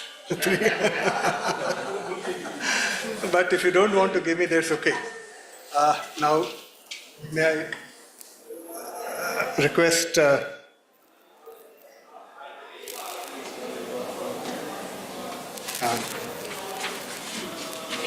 our next speaker, who is very close to me physically, Nanditesh Nilayji, philosophy, psychology, studies in ethics. This is the perspective. Thank you sir, thank you so much. नमस्ते, प्रणाम आप सभी लोगों को. I hope everybody understand Hindi and English both. तो समय बहुत कम है और मैं बगल में हूँ, इसलिए तेवर भी समझता हूँ और उस आग को भी समझ रहा हूँ. He is a very keen and subtle observer and he is a man who understands why he is holding the chair. Ladies and gentlemen, मेरा नाम नंदितेश नलय है और फ्रीडम क्या है ये सब बातें करने के पहले ये बता दूं कि जब मैं मेट्रो स्टेशन पे उतरा और रिक्शे को पकड़ा तो रिक्शे वाले ने मुझसे पूछा कहाँ जा रहे हैं. हमने कहा जी यहाँ जा रहे हैं. तो मैं उसने पूछा साहब आप लोग क्या करने जाते हैं वहाँ पे. मैंने कहा हम बोलने जा रहे हैं. बोले क्या बोलेंगे. तो मैंने कहा मुझसे बोला गया है बोलने को कि बताओ कि फ्रीडम क्या है, बताओ. तो उसने कहा कि अच्छा जी ये फ्रीडम मतलब, पूछा उसने. तो मैंने कहा फ्रीडम मतलब स्वतंत्रता. तो बोला मैं कुछ पूछूं. मैंने कहा पूछिए. आप लोग पढ़े लिखे हैं. मैंने कहा हाँ जी पढ़े लिखे हैं. तो आप लोग इतने घमंडी क्यों हैं. उसने कहा कि तू इधर उधर की बात ना कर, बता ये काफिला क्यों लुटा. मुझे रहजनों से गिला नहीं, तेरी रहबरी पे सवाल है. बताइए नंदितेश साहब कि आप लोग तो बहुत पढ़े लिखे हैं. Why you all are becoming the representative and protagonist of ego? इतना अहंकार क्यों है. क्योंकि गाड़ियों के जब आप हॉन्ग करते हैं तो लगता है कि रिक्शे पे चढ़ा देंगे. आपकी फ्रीडम हॉन्ग करने की, मेरी फ्रीडम रिक्शा को चलाने की. Now you tell me, between the two, the lower class and the middle class and the upper class, a country which has been free from last 76 years and 77 years, how this country should define freedom. बातें बहुत आप लोग करते हैं. आगे पूछूं. मैंने कहा हाँ पूछो भाई, तुम तो घबरा दिए मुझे यार. करना क्या है ये भी उपाय बता दो. अरे इंसानों की कौम को इंसान समझिए, लकड़ियों के तख्त को इतना पैर क्यों समझ लिया निलय साहब. जिन 4 कुर्सियों पर बैठते हैं पूरे 30 साल तक you represent yourself through that chair. When you retire as a mortal, you start finding yourself and you find that you are nowhere. जो माँ बाप ने नाम दिया वो नाम तो 30 साल दिखता भी नहीं. वो तख्त बोलते हैं, वो आपके दरख्त में दीमक लगते हैं, पर आप समझ नहीं पाते. उपाय ये है कि लकड़ियों को ना देखिए, अपने आप को देखिए. मैंने कहा यार ये भी तो बता दो कि अहंकार क्या है. What is ego. बिकॉज जहां जाऊंगा वो लोग बोल देंगे कि there are so many definitions of ego. तो उसने कहा नीले साहब उतरिए रिक्शे से. मैं उतर गया. उसने कहा ऐसे खड़े होइए. मैं खड़ा हो गया. उसने कहा यही आपकी हाइट है. मैंने कहा नहीं ये तो हाइट नहीं है, हाइट तो मेरी ये है. बोला यही ईगो है. What you are not, you believe you are. And this is not freedom. This is not freedom. ये स्वतंत्रता नहीं है नीले साहब. मैंने कहा दूसरी बात बताओ. अब उसने जो दूसरा सवाल किया समय बहुत कम है, 3:38 पे शुरू किया था, 3:41, 3:41 हो रहा है। उसने कहा नीले साहब ये बताइए कि ये जो पढ़े लिखे लोग हैं ये तो कहते हैं we are from a literate society. मैंने कहा हाँ बताओ, ये पढ़ते लिखते हैं? मैंने कहा यार तुम तो आज हमको जब पहुंचाओगे कि नहीं साहित्य अकेडमी। बोला आप सच बताइए ये पढ़ते लिखते हैं? मैंने कहा तुम्हें क्या लगता है ये क्या करते हैं, तुम ही बताओ। ये ऑफिस में दिन रात मीटिंग करते हैं और भागते रहते हैं, और फिर घर जाते हैं तो क्या करते हैं, सोफे पे गिर जाते हैं, बेहोश हो जाते हैं, ढेर सारे रिव्यूज करते हैं, डूज एंड डोंट्स करते हैं, फोन देखते हैं, गंभीर तरह की अजीब तरह की बातें करते हैं, फिर टीवी फोन देखते हैं, कुछ बकवास करते हैं, खाते हैं, सो जाते हैं।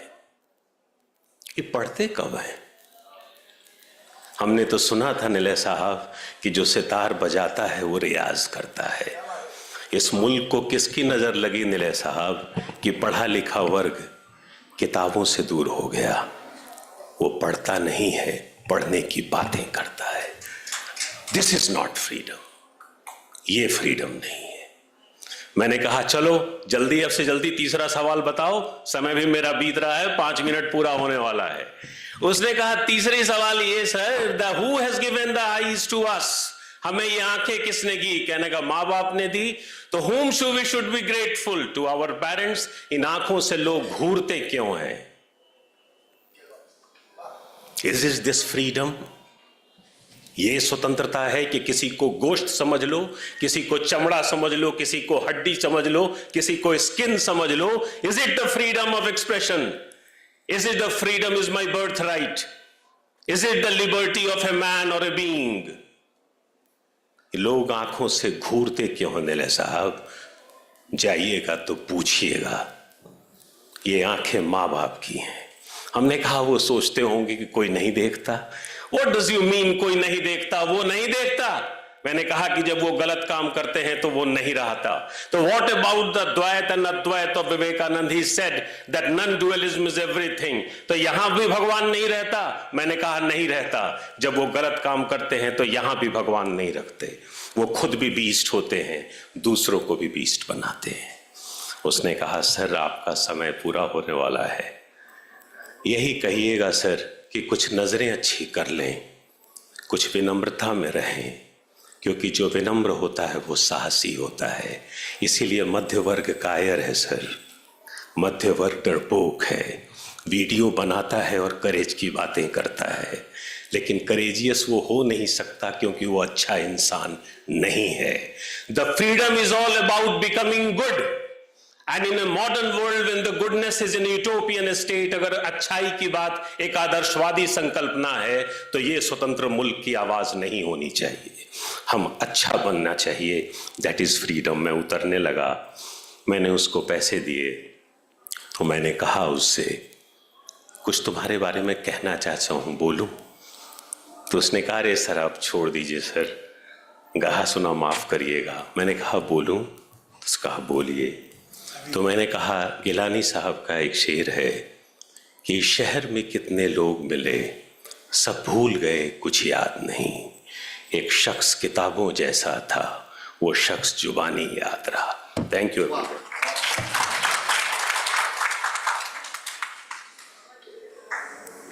Thank you, Neeraj ji. Compassion and freedom, that was the theme here. And I was reminded of the first year of Gandhi coming back from South Africa and traveling by third class throughout India and getting to know people, as you have said. So thank you very much.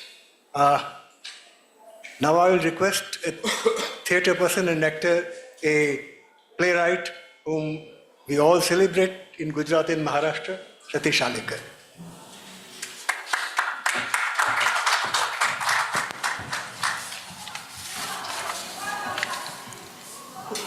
My dear friend Sitanshu ji, I know him since younger age because we both were participated in Sahitya Academy's Young Writers Workshop way back in the 70s.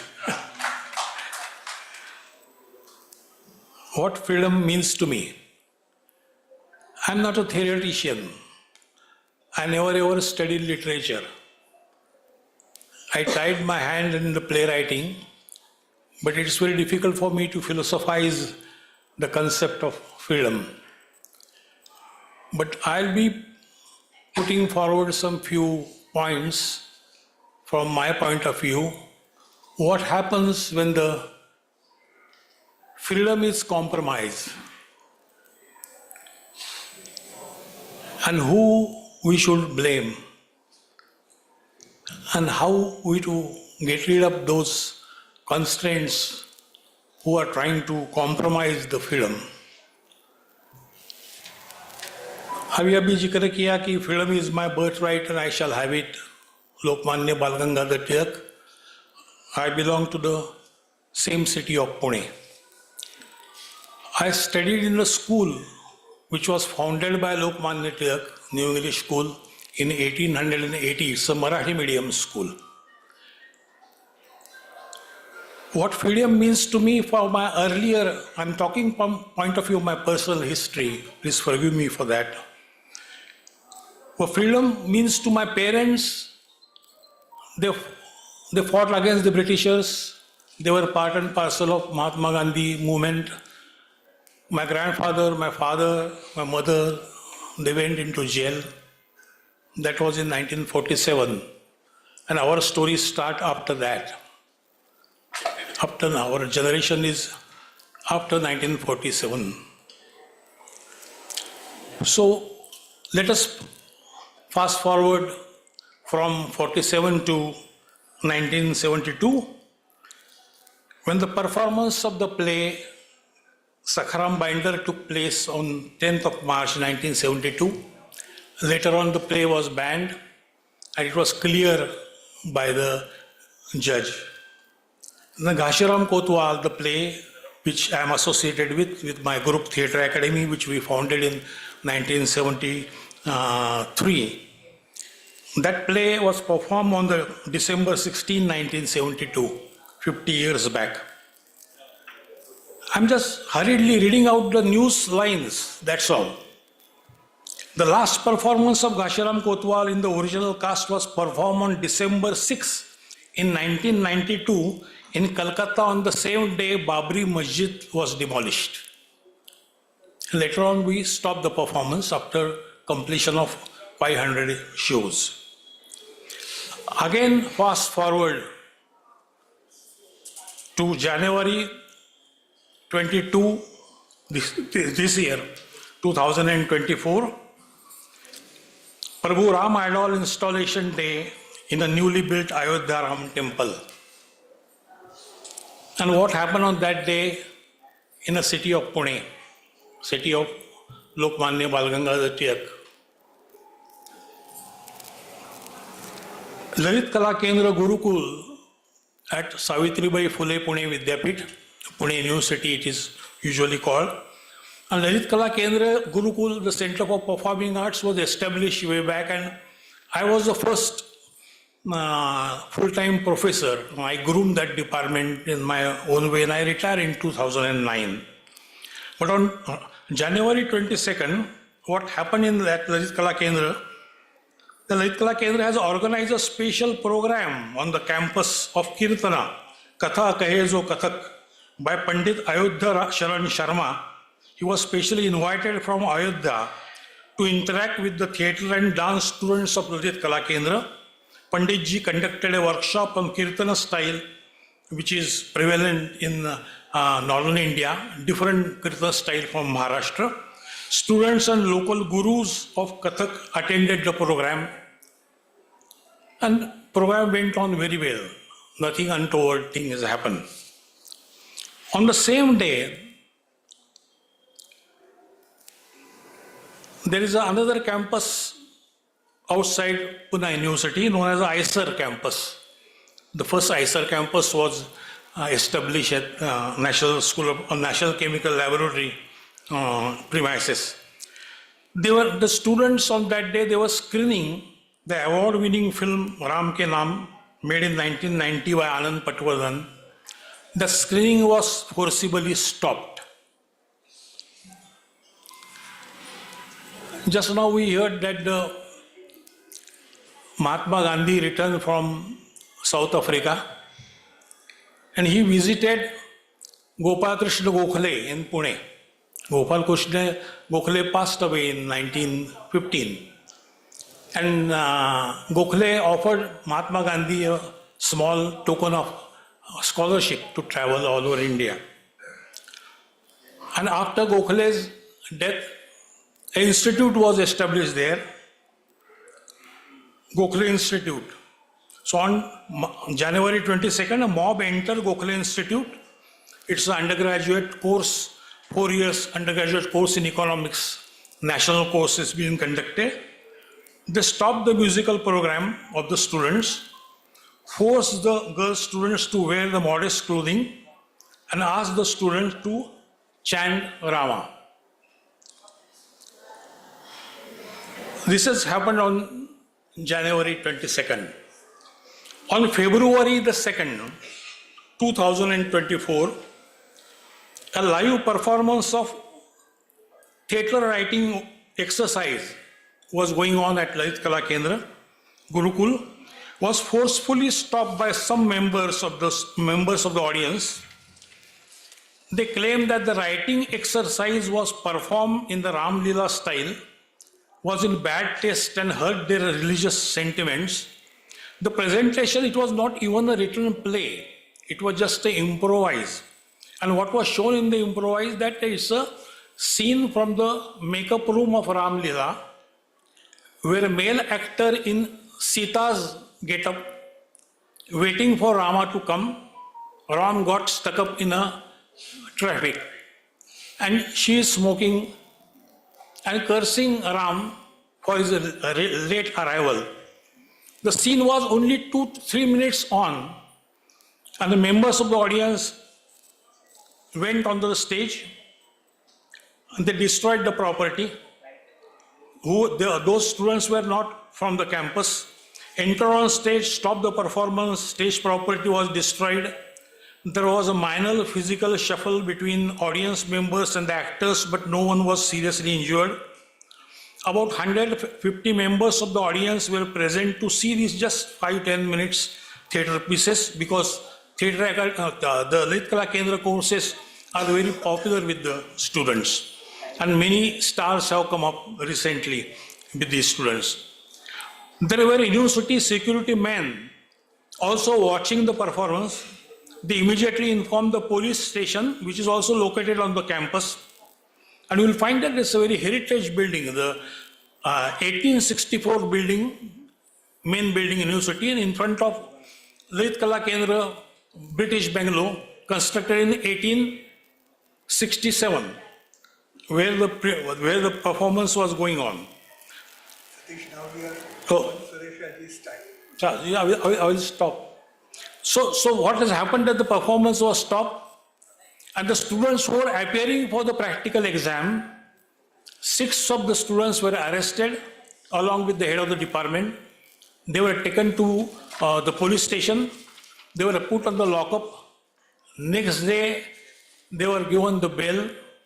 They are out on the bail. The university has established a fact-finding committee where the head of the department is now attending their sessions. Students are out on the bail. All the police officers related to it, they are immediately transferred. Some of them, they were suspended. Everything is quiet. The lawyer said, luckily the lawyer, who was also a Lalit Kala Kendra alumni, because he thought that to be in the court of law is more lucrative than to face the audience in the theatre. So he is handling the case. He says that it will take about 3 to 4 years to close the case. And it was not a play they are performing. It is just a theatre exercise they are performing, for which they have been arrested and put on bail. The case will linger for next 3 to 4 years. This is the situation. I think you will understand what freedom means to me as a performer. Thank you.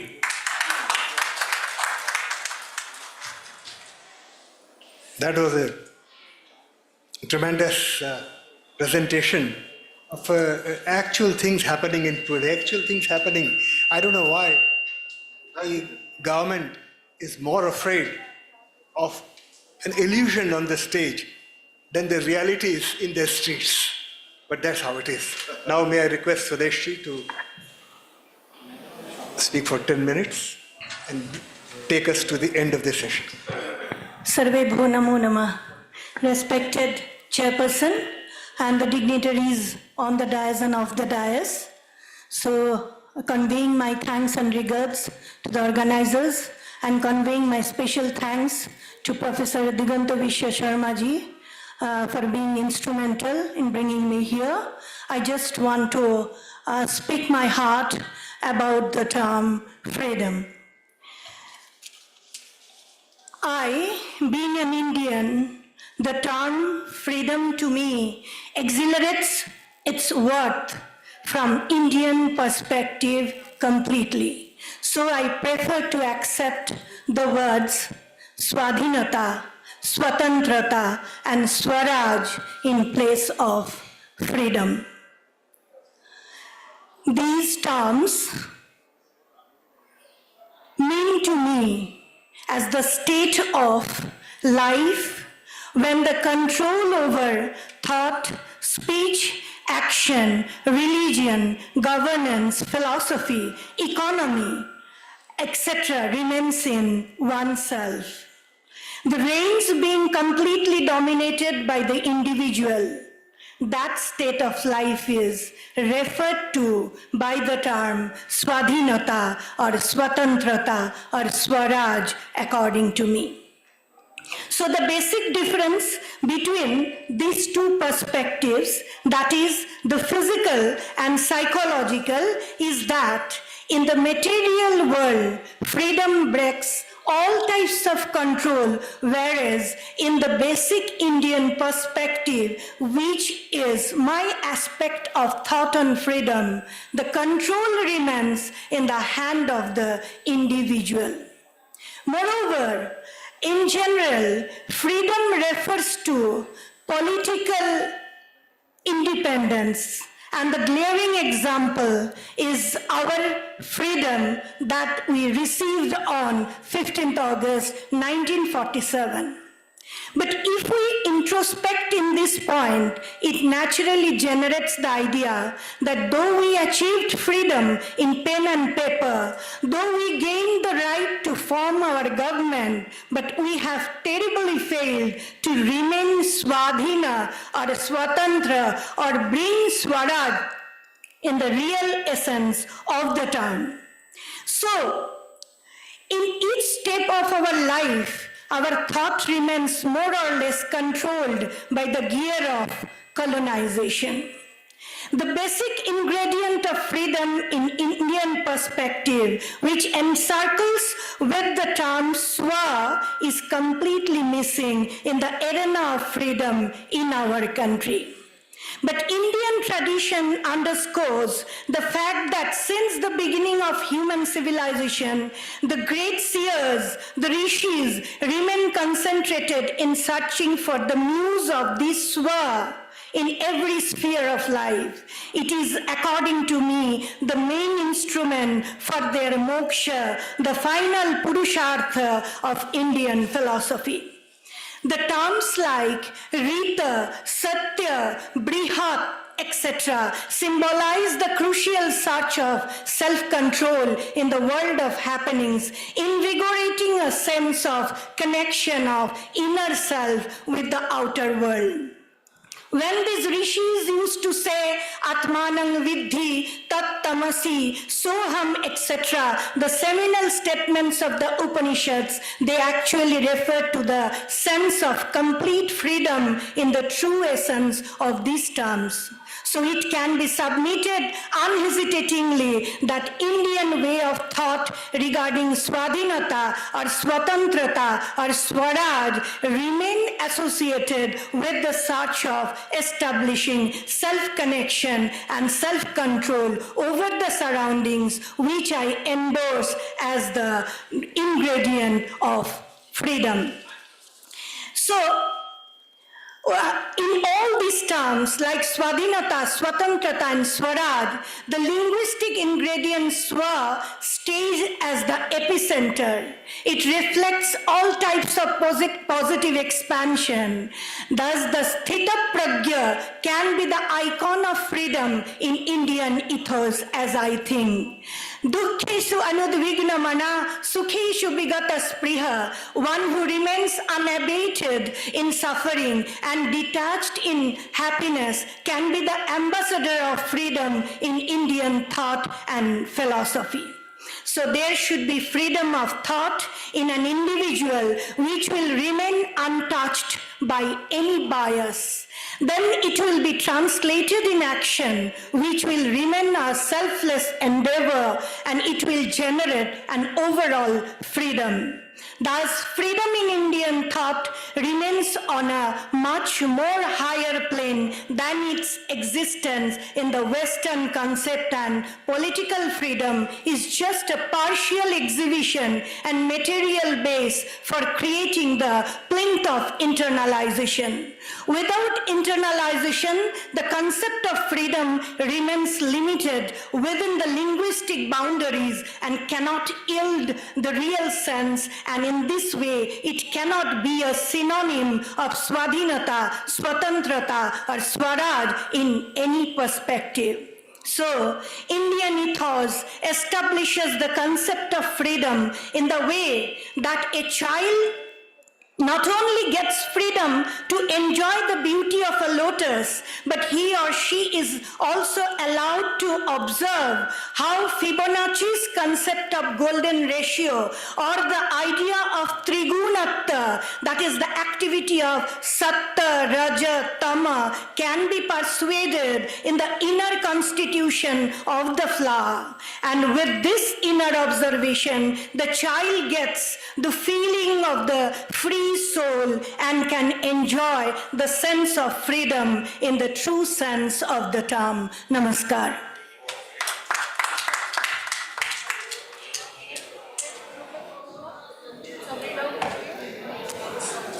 This brings us to the end of the session.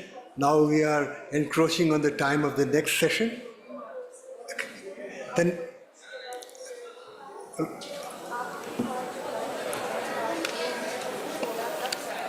in 3 minutes or so, I would like to say what I wanted to say in 10 minutes.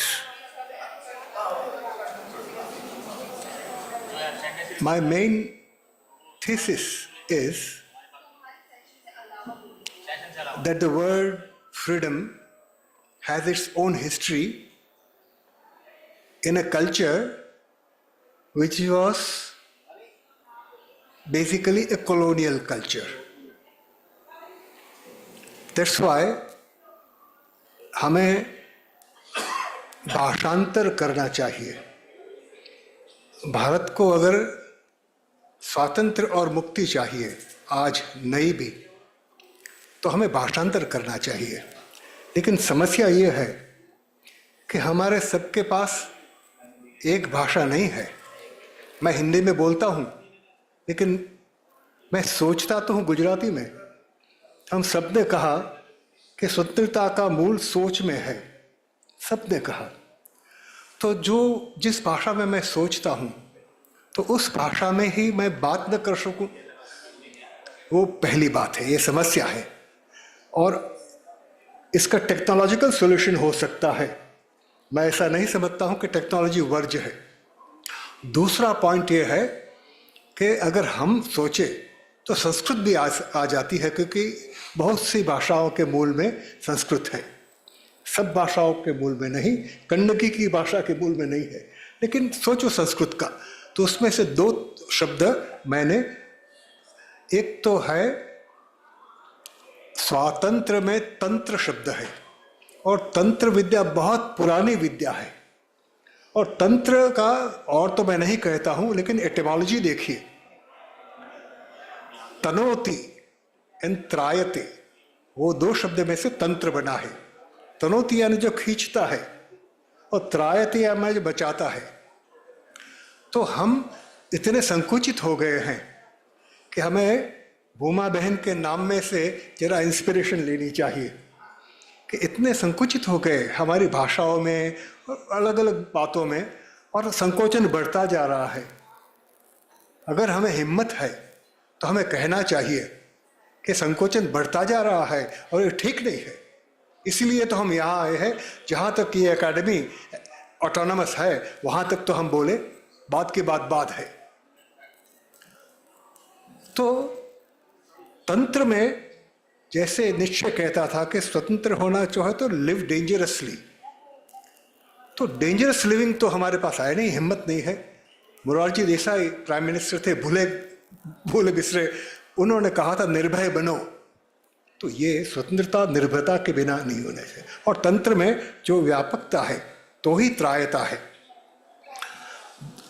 तो दूसरा जो शब्द मेरे मन में था वो चर्या था, क्योंकि मध्यकाल में सब हम बच गए तो कान फटे साधु थे, नाथ संप्रदाय के, बौद्ध संप्रदाय के, आदि जैन आदि सब संप्रदाय के, सब मिलकर काम करते थे। तो वो उनका मूल शब्द था चर्या, चर्या पद है। तो चर्या यानी रोज बरोज काम करना और बढ़ना आगे। तो ये भी आपके ध्यान में मैं लाता हूँ कि हमें कर्म क्रिया नहीं, चर्या, वो गोरक्षनाथ भी कहते थे और सरहपाद भी कहते थे, उसकी बात मैं छोड़ूं। लेकिन ये चर्या या क्या है और ये तंत्र क्या है, तो उसे हमें आज के साथ कैसे जोड़ सकते हैं। गांधी जी का एक छोटा सा, और गांधी जी भी तब कुछ युवान थे, बनारस हिंदू यूनिवर्सिटी में गए थे, उनको इनवाइट किया गया था, और इतना उन्होंने निर्भय व्याख्यान दिया था कि उनके उत्तम व्याख्यानों में से है। उसमें से छोटा सा कंसेप्ट करके मैं मेरी बात समाप्त करता हूँ। उन्होंने सबसे पहला तो ये कहा कि मैं थोड़ी देरी से आ गया क्योंकि ये सिक्योरिटी वाले ने मुझे रोक लिया। तो ये सिक्योरिटी शब्द पर जो गांधी जी ने पन किया वहाँ, वो तो अद्भुत है, शेक्सपियर भी नहीं कर सकता ऐसा। मैं थोड़ा अतिशयोक्ति, क्योंकि जो सिक्योरिटी है वही हमें रोकती है, ऐसा गांधी जी सूचन करते थे। लिव डेंजरसली और live securely, have your choice, Gandhi हमें कहते हैं। तो उन्होंने कहा the Congress has passed a resolution about self government and I have no doubt that the All India Congress Committee and the Muslim League will do their duty and will come forward with tangible suggestions. वो दोनों को साथ में कहते हैं, Congress, all India Congress committee और मुस्लिम league, और वो कहते हैं कि दोनों इसमें तो सम्मत ही हो जाएंगे कि सेल्फ गवर्नमेंट होनी चाहिए। अब गांधी आता है, but I for one must frankly confess that I am not so much interested in what they will be able to produce. Muslim league भी नहीं कर पाएगी, कांग्रेस भी नहीं कर पाएगी। आज हम ये पॉलिटिकल पार्टीज है जिसका एनक्रोचमेंट बहुत बढ़ गया है हमारे टेरिटरी में, ह्यूमन टेरिटरी में, सोसाइटी में। तो वो एक का पक्ष लेकर दूसरे को गाली दो, दूसरे का पक्ष लेकर एक को गाली दो। This is not the location of literature. Literature का लोकेशन क्या है वो हमें सोचना चाहिए। Are we camp followers of one party और camp followers of another party और what of one ideology? What is location? Location जब तक हम नहीं करते तो स्वातंत्र नहीं आ सकता है। तो इसलिए वो कहता है कि no paper contribution is ever going to give us self government, no amount of speeches is ever going to make us fit for self-government. अभी ये आया, सब ने हमें कहा फिटनेस चाहिए, उसका अधिकार चाहिए, वो भी हक शब्द तिलक महाराज कहते थे। तो हक तो दिया नहीं जाता है, लिया जाता है, और उसकी साधना होनी चाहिए जिसकी रविंद्रनाथ ने बात की। और गांधी जी के सत्याग्रह और रचनात्मक कार्य क्या थे? वो साधना थे एक प्रजा की स्वतंत्र होने के लिए। It is only our conduct that will make us fit for it. Conduct, चर्या, ये जो सारे अनुसंधान है वो विद्युत पैदा कर देंगे हमारे लिए। गोरक्षनाथ और सरहपाद जिस चर्या की बात करते थे उसी की बात यहाँ करते हैं, कंडक्ट। ये कंडक्ट शब्द का आप करो, will make us fit for it. And how are we going to govern ourselves? इससे मैं ये गांधी जी की जो बड़ी स्पीच है वो उनके ही शब्दों में समाप्त करूंगा। And how are we going to govern ourselves? Do we want to get rid of the tiger and be new tigers ourselves? Or do you really believe in compassion that you spoke of? तो अहिंसा को छोड़ने के लिए हम उतावले हो रहे हैं। तो ऑर्डन ने कहा था कि we must love one another और डाई। उसके बाद ऑर्डन ने परिवर्तन कर दिया और कहा we must love one another and die. तो ऐसी परिस्थिति हमारे समय की है कि कुछ भी करो तो ये शताब्दी समाप्त होगी या नहीं, वही सवाल है। इतने युद्ध हो रहे हैं और उसके बीच हमें क्या करना चाहिए? How shall we govern ourselves? So long as we are a democracy, let us really think of this. और हम तो लेखक हैं, हमारे पास कुछ पैसा भी नहीं है और सत्ता भी नहीं है, हमें क्या गंवाना है? हमें गंवाना है हमारी pen. Let's guard our pen. Let's guard our speech. ये है स्पीच का फ्रीडम। तो स्पीच का फ्रीडम तो सोचो तो सही कि स्पीच वो क्या है। नमस्कार, मैं बहुत भूल गया। Thank you.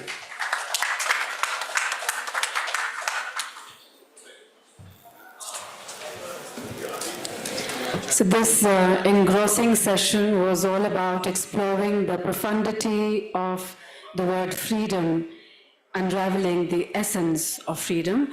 We thank, on behalf of Sahitya Academy, our Honorable Chair and all our esteemed panelists for sharing their perspectives and great insights into this very enriching session. Thank you so much once again.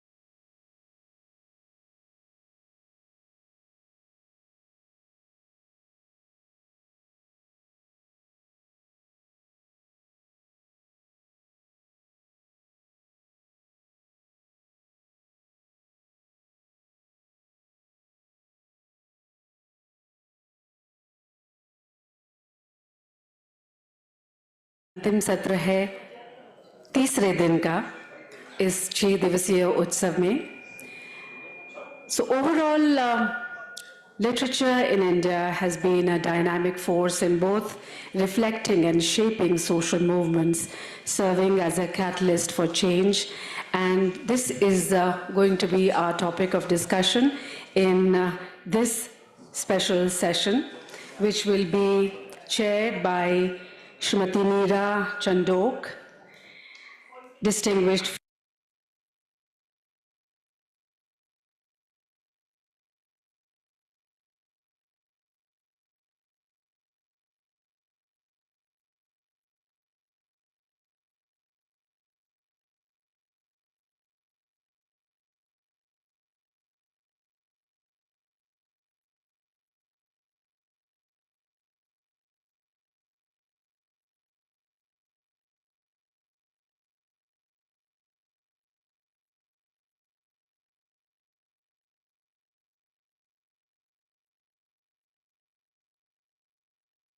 this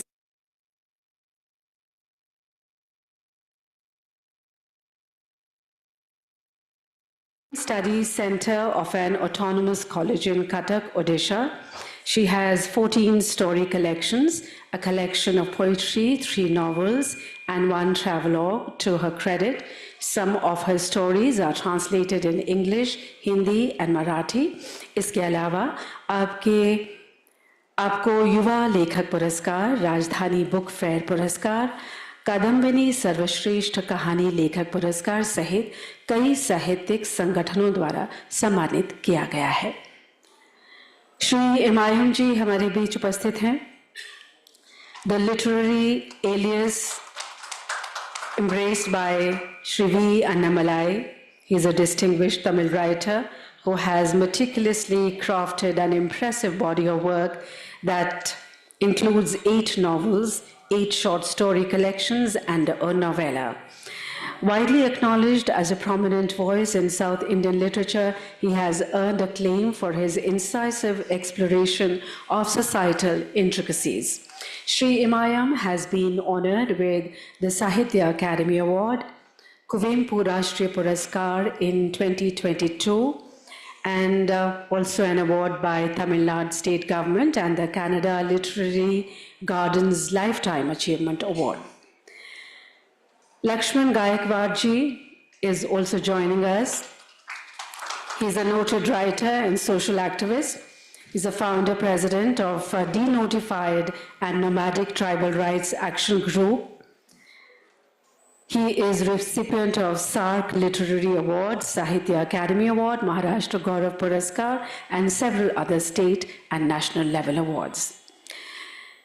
Ravinder Kaurji is also joining us on this panel, a noted writer in English. She is assistant professor at Punjab University, Chandigarh. Her recent book, Blogging in India, Changing Contours of Dalit Activism, Journalism and Literature, explores the impact of social media. An active participant in national and international conferences, Ravinderji extends her influence to multimedia with a podcast on casteism in Punjab, available on YouTube. Her works have also been published in reputed journals.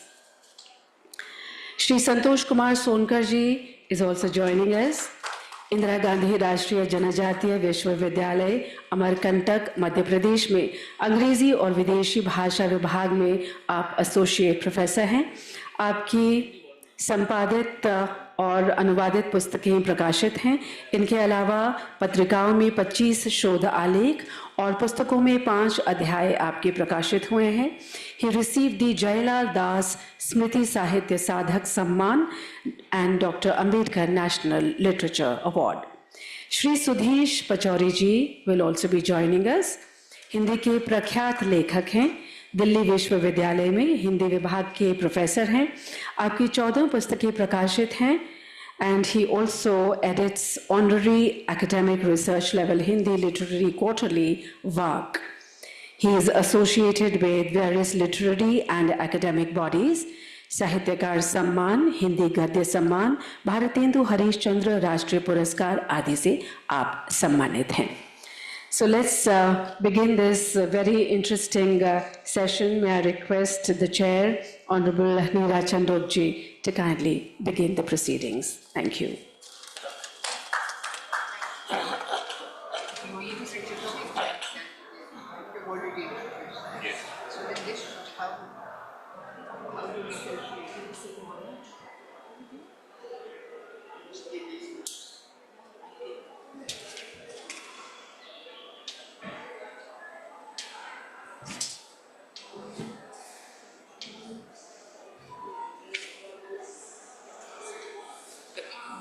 Thank you.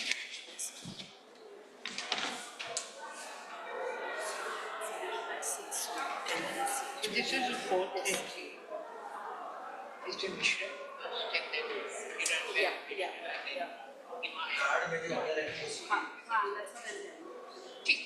And 10 minutes each?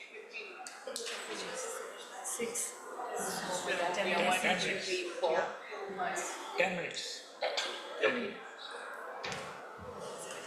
मेहरबानी मैं बहुत खुश हूँ मैं वापस साहित्य academy एक हिस्सा हूँ festival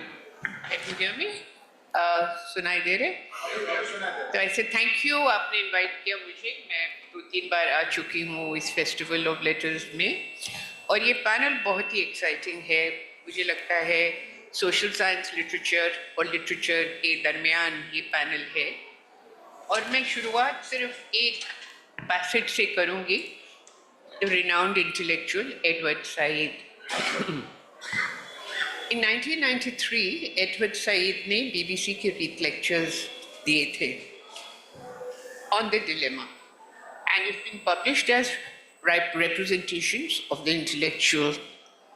Now he said every person faces a dilemma, every creative person faces a dilemma. How do you balance creativity, whether in writing or in painting or any kind form of aesthetics, with commitment to the marginalized sections of society? I mean, activism or creativity mein kya, what is the relationship? Now, Said himself was a very committed, he was very committed to the Palestinian cause, but he was very clear about what the vocation of the intellectual is, uska kartavya kya hai aur uska passion kya hai. And he said, and I quote, "Real intellectuals are never more themselves than when moved by metaphysical passion and disinterested principles of justice and truth, they denounce corruption, defend the weak, defy imperialist and oppressive authority." This is an intellectual. अब सईद की सारी किताब इसी पर है कि intellectual कौन है and his idea is that intellectual जो है एक बहुत लोनली फिगर होता है क्योंकि ही गोज अगेंस्ट सोसाइटी सारा समाज एक तरफ हो ही इन हिज कमिटमेंट और her commitment to the weak and the marginalised stands by himself अगर कोई भी ना उनको डिफेंड करे इंटेलेक्चुअल डिफेंड करता है करती है through her writing through her activism and through general concern for the oppressed. So this is a very interesting panel because each of our panelists has managed to balance creativity with activism. I look forward to hearing them. By the general consensus, 10 minutes. So Abhi say I'm just a timekeeper. So upload, please. Mr. Mishra, can we start with you? Sorry.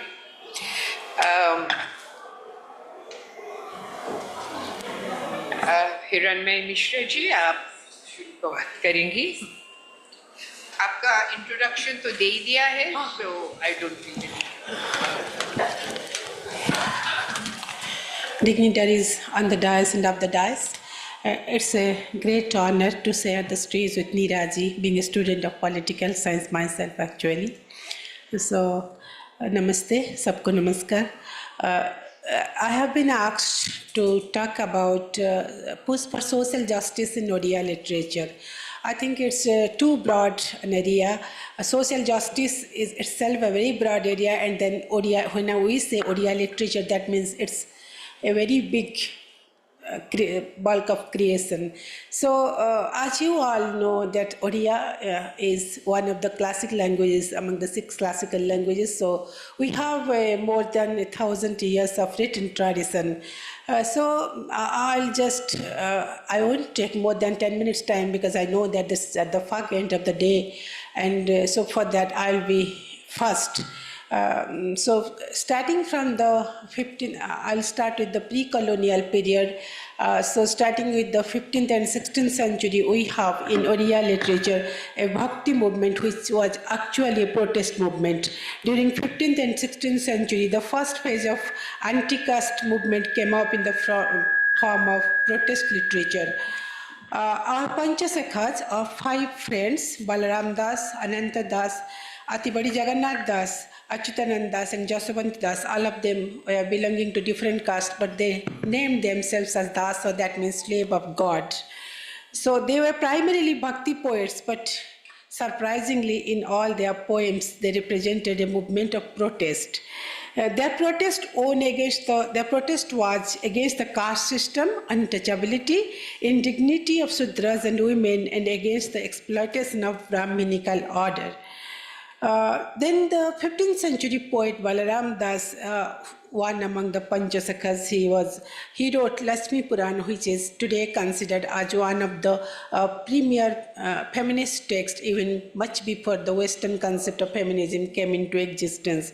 So, being written in 15th century, Balaram Das, in this particular Lakshmi Purana, which is even today, in 2 months of the year, almost all Oriya households, this Purana is being read in a very auspicious atmosphere, and that particular Lakshmi Purana is against gender biases and against discrimination of castes. So that is a bias against discrimination of gender and caste. So then the colonial period, if we will talk about the colonial period, then Mahima Goswami's followers started a social movement through their poems, among whom Bhima Bhoi is the most prominent one, and he has been widely discussed, and I'm sure most of you have come across that very famous lines, Praninko arato dukha pramita dekhu dekhu ke basahu mojibana pache narke padithau jagata uddharayu, to translate it loosely. How should one bear to see the immeasurable suffering of men and their distress? Let my being be consigned to hell, but may the world be saved. So he wrote extremely against the prevailing socio-economic system, religious bigotry and caste discrimination. Colonial period in late 19th century witnessed many important poets with phenomenal social concerns in their writings. Fakir Mohan Senapati is the father of the modern Oriya literature. If we consider that hereafter, when he wrote Rebati, then the tradition of story writing in Oriya started, and then I'll be more focusing on now the prose side of Oriya literature, because including all the Oriya literature where there is this push for social justice is impossible in this short period. So his Rebati was the first published story in Oriya in 1898, and because it's the first modern Oriya story, so it became very popular. So the story goes that irrespective of, I'm just saying the theme, that irrespective of all social taboos, irrespective of all the restrictions, Rebati, the girl who was the protagonist of the story, she insisted on studying. And of course, then the consequences which followed was very unfortunate, but the insistence of a girl to study in formal schools or in any way to study itself at that time was it was like against the gender bias. So then almost in the same period when Fakir Mohan was writing Rebati and his Chauman Achagun, the famous novel which was translated as 6 Acres and a Yard, that famous novel was published in 1902, which is considered as a revolutionary creation through its story of an evil landlord, Ramachandra Mangaras. The writer expressed his discontent against the prevailing socio-economic exploitation of poor villagers, by the landlords as well as the petty officials and clerks under the British government. This Chauman Atrimund as a novel was being published in different parts as a serial in a particular magazine, and on the day when Fakirmon wrote that today is the day of justice for a day of judgment for Ramchandra Mangaraj, it is said that people from faraway places came to the High Court of Cuttack to see that how Ramchandra Mangaraj is going to be convicted. It was so real. So the writer made the character, the writer made his writing against the social injustices so radical that people believed that it was real. Then almost during the same period, we find there came a number of writers who raised their voice against the social injustices, mostly against social evils, such as caste system, gender inequality, and exploitation of the poor. Gopabandhu Das, Kuntala Kumari Sabat, Godabaris Mahapatra, Sachidananda Rautray, Kalandi Charan Panigrahi, Gopinath Mahanti, Kanu Charan Mahanti are very prominent writers who have almost ignited the call for social justice in the pre-independent period. Kuntala Kumari, who is often compared to Sylvia Plath, who had a very short life, I would like to say about her, particularly because she lived only for 37 years, but during that period she was a doctor. She got her studies from different parts of the country, and then she wrote extensively against the injustices which were inflicted on women particularly. So Godabaris Mahapatra was known as Niyakunta. If I translate, that will be like a fire bar. He was so critical about the social injustices, and he wrote different stories like Magunira Sagada, which was a revolution, which was a reaction of a writer against the Industrial Revolution. And then we can also talk about his story Nila Mastrani, which was against the caste system. And after then, I'm just skipping the things because I have very less time and the topic is very broad. In post-independent Odia literature, we find a number of writers coming up against the prevailing gender inequality. With independence of Bharat Mata, freedom for women became an important concern for many writers. I'll focus now more on stories and novels. Women constitute, as we know, half of the population, and so injustices against half of the population is certainly consisting a big social injustice. So gender justice becomes one of the inseparable points of social justice, and on this way, we find Odia writers came up protesting against the social injustices against the women of our society. Powerful women writers such as Pratibha Rai, Jasodhara Misra, Sarojini Sahu, Binapani Mahanti, Nandini Satpathy, and Gayatri Saraf started writing against this, or for establishing gender equality, you can say, or against the inequality of gender. Though not all of them are particularly feminist writers, but all of them have written against different forms of social injustices prevailing in Odia society. Particularly Sarojini Sahu has written a lot of stories and novels against these gender injustices, and also about the gender injustices against the LGBTIQ in her novel Asamajika. She talks about sufferings of transgenders and other non-binary persons. Then we have different social issues still prevailing in our society in Odisha. It has been a home for different forms of social issues and injustices. When we talk about social justice, the socio-economic injustices faced by the people who are left in the margin come up first. Women, people from scheduled castes, scheduled tribes, displaced people, migrant people who leave their ancestral places for livelihood and go to faraway places. People being left out of the mainstream. Among the contemporary writers who are very active in writing now, we can have a look at the writings of Srikta Gaurahari Das, Bhima Prushti, Paramita Satpathy, Chirasri Indra Singh, and some other very prominent writers. in a particular story, writer Gaurav Haridas, I'm very fortunate that Gaurav Haridas is here in the audience. In a particular story which is titled as Pani in Odia, if I translate it, it's water. He describes about a village in between Mayurphanj and Baleswar district where people are starving for getting pure drinking water, and for that only a person, the protagonist called Jagabandhu, he gets married to a third wife who used to collect water from a faraway place, because it's a family of 12 members and there is no one healthy enough to collect water from a distant place. So this is also a kind of social injustice that people are not getting. Even at this time, they are also not getting pure drinking water in many parts of our state. And Paramita Satpathy, as she was here in the previous session, Paramita Satpathy, in almost all her stories, she talks about the social injustices against women. Then I'll talk about very modern writers, actually, who are contemporary writers and who are very young and who are bringing into this, who are bearing this tradition of writing against social injustice in our literature.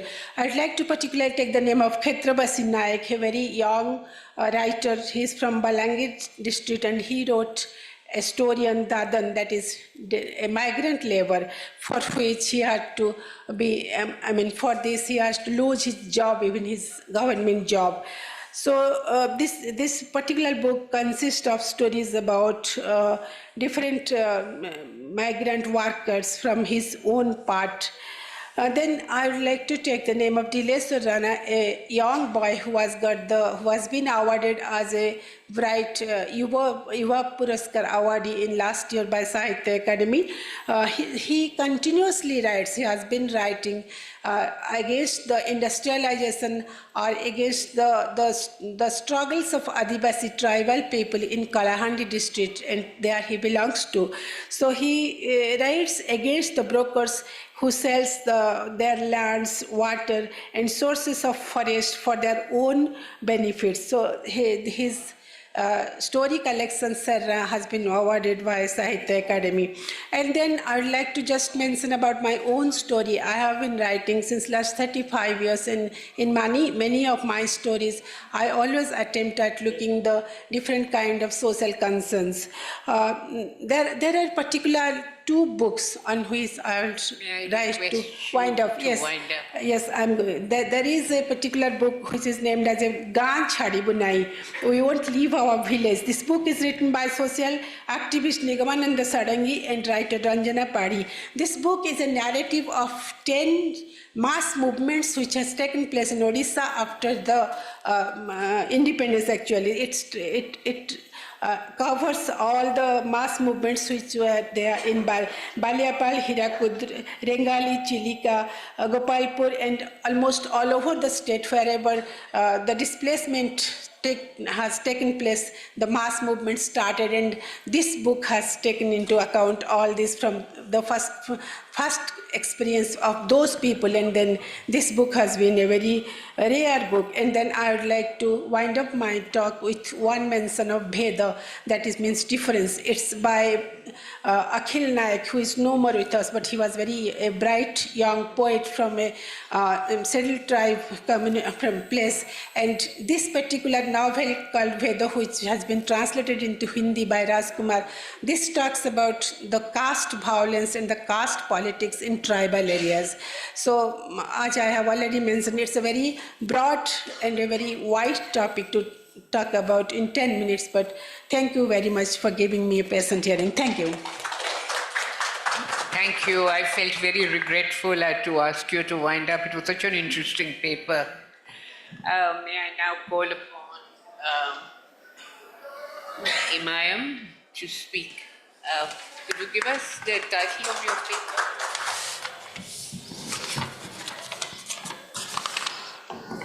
Vanakkam. Dravidian literature, a counter literature on alternative literature.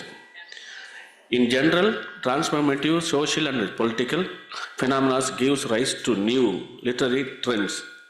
A good example is the large-scale production of literature and underpinning socialist and communist ideals with the rise and spread of Marxist philosophy all over the world. When movements of black peoples gained momentum, it gave rise to a lot of black literary outputs. Similarly, when women's rights movements took roots, a lot of feminist literature was produced all over the world. The rise of nationalist movement, the independence and the Gandhian forms of struggle to achieve independence through non-violence gave birth to literature reflecting the spirit of freedom, struggles and literatures exposing and valorizing Gandhian methods of respectively. The debates that were triggered on the birth centenary of Dr. Ambedkar led to the solidification and the crystallization of robust Dalit literature in India. In much the same way, the Dravidian movement and its ideology and the philosophy of social justice all gave rise to blossoming of Dravidian literature. In South Indian Liberal Federation was founded in 1916 as a secular association. It transformed into a political party widely known as the Justice Party in 1917, and it enjoyed political power for 13 years between 1922 to 1937. The South Indian Liberal Federation published 3 dailies, one in Tamil known as Dravidian, one in Telugu known as Andhra Pradeshika, and one in English called Justice. Periyar, who was spearheading the self-respect movement, the quitting Congress Party in 1925, became the president of South Indian Liberal Federation in 1944. Then he combined both of self-respect movement and the South Indian Liberal Federation into forming what is known as Dravidian Kazhagam in the same year 1944. He also announced that Dravida Kazhagam will only be a movement for social justice and will not participate in elections. In 1949, Dravida Kazhagam faced a split leading to the formation of Dravida Munnetra Kazhagam by leaders who believed that only through political power the ideals of social justice can be achieved, led by Dr. C.N. Annadurai. Be it South Indian Liberal Federation of Movement of Self-Respect or Dravida Munnetra Kazhagam, they were all founded and driven by the same ideals of equality and social justice. It would be interesting to know that technically there had never been a registered party by the name of Justice Party. The official party name was the South Indian Liberal Federation, but on account of the English publication called Justice, the party started being referred to as Justice Party, which became common currency.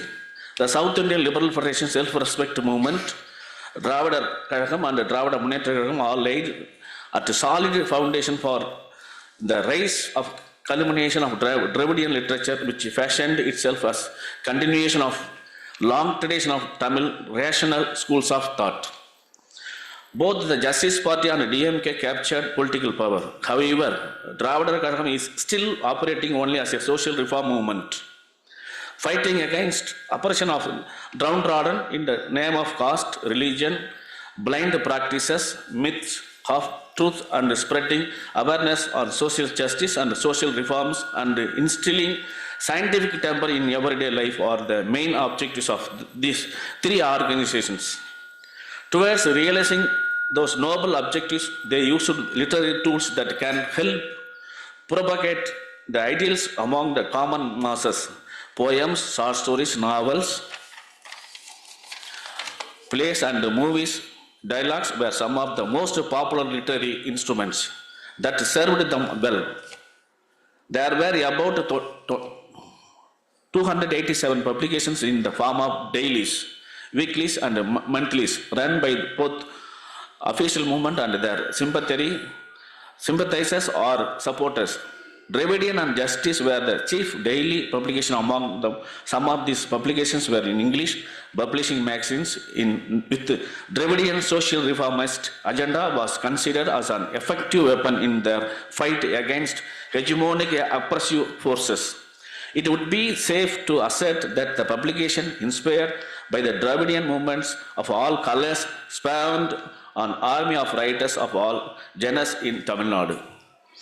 In the core themes of any form of Dravidian literature was invariably eradication of caste, abolition of feudalism, serfdom and slavery, destruction of Varna-based system of education, fight for the cause of women's upliftment, social justice, and subjecting all kinds of superstitions practiced in the name of religion, culture, custom, tradition, etc. to critical inquiry. In launched a virtual no-hold barred frontal assault on everything that seemed to justify, establish, or promote any form of social injustice. No holy texts were spread. No one could take umbrage under any excuse of feeling hurt sentiments without making any compromises with any sectarian ideologies. The Dravidian literature sought to expose the absurdity of extant practices under the oppressive conditions of downtrodden masses unequally. The customs are telling the positive impact of Dravidian literature in the field of political, social, and cultural domain are enormous. Puranas and Idihas like Ramayana and Mahabharata and myriads of other religious literature all promote regressive and unscientific tendencies in the society. Writers influenced by Dravidian ideologies and were deeply aware of these issues and those disconstructed and diagnosed by subjecting them to ideals of human dignity, equality, and social justice. They were not only courageous to put the holy text under the rational microscope to expose the deeply ingrained prejudices, but they also made a clarion call to the masses to reject them, review them, and not meekly accept them. Instead of Ramayana, Mahabharata, and texts like Manu Dharma, gave primacy on ancient Tamil literature like Sangam classics, Silappadigaram, Manimekalai, Tirukkural, and other poetic complications of universal morals value like Naladiyar and Attitude, etc. They effectively articulated in the expositional qualities of Tamils and Tamil civilization and argued for preserving it by improving the social, political, and economic situation of Tamils. Instead of bestowing primacy to literary aesthetics, they gave importance to embedding progressive ideas into their creative expressions, but it not to say that literary aesthetics was missing. Though the focus was primarily on spreading ideas of social justice and social transformation, and the Dravidian literature movement and did produce works of wonderful literary aesthetics, social change, abolition of caste, self-respect, liberation of women from subordination, equality for all human beings, social justice, education for all, proportionate representation in all spheres of society, overall well-being of everyone in the society. These were the recurring themes of very literary artifact. Writers of Dravidian literary tradition genuinely wanted to submit to social change, for which they instead their creations to act as catalysts to initiate and advance fundamental debates within the society. One of the most celebrated writers belonging to Dravidian literary tradition in Pavendra Bharadasan, who is still a popular figure across Tamil Nadu. He received Sahitya Academy Award for his play titled Pisarandayar in 1969. There is a monograph of T.K. Srinivasan, one of the well-known writers belonging to Dravidian literary tradition, published by Sahitya Academy as part of Makers of Indian Literature series. Not just T.K. Srinivasan, there are hundreds of others like S. Tennarasu, V.P. Asethambi, Rama Aranganal, Ilam Baridi, Ilamai Pittan, K.G. Radhamanal, etc., who deserves to become part of Makers of Indian Literature series. As a key traditional trend established writers of Dravidian tradition is that one of need not stay better writing in chaste Tamil medieval tradition in produce of quality of work of literature. The adapted popular modern vernacular Tamil to express. Ask you to conclude? Yes. I'm sorry, but Tamil to express their ideas, composed masterful treatises. They democratized writings by employing regional dialects and moved away from the rigid notions of literature in terms of form and content. One can say that the literary tradition pioneered by the Dravidian movement can be categorized by representing the renaissance of Tamil literatures. A lot of reformatory ideas promoted by writers of Dravidian literary tradition have received legal sanction and become laws like self-respect marriage, equal rights to women in family property, 50% of women's representation in local body, etc. One can question the continued relevance of the ideals of Dravidian movement literary output. This is my response to them. In the movie Parasakti, there is a popular dialogue by Kalaignar Karunanidhi where the hero questions, when did Parasakti speak? That dialogue still resonates in Tamil Nadu. Whenever communal rights fanned by regressive forces like take place, the spirit of Kalaignar's searing questions will come back to life. As along the tribal spiritual business by Beck, chorus continues Kalaignar's short story titled Sangili Samiyar. As long as the debate to Varnasarma Dharma and Manu Dharma continues, C.N. Annadurei's play titled Shivaji Kanda Hindu Rajyam will stay alive. As a long Ramayana exists counter narratives, C.N. Annadurei in the front of 1 minute form of the play titled Needi Devan Mayakam and Periyar Pulavar Kolandai in the form of the epic titled Ravayana Kavayam will stay relevant. During the recently concluded Chennai Book Fair 2024, the book fair that sold highest was one written by Periyar titled A Woman Got Enslaved, Pen Yen Adimayanal. As long as Tamil survives as language and as long Tamil exists as a race and as long Tamil literature and Tamil culture survive the assertion made by Pavendra, the greatest writer of Dravidian literary tradition, that Tamil is also known as a merit and Tamil is equal to our life. Tamil is the mother of our sustenance will ring louder forever. As long as the social ideology consists of all forms of inequality, service in the form of Puranic stories like Ramayana, Mahabharata, Varnashrama Dharma, inequality is based on the birth, gender, caste, class, religion, culture, or any other superstitions in Tamil Nadu or anywhere in India. The writings of the Dravidian movement will continue to serve as the effective weapons to stop their onslaught and shine a bright light to show the path of reform, self-respect, social justice, and overall prosperity of all humanity. Nandri, Vanakkam.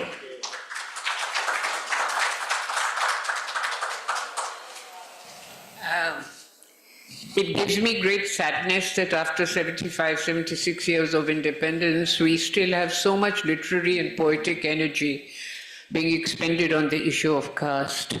And I think we heard two very interesting papers, one on caste and gender and one on caste and class, and both of them illustrate how incomplete the post-colonial revolution has been. Perhaps we need to change strategy, but I leave this for the activists. It may be necessary for the marginalized in terms of caste to come together in a transcendent coalition, overcoming linguistic boundaries. But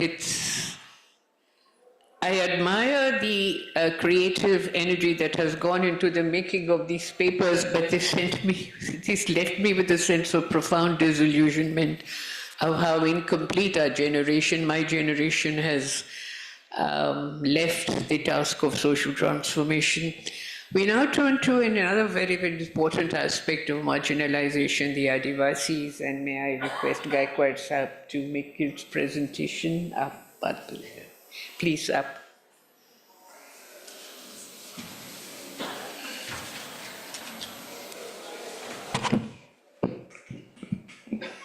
आज के इस साहित्य और सामाजिक आंदोलन के आज के विषय के हमारी मैम प्रेसिडेंट, आज के इस विषय के लिए पहले कभी स्त्री पुरुष का भी डिस्क्रिमिनेशन था, लेकिन साहित्य अकादमी का मैं आभार मानता हूँ कि 3 लेडीज और 3 जेंट्स को इस विषय में समानता दी है, इसलिए उसको धन्यवाद देता हूँ। और सभी इस विचारपीठ के ऊपर सभी जाने माने लेखक और भाइयों और बहनों, मैं महाराष्ट्र से आया हूँ और मैं मराठी में लिखता हूँ, लेकिन आंदोलन से जो साहित्य आता है वो आदमी के दिल को छू जाता है, क्योंकि वो रियलिटी होती है। और हमारे महाराष्ट्र में आंदोलन के वजह आंदोलन ही साहित्य बना और साहित्य ही आंदोलन बना। क्योंकि मैं उस समय बहुत छोटा था, नया नया आंदोलन में था। 1975 में हमारे महाराष्ट्र में दलित पे अंतर नाम का सामाजिक आंदोलन बहुत चला, और इस सामाजिक आंदोलन के वजह से महाराष्ट्र में इतनी बड़ी उलथा पुलत हो गई कि अभिजन साहित्य में हमारा दलित और आदिवासी का चेहरा क्यों नहीं है। अभिजन साहित्य खाली गांव के अंदर ही घूमता है, गांव के बाहर का दर्द दुख क्यों नहीं आता। इसका बहुत बड़ा आंदोलन में एक मराठी भाषा में पहला आंदोलन, शायद भारत में सबसे ज्यादा लिखने वाले दलित आदिवासी लोग मराठी में सबसे ज्यादा है। मैं उदाहरण के तौर पर बोल दूं तो बाबूराव बागुल, इन्होंने पहला किताब लिखा था और बहुत छा गया था। मैंने जब जात चुराई, यानी जात छोड़ के मैंने लोगों में घुसा और उनमें मेरी पहचान दी। मेरी जात का नाम नहीं बोला क्योंकि मेरी जात ही इतनी बदनाम थी कि मैं कुछ नहीं कर पाता था। यानी उनका पहला, और ये इतना ही नहीं तो नामदेव ढसा जैसा ये कवि आंदोलन से ही पैदा हुआ। इसीलिए आंदोलन ही लेखक और लेखक ही आंदोलन, ऐसा सिलसिला अगर कहीं बना हो तो महाराष्ट्र में बना था मराठी में। और वो इतने बड़े पैमाने पे चला कि नामदेव ढसा जैसा आदमी बोलने लगा, हे स्वातंत्र्य, तुझे नाव जे आहे ती तू गाडवीचे नाव आहे का? हे स्वातंत्र्य, तुझे यानी गधे का नाम दूंगा क्योंकि तू मुझे कभी मदद नहीं करने वाला, पैर ही मारने वाला। यानी ये तीखापन जो आया और जो भेदभाव के खिलाफ एक जो बगावत हुई, तो ये दलित पे अंतर का बहुत बड़ा आंदोलन चला। उसके ऊपर बहुत कविता आई, अरुण कांबळे जैसे लोग आए। इतना ही नहीं, अन्ना भाऊ साठे का किताब पहला वो लेखक था मराठी का कि जिसका रशिया में अनुवाद हुआ। जब पंडित जवाहरलाल नेहरू जब रशिया में गए थे तो लोगों ने उनको पूछा था कि who is Anna Bhau Sathe in writer in India, तो गड़बड़ा गए नेहरू जी, बोले ये अन्ना भाऊ साठे कहाँ है, कौन है भारत में जिसका नाम रशिया में लिया जाता है। यानी वैश्विक साहित्य की शुरुआत इस आंदोलन में दलित ने शुरुआत की और उसकी पहचान बढ़ते बढ़ते बहुत दूर तक जा गई। शायद आप दया पवार को भी जानते हैं कि दया पवार जैसा बलूत, यानी मुझे भीख मांगकर कैसा जीना पड़ता है मेरे कुटुंब को, यानी बलूत, यानी लोगों ने दिया हुआ जो दान है उसी कर जीने वाले लोगों का साहित्य आने लगा। और यही आंदोलन बढ़ता बढ़ता गया और महिलाओं में भी जागृति आई। और बीबी कांबळे नाम की दलित की एक लेखिका ने अपना आत्मचरित्र लिखा और वो बहुत फैल गया। और ये कहने का मतलब समय बहुत कम है, लेकिन इतने ही समय में यही कहूंगा कि इस आंदोलन का इतना बड़ा परिणाम हुआ था। मैं उस समय आंदोलन में ही था तो नामदेव ढसा ने इंदिरा गांधी को चैलेंज किया था कि मैं आपकी सभा नहीं होने दूंगा मुंबई में। और वो उसके पीछे पुलिस इतने लगे कि ये साहित्यिक आदमी, ये कविता बोलने वाला क्या आंदोलन करने वाला है, क्या इंदिरा गांधी को चैलेंज कर रहा है। तो उस समय की बात मैं आपको बोलूंगा कि नामदेव ढसा के 10-20 ऐसे कार्यकर्ते सभा में अलग अलग फैल गए और उन्हें चैलेंज किया था कि मैं सभा नहीं होने दूंगा इंदिरा गांधी का। और ये तो कवि आदमी था और उसने फिर क्या किया, 10-20 जगह से कार्यकर्ताओं को खड़ा किया था और सब तरफ को एक इशारा देने के बाद, चिट्ठी बजाने के बाद, सबने अपने जेब में लाया हुआ सांप जो था वो सभी तरफ से 20 सांप छोड़ दिए वो सम्मेलन में और पूरी सभा खत्म हो गई और इंदिरा गांधी बिना बोले निकल गई। ये आंदोलन का सबसे बड़ा परिणाम था और उसी से फिर और ज्यादा लेखन आने लगा मराठी में और कविता लिखने लगे। अभी मेरा जैसा, मैं तो घुमंतू का, मैं तो आदिवासी लड़का था, डिनोटिफाइड क्रिमिनल ट्राइब्स का, तो मेरे जैसा भी लोग बोलने लगे कि गांव के लोग, अगर गांव के बाहर के लोग उठे हैं तो हम भी गांव के बाहर के लोग जो कभी तो बसते हैं बस्ती में, तो उनका भी आंदोलन शुरू हुआ और विमुक्त घुमंतो आदिवासी आंदोलन मैंने पहली बार 77 में मैंने एक आंदोलन कत्ती हथौड़ा मोर्चा निकाला था और काम मांगने के लिए। और उसके बाद मैंने उच्चक का नाम का पहला किताब मराठी में उचल्या नाम से लिखा और आज उसको साहित्य अकादमी अवार्ड मिला। और ये आंदोलन का सबसे बड़ा परिणाम होता है कि 10-20 लोगों को बोलने से, किताब में बोलने के वजह से वो सभी के लोगों के पास जाता है और डिस्क्रिमिनेशन क्या होता है, शोषण क्या होता है, महिलाओं की क्या समस्या है, दलितों की क्या समस्या है, इसी के बारे में सबसे बड़ा लेखन दलित साहित्य और आदिवासी का। मैं इतना जरूर कहूंगा कि थोड़ा बहुत गाली गलौच भी आया दलित आदिवासी में, ऐसा नहीं है, नफरत से लिखने वाले भी लोग बहुत मिले, गाली गलौच आया, लेकिन ये समाज में ध्यान रखना साहित्य रचना है और साहित्य में जैसा नया नया पानी बरसता है और पानी बारिश में जब बड़ा बारिश आता है तो वो तूफान लेके आता है और बहुत बड़ी नैया में एक ऐसा बड़ा पहाड़ आ जाता है और वो जो पानी होता है थोड़ा बहुत गडूर होता है, दिखता नहीं है, लेकिन जब पानी जम जाता है, संत होता है, तो उसमें अपना चेहरा भी दिखाई देता है। मैं इतनी ही आंदोलन से, अपेक्षा आंदोलन से बना हुआ साहित्य आने वाले दिनों में मध्यम वर्गीय का और विश्व का सबसे अच्छा साहित्य होगा और उसमें कथा होगी, उसमें बहुत से सारे नावेल्स होंगे, आत्मकथा होंगी। इसी के आंदोलन के वजह से मैंने गांधी जी की बकरी ये कहानी शायद साहित्य अकादमी के हिंदी इसमें और अंग्रेजी में आई थी कि गांधी जी की बकरी पहली कादम्बरी मैंने कथा लिखी थी और वो कथा इसलिए आई है कि गांधी जी की बकरी, मैं रामलाल, महाश्वेता देवी, मैं और कुछ साहित्यिक लोग थे, तो हम अहमदाबाद में गए थे और मेरे हाथ से रामलाल को माला पहना दिया। मैं बोला माला क्यों पहना रहे इसको, ये बुढ़े आदमी को, वो बुढ़ा हो गया था रामलाल। तो बोले गायकवाड़ जी वो बाद में बोलेंगे, मैं स्टेज में नहीं था। फिर बाद में कान में मैंने पूछा कि क्या रामलाल ने किया, मेरे हाथ से माला डाल रहे हो?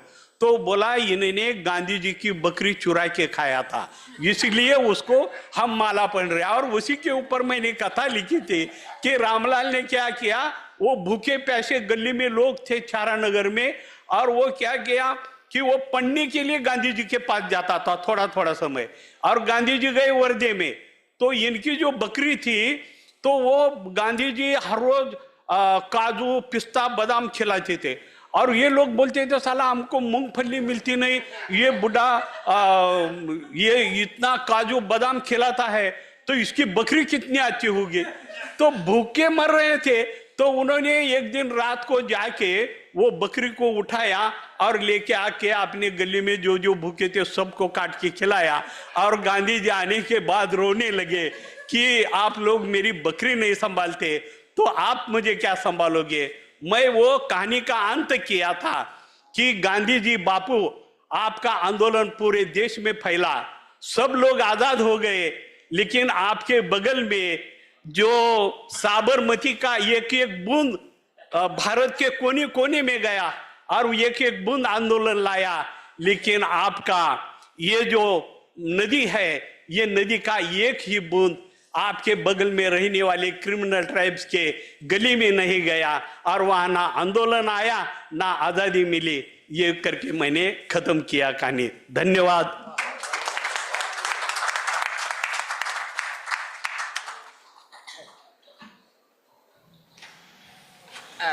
I don't think I need to comment on his presentation. It was self-explanatory and very, very moving. That story about Gandhiji's Bakri is actually true about Noah Kali. They roasted it and made bada kebab out of it, you know. Yeah. Ravinder, will you come, please? Thank you.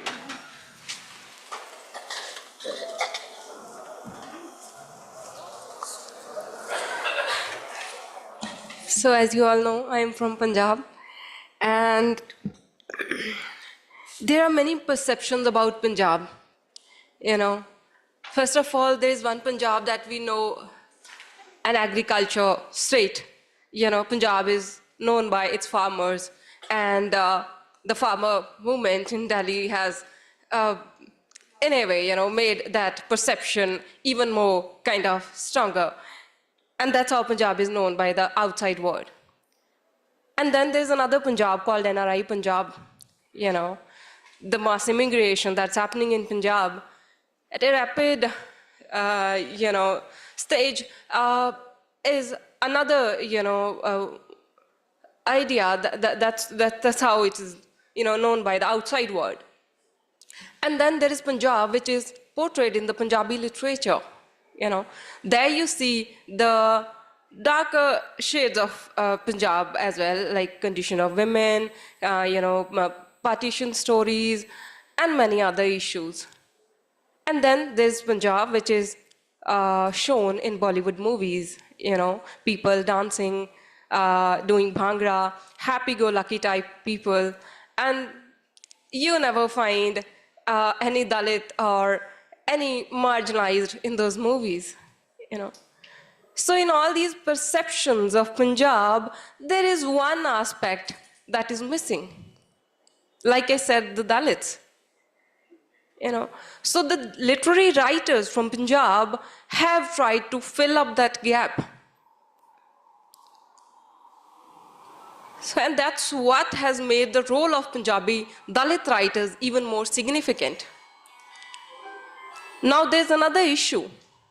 The social scientists from Punjab, such as Ronki Ram, Surinder Jodhka, and many others, I'm taking very significant names, ma'am, you might be aware of them. Paramjit Judge. You know, they have done extensive research on casteism in Punjab. And majority of their work centers around whether untouchability exists in Punjab or not. You know, it somehow, sadly, revolves around that binary, whether untouchability exists in Punjab or not, because due to the impact of Sikhism, it is again perceived that Punjab is a kind of caste-neutral state. So the job of Punjabi Dalit writers became even tougher because first they had to establish that, of course, untouchability existed in Punjab. It did exist in Punjab, and that's what we see in the pre-independence, you know, Dalit literature. And then there are a number of other issues that Dalit Punjabi writers focus upon. Rather than, you know, going chronologically about Dalit Punjabi writers, I've tried to, you know, kind of highlight prominent areas about where they focus. You know, first is landlessness. Second is discrimination, you know, in Punjab, you know, because due to the impact of you know, reservation, number of people, of course, they are, you know, got government jobs, and number of Punjabi writers, they are working in schools, colleges, university professors, other government jobs. So many of them, they are writing about discrimination at workplace. And thirdly, religion. Again, role of Sikhism, you know, I would be talking in more detail about it. So why landlessness? Punjab is known to have the highest percentage of Dalits, you know, as compared to other parts of India.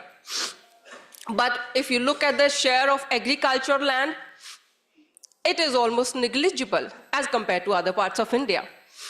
You know, so landlessness becomes a prominent, you know, issue for the Dalit writers.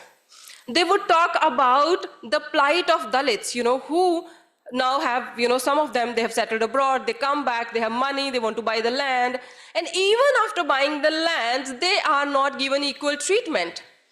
And that's why, you might have read, like in Doaba region of Punjab, number of, riots happened between dominant Jat community and the Dalits. And more so, there is this idea called Shamlat, a common land which is given, to the Dalits, so the other marginalized sections in a village for using. But they are not allowed to use even that land. If they won't vote a dominant community person, and then they would not be given that, they wouldn't be allowed to use that land. Number of writers such as Bhagwant Rasool Puri, Gurmeet Karyalvi, and many others, they have written extensively on that topic, like how the Chamars, they were not allowed to use that land, even, for using as Hadda Rodi, the place where they would be throwing the bones after kind of, using the, deskinning the animals. Another issue, reservation at workplace. As I've told you, number of writers now, they are coming from that class where, of course, they have got jobs due to reservation, but still, they are not given equal treatment. In this regard, a Dalit poet, Madan Veera, writes that before I reach my office, my caste reaches first. मेरे दफ्तर पहुंचने से पहले पहुंच जाती है मेरी जात. मेरे दफ्तर पहुंचने से पहले पहुंच जाती है मेरी जात. एक दफ्तर से दूसरे दफ्तर जब होती है मेरी ट्रांसफर, या उसको कोई भी वर्ड आप उसके लिए यूज कर सकते हैं. So this is another issue that they are talking about. And the third and the most important issue is the religion. As I told you initially, that there is this perception about Punjab that due to the impact of Sikhism, casteism does not exist in Punjab, which is a myth that the Dalit writers are trying to burst.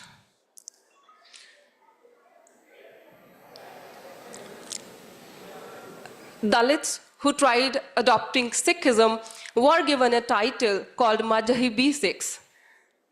And then there were some Dalits who would adopt Christianity. They would use this suffix to their name called Masih. And there were some who would adopt Hinduism. They would call themselves Valmikis. And then there are others who would turn towards the Deras, which are kind of amalgamation of two kind of cultures. They would worship the deities there, and then you would also find people worshipping their, religious scriptures. So the separate gurdwaras, the separate temples that exist in Punjab, most of the writers are talking about that. When they took recourse to Sikhism in order to shed away with their caste identity, they were given a different, separate sort of sub-religion to that dominant religion by calling them Madhabi Sikhs, And these people, who would adopt Christianity, what happened to them? They were happy initially. They were like, the priest in the church does not discriminate with us. He would make us sit on a chair, which is a big deal for them. They would say that we can touch the Bible with our hands and it does not get impure. We can put it in our bag, put it on the floor. The priest does not mind it. But does the society accept them as equal after that is the question. Because in one of the stories by Rasool Puri, there is this character called Garib Das. I would be winding up in a second, So there is this character who would call himself as Garib Das Masih. The policeman comes, he would ask him, what is your name? He would proudly call himself Garib Das Masih. He would say, whatever your name might be, but you'll still remain a chura. So that's the kind of reality. That's the kind of, reality of caste discrimination or inequality that these writers are trying to portray through this literature. So through my presentation, I've just tried to highlight how, the role of Dalit writers was so crucial because first they had to establish that casteism exists in Punjab, and then they, have tried to highlight the issues of landlessness, caste discrimination, and also discrimination at the places of worship. Thank you so much.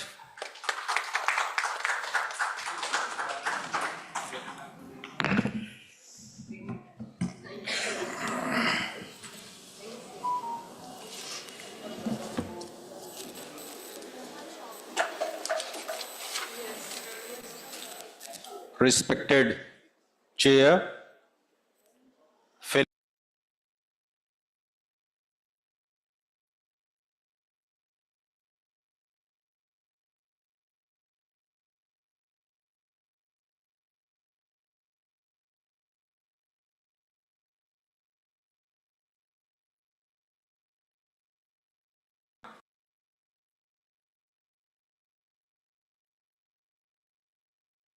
by Academy is role of tribal literary creations and translations in generating attention of the outer world towards plight of tribal communities. In the very beginning of my presentation, I would like to clarify that though I am going to deliver my talk on Adivasi literature and translation, but I am not an Adivasi. I am a Dalit, but half Adivasi in the sense that my wife is Adivasi. This needs clarification because there is a charge labeled by Adivasi writers that non-Adivasi thinkers, intellectuals and writers are talking about Adivasis. In some sense, they are misrepresenting them, which is true to some extent. So, literature of the communities which are addressed as margin by those who control power dynamics are more socially committed, aiming at disruption of the narrative about them by the so-called mainstream, because such literatures are created by collective consciousness for construction of identity in all aspects. One of such literature is Adivasi literature. I emphasize the word Adivasi because the writers belonging to the communities which are addressed as tribal, they are now have chosen this word Adivasi for them. Adivasi literature, which scholars have categorized in two categories: written by non-Adivasi or about them, written by Adivasi or by them. Tribal literature, known as Adivasi literature, a self-designation, is available in two forms: oral literature and modern written literature. Vanna Tete, a renowned Adivasi writer and thinker, calls it orature, which includes both oral literature as well as modern literature. So, since I am here going to present my talk about translation and Adivasi literature, so I will use two languages, Hindi and English. I would like to cite one line written by, some lines written by Mahadev Topo in his poem Trasadi Ek Asa. Quote, मैं एक जंगली एक आदिवासी महसूस करता हूं घुटन कि असभ्य से सभ्य बनने की कोशिश में जीवन की अंधी दौड़ में एक पुर्जा बनता जा रहा हूं, न बन पा रहा हूं अमीर और न सभ्य, न बचा पा रहा हूं आदिवासीपन, न पुरखों का इतिहास. Last line, पुरखों का इतिहास means oral traditions. So these oral traditions get space in modern written literature. According to Vanna Tete, quote, we Adivasi address the collective tradition, that is oral tradition, which includes the oral literature of our ancestors and today's written modern literature as orature. Another intellectual from Adivasi community is Ruby Hembram, who has written that to write is compulsion for Adivasi community in modern context, because literacy has been presented as a tool to be civilized, or as a parameter to be civilized. So she has observed, I quote, "The literary landscape for Adivasi knowledge is the simultaneous existence of orality and writing, feeding into each other, growing roots in people to enable and facilitate remembering and retelling. Memory is still our living and fluid archive. So writing is not the next stage or end of orality. In Adivasi realities, both text and orality share a parallel existence with no conflict, at least for now. They fulfill different uses and relevance in Adivasi life ways. Thus, in modern Adivasi literature, you have the presence of oral traditions as well. Since there is limitation of time, so I would like to describe the word of Adivasi literary creations. What are the issues which Adivasi writers talk about? And that is, one is question of identity. Here, the identity refers to literary identity as well as the identity of the Adivasis. Adivasi writers, great writer Lakshman Gaikwad Dada is sitting with me as panelist. Hira Meda is also here, who talks about Medi tradition. They are not given proper space in academic institutions. If they are included because one expert in the panel belongs to the marginal community, they are giving a kind of a different identity optional paper or like this. They do not get placed into Indian literature. My question is whether Adivasis are not Indian. They are very much Indian, but the syllabus of Indian literature in universities and colleges do not include Adivasis and Dalits.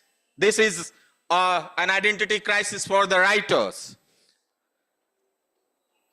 Adivasi language. Now Adivasi writers are talking about their language. They are writing in their languages. Jamuna Bini, one writer from Arunachal Pradesh, she has composed one poem, When an Adivasi Sings. In this poem, she has claimed that कि अगर आदिवासी भाषा की कोई grammar नहीं है, उसकी कोई औकात नहीं, वो सिर्फ लोरी सुनाने के लिए या और गीतों के लिए बनी है, तो क्यों आप थिरकने लगते हैं जब आदिवासी कोई गीत गाता है? यह है आदिवासी भाषा की ताकत। कई भाषाओं की अपनी स्क्रिप्ट नहीं है, लेकिन आदिवासी भाषाओं को उचित स्थान नहीं दिया गया। खामियाजा यह है कि आज जब एनईपी हमें यह अवसर देती है कि लोकल भाषाओं में पढ़ाई जाए, तो आदिवासी क्षेत्रों में जो विश्वविद्यालय हैं, जो स्कूलें हैं, वहां पर पढ़ाने के लिए क्या उस भाषा के टीचर उस योग्यता को धारित करते हुए हमें मिल पाएंगे क्या? अगर नहीं मिल पाएंगे तो कारण हम सबको खोजना चाहिए, क्या रहा है? Next is socio cultural values and traditions. Adivasis are trying, or rather struggling to save their socio-cultural values like collectivism. विश्व बंधुत्व की भावना जहां जिस देश में रहती है, वो वहां उस देश में रहने वाला आदिवासी सदियों से सामूहिकता की बात करता रहा है. सामूहिकता उनके पूरे जीवन चक्र में है. वो उनकी प्रॉपर्टी भी अपनी अकेली नहीं हुआ करती थी, उनकी सामूहिक प्रॉपर्टी हुआ करती थी. Their culture, their rituals, their traditions, their songs, their dances. Madam, just I'll read out. Adivasi philosophy, Adivasi knowledge system, reverence to Adivasi martyrs, eco-consciousness, introspection, development and displacement, modernization, resistance against modernization, industrialization, globalization, assimilation in the mainstream and acculturation, double subjugation of Adivasi women. Next term is translation. My dear friends and Adivasi writers, you write in your own language, as Gugi Wa Thiong'o said in one of lectures. You should write because language carries your identity, carries identity of a culture. But translation is very much instrumental to carry it across the geographical and linguistic boundaries, because in the nation various linguistic communities reside, and when a work is translated into another language, and especially in English, which I am a student of, it goes beyond the cultural boundaries, and the translation which is coming, like Dada's autobiography was translated as The Branded Uchalya, and I have translated 3 collections of poems composed by tribal writers. Mahadev Toppo's Jab Jangal Pahad Ke Paat, published as this Lessons from Forest and Mountain. Another Motyarin by Usha Kiran Atram, published with the same title Motyarin because it has no equivalence, because it carries cultural weightage.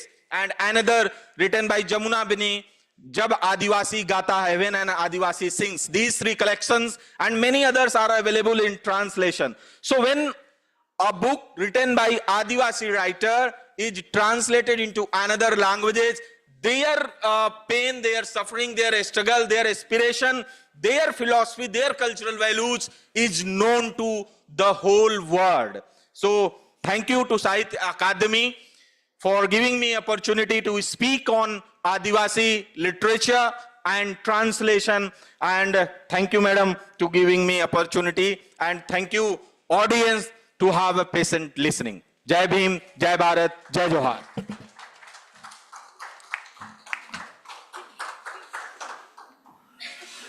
धन्यवाद अध्यक्ष जी। मैं उम्मीद करता हूं कि आपको interview करने की जरूरत नहीं पड़ेगी। एक तो ये बात है कि समूची चर्चा में जो सोशल मूवमेंट है या जो समाज है, उसकी छवि कुछ इस तरह से मेरे मन में बनती है जैसे कोई बहुत आदर्श चीज़ है और साहित्य का काम उसकी सेवा करना है, उसके बारे में बताना है। तो साहित्य एक टूल है जो उस पर लाइट डालेगा, लोगों की समझ में आएगा। मुझे इसमें ही प्रॉब्लम दिखती है। अगर मैं बहुत सूत्रों में बात करूं तो जो हमारा फ्रीडम मूवमेंट था वो पहला बड़ा मूवमेंट था जिसने साहित्य को प्रभावित किया। साहित्य ने फ्रीडम मूवमेंट कितना बढ़ाया इस पर कोई ऐसी रिसर्च नहीं है, तो नहीं कह सकते, लेकिन उसने बड़ा इम्पैक्ट डाला। सेकंड मूवमेंट था, उसके साथ साथ प्रोग्रेसिव मूवमेंट था जिसने बहुत बड़ी प्रतिभाएं पैदा की, जिनका इम्पैक्ट आज तक है और जिसका मुकाबला आज तक नहीं है। इन वैसी रचनाएं, वैसा नाटक इप्टा, वैसे कलाकार, वैसे कमिटमेंट वाले लोग जो अपनी पर अड़ गए तो अड़ गए, वैसा मूवमेंट नहीं हुआ और लिटरेचर में वो रिफ्लेक्ट भी नहीं हुआ। ना लिटरेचर ना साहित्यकार इस तरह से बने। मैं थोड़ा ये जो रोमांटिसाइजेशन है समूचे साहित्य का और जो समाज का है, मैं उसको थोड़ा सा छांटने की कोशिश करूँगा। बहुत अच्छी बात कही थी इंट्रो में चंडोक जी ने कि इतने वर्षों बाद भी हम पोस्ट कॉलोनियल जो काम है उसको हम पूरा नहीं कर सके। क्यों नहीं कर सके? क्योंकि अंग्रेजों के द्वारा दिया गया ये काम है, ये अपना काम नहीं है, हमारी तरफ से नहीं निकला ये काम। आजकल वो कह रहे हैं कि भैया डिकोलोनाइज कर लो, कल को फिर वो और कह देंगे कि ये कर लो। तो मेरा मतलब है कि हमने अपना जो सेल्फ खोया और जो सेल्फ पाया, एक नेशन के तौर पे, एक देश के तौर पे, फ्रीडम मूवमेंट में पाया, फिर प्रोग्रेसिव मूवमेंट में पाया। उसके बाद तीसरा एक आंदोलन जो उत्तर भारत की कहूंगा मैं, और उसमें भी जो हिंदी बेल्ट पर या उत्तर भारत में पंजाब पर उसका असर पड़ा, बंगाल पर पड़ा। तीसरा मूवमेंट था नक्सल मूवमेंट। एक बहुत सुंदर रोमांटिसाइजेशन था। माओ हमारा चेयरमैन है, उसका नारा था, लाल किताब उसका आधार थी, और जमीन को कब्जा कर लेंगे। तो गरीब किसानों की लड़ाइयों की बात थी। मजे की बात यह है कि हिंदी का एक भी लेखक उसके लिए, किसी एक लेखक का नाखून तक नहीं कटा, सारे नक्सल हो गए। क्योंकि चलन के साथ चलना बड़ा अच्छा होता है, उसमें भी थोड़ा नाम कमा लो। हम भी वैसे हो गए। मार्क्सवाद पढ़े बिना कोई प्रगतिशील हो सकता है, मुझे शक है, लेकिन मैं इतने लोगों के नाम बता सकता हूं जिन्होंने मार्क्स का मान नहीं पढ़ा, लेकिन सभी प्रगतिशील हैं। अब समस्या यह कि क्या मैं इस राइटर को ऐसा मानूं कि वो रिप्रेजेंट करता है किसी रियलिटी को। वो शायद खुद को ही रिप्रेजेंट कर रहा है, रियलिटी कहीं बाहर है। तो एक समस्या यह है कि हमारे राइटर जो है, क्या वो किसी चीज को रिप्रेजेंट कर रहा है? क्या वो एजेंसी है किसी रियलिटी की जिसको वो डिफाइन कर रहा है, बदल रहा है? पिछले ही वर्ष रश्दी को चाकू का अटैक हुआ अमेरिका में। किस लेखक ने उसके पक्ष में बोला? छोड़िए आंदोलनों की बात। दूसरी बात, एक कवि था पंजाबी में पाश, वो किसके द्वारा मार दिया गया? उन फंडामेंटलिस्टों के द्वारा मार दिया गया जो खालिस्तान के कंसेप्शन को चाहते थे लागू करना। अब एक नया एकदम मोर्चा है, एक मूवमेंट है, एक पोइट है। मूवमेंट अगर पवित्र है तो हिंसा क्यों कर रहा है, और एक पोइट को क्यों मार रहा है जबकि वो नहा रहा था और बड़ा पोइट था? तो मेरा कहना है कि लेखक को भी थोड़ा शक की नजर से देखो भाई, और ये जो सोशल मूवमेंट है इनको भी थोड़ा सा शक की नजर से देखो। तीसरी चीज, अभी तक हम साहित्य को साहित्य मानते थे। 84 के दंगों के बाद मेरी अपनी अंडरस्टैंडिंग ये बनी कि साहित्य अब साहित्य न होकर के विभाजित साहित्य है, विखंडित साहित्य है। एक सरदार को उसके गले में टायर डाल करके जला देना और उस पर कोई कहानी लिखेगा तो एक सिख की अनुभूति एकदम अलग होगी, और जो गैर सिख है उसकी अनुभूति एकदम अलग होगी। तो ये जो आइडेंटिटी है वो सिर्फ राइटर में ही नहीं है, उसमें भी पाठक में भी है, पढ़ने वाले में भी है। और जब से ये आइडेंटिटी आई है, एक अच्छा काम ये हुआ है कि बहुत बड़े पैमाने पर तरह तरह की रियलिटीज सामने आ रही हैं जिनका कोई नक्शा भी नहीं बनाया जा सकता, इतनी बड़ी रियलिटीज है। और जब से सोशल मीडिया आया है तब से और ज्यादा है। वहाँ हेट भी है, और हेट है तो पूरी हेट है, क्रिटिकलिटी भी है, ओपिनियंस भी हैं। प्रश्न उठता है कि वो रिप्रेजेंट किसे कर रहा है, यानी ये लेखन किस रचना को, किस यथार्थ को बना रहा है। एक दूसरा, दलित है, हमारे बहुत बड़े आलोचक हैं हिंदी के, धर्मवीर, उन्होंने कहा ये स्वानुभूति की बात है, यानी चूंकि मैंने जिया है इसलिए लिख मैं ही सकता हूं दलित के बारे में।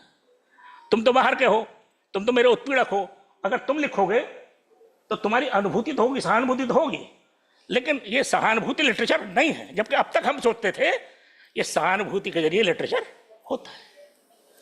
ये जब क्वेश्चन हो गया कि सहानुभूति लिटरेचर नहीं है, तो बताइए मैं दलित के बारे में क्यों लिखूं?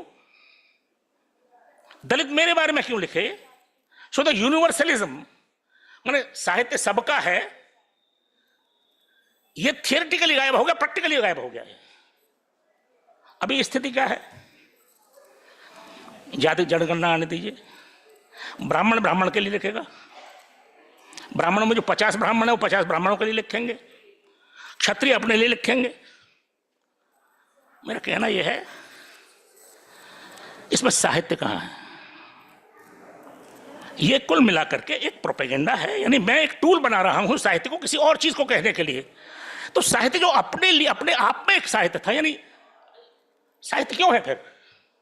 इसे आप प्रचार बना लीजिए, पैम्फलेट बना दीजिए, इसे प्रोपेगेंडा लिटरेचर बना दीजिए, बनाइए साहब, कोई दिक्कत नहीं। मगर वो रिप्रेजेंटेशन, प्रेमचंद ने कहा था 36 में, आखिरी बात, साहित्य राजनीति के आगे चलने वाली मशाल है। और इन दोनों राजनीति ज्यादा जाती है साहित्यकार पीछे पीछे कि कभी राज्यसभा का मेंबर बन जाऊं, कभी ये बना देगा, अभी से लोगों ने 2024 के बाद में इन्वेस्ट कर रखा है कि अगर वो आ गए तो मैं बन जाऊंगा, वो आ गए तो ये बन जाएगा। तो मेरा पॉइंट है, मैं बहुत सीरियसली कह रहा हूं ये बात, और लिखता भी हूं मैं ये बात, मैं छुपाता नहीं हूं कि वो साहित्यकार कहां है जो अपने कहे पर 2 दिन के लिए टिके, जिसके लिए अगर उसे कष्ट भी हो तो वो कष्ट झेले। हिंदी में पिछले 50 साल में एक साहित्यकार ऐसा नहीं है जिसके लिए किसी ने क्वेश्चन किया हो और जिसके लिए उसे दंडित हुआ हो, जिसे वो झेला दी हो। नहीं, मैं ही नहीं हूं, माफ कीजिएगा। तो मेरा कहना यह है कि जो सोशल मूवमेंट है उसके पीछे कौन दल खड़ा है, किसका पैसा लगा है, कौन एजेंसी काम कर रही है, ये तमाम चीजों के बिना मैं उसको पवित्र मान लूं, मैं उसे एक ऐसी प्रक्रिया मान लूं जिसमें बहुत कुछ अच्छा हो रहा है, मुझे शक होता है। इसका अर्थ यह नहीं है कि मूवमेंट अच्छे नहीं है। जेन्युइनली दलित मूवमेंट ने बहुत काम किया। और तीसरी चीज, क्या मूवमेंट स्वतः स्फूर्त होते हैं? जब हर चीज कंस्ट्रक्ट है तो कोई भी चीज स्वतः स्फूर्त नहीं है, वह निर्मित है, वो बनाई जाती है। धन्यवाद।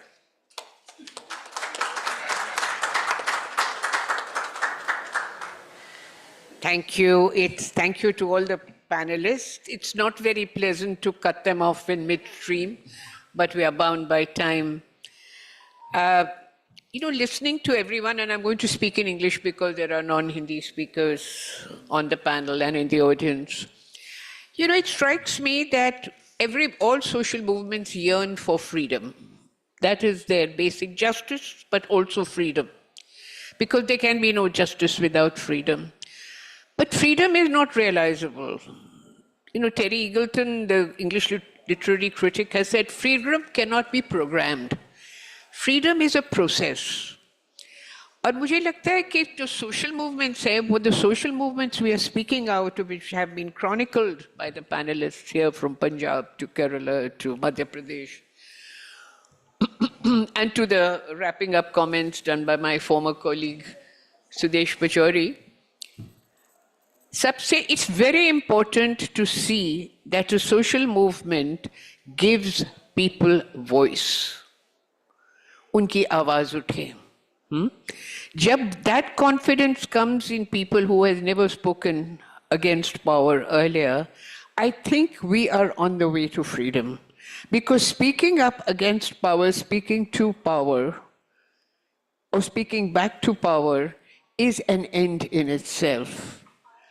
Social movements will continue, the quest for freedom will continue, one goal will be fulfilled, other goals will come up. This is not something that can be realized once and for all.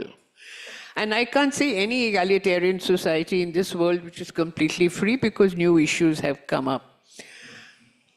तो लोगों को जुबान देना सबसे बड़ी ज़रूरत है हमारे cultural critics की, our creative artists, our literature. And I may tell you that I have been a political scientist all my life, but now I have turned to literature because I think there is nothing more important in creating a cultural revolt than literature and poetry. And I am looking at the progressive writers movement, and I have to go back to Stalin, to look at the origins of social realism. And I would just, at the last, advise everyone, because I know these are not well studied. In the last decade of the 19th century came a poet, Urdu poet called Hali.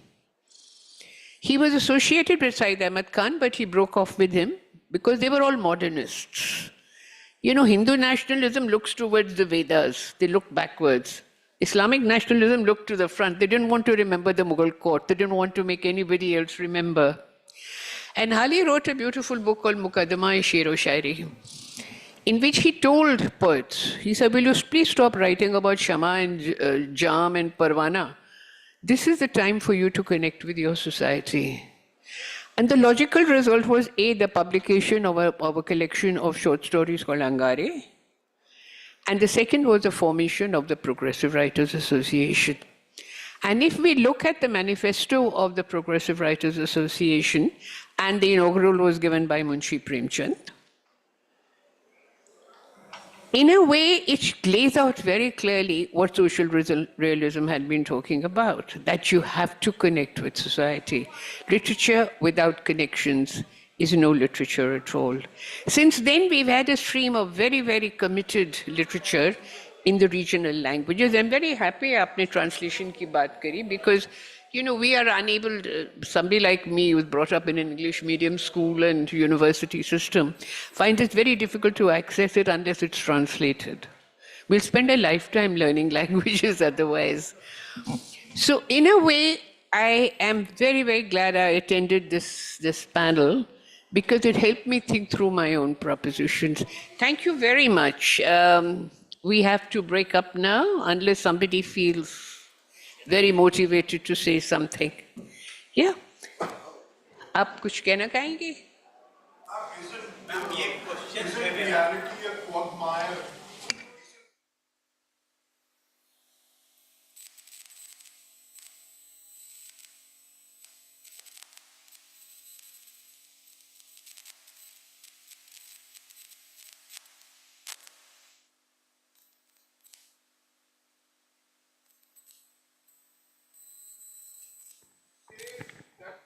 Literature should only connect to what the reality is, and it must connect only to the society.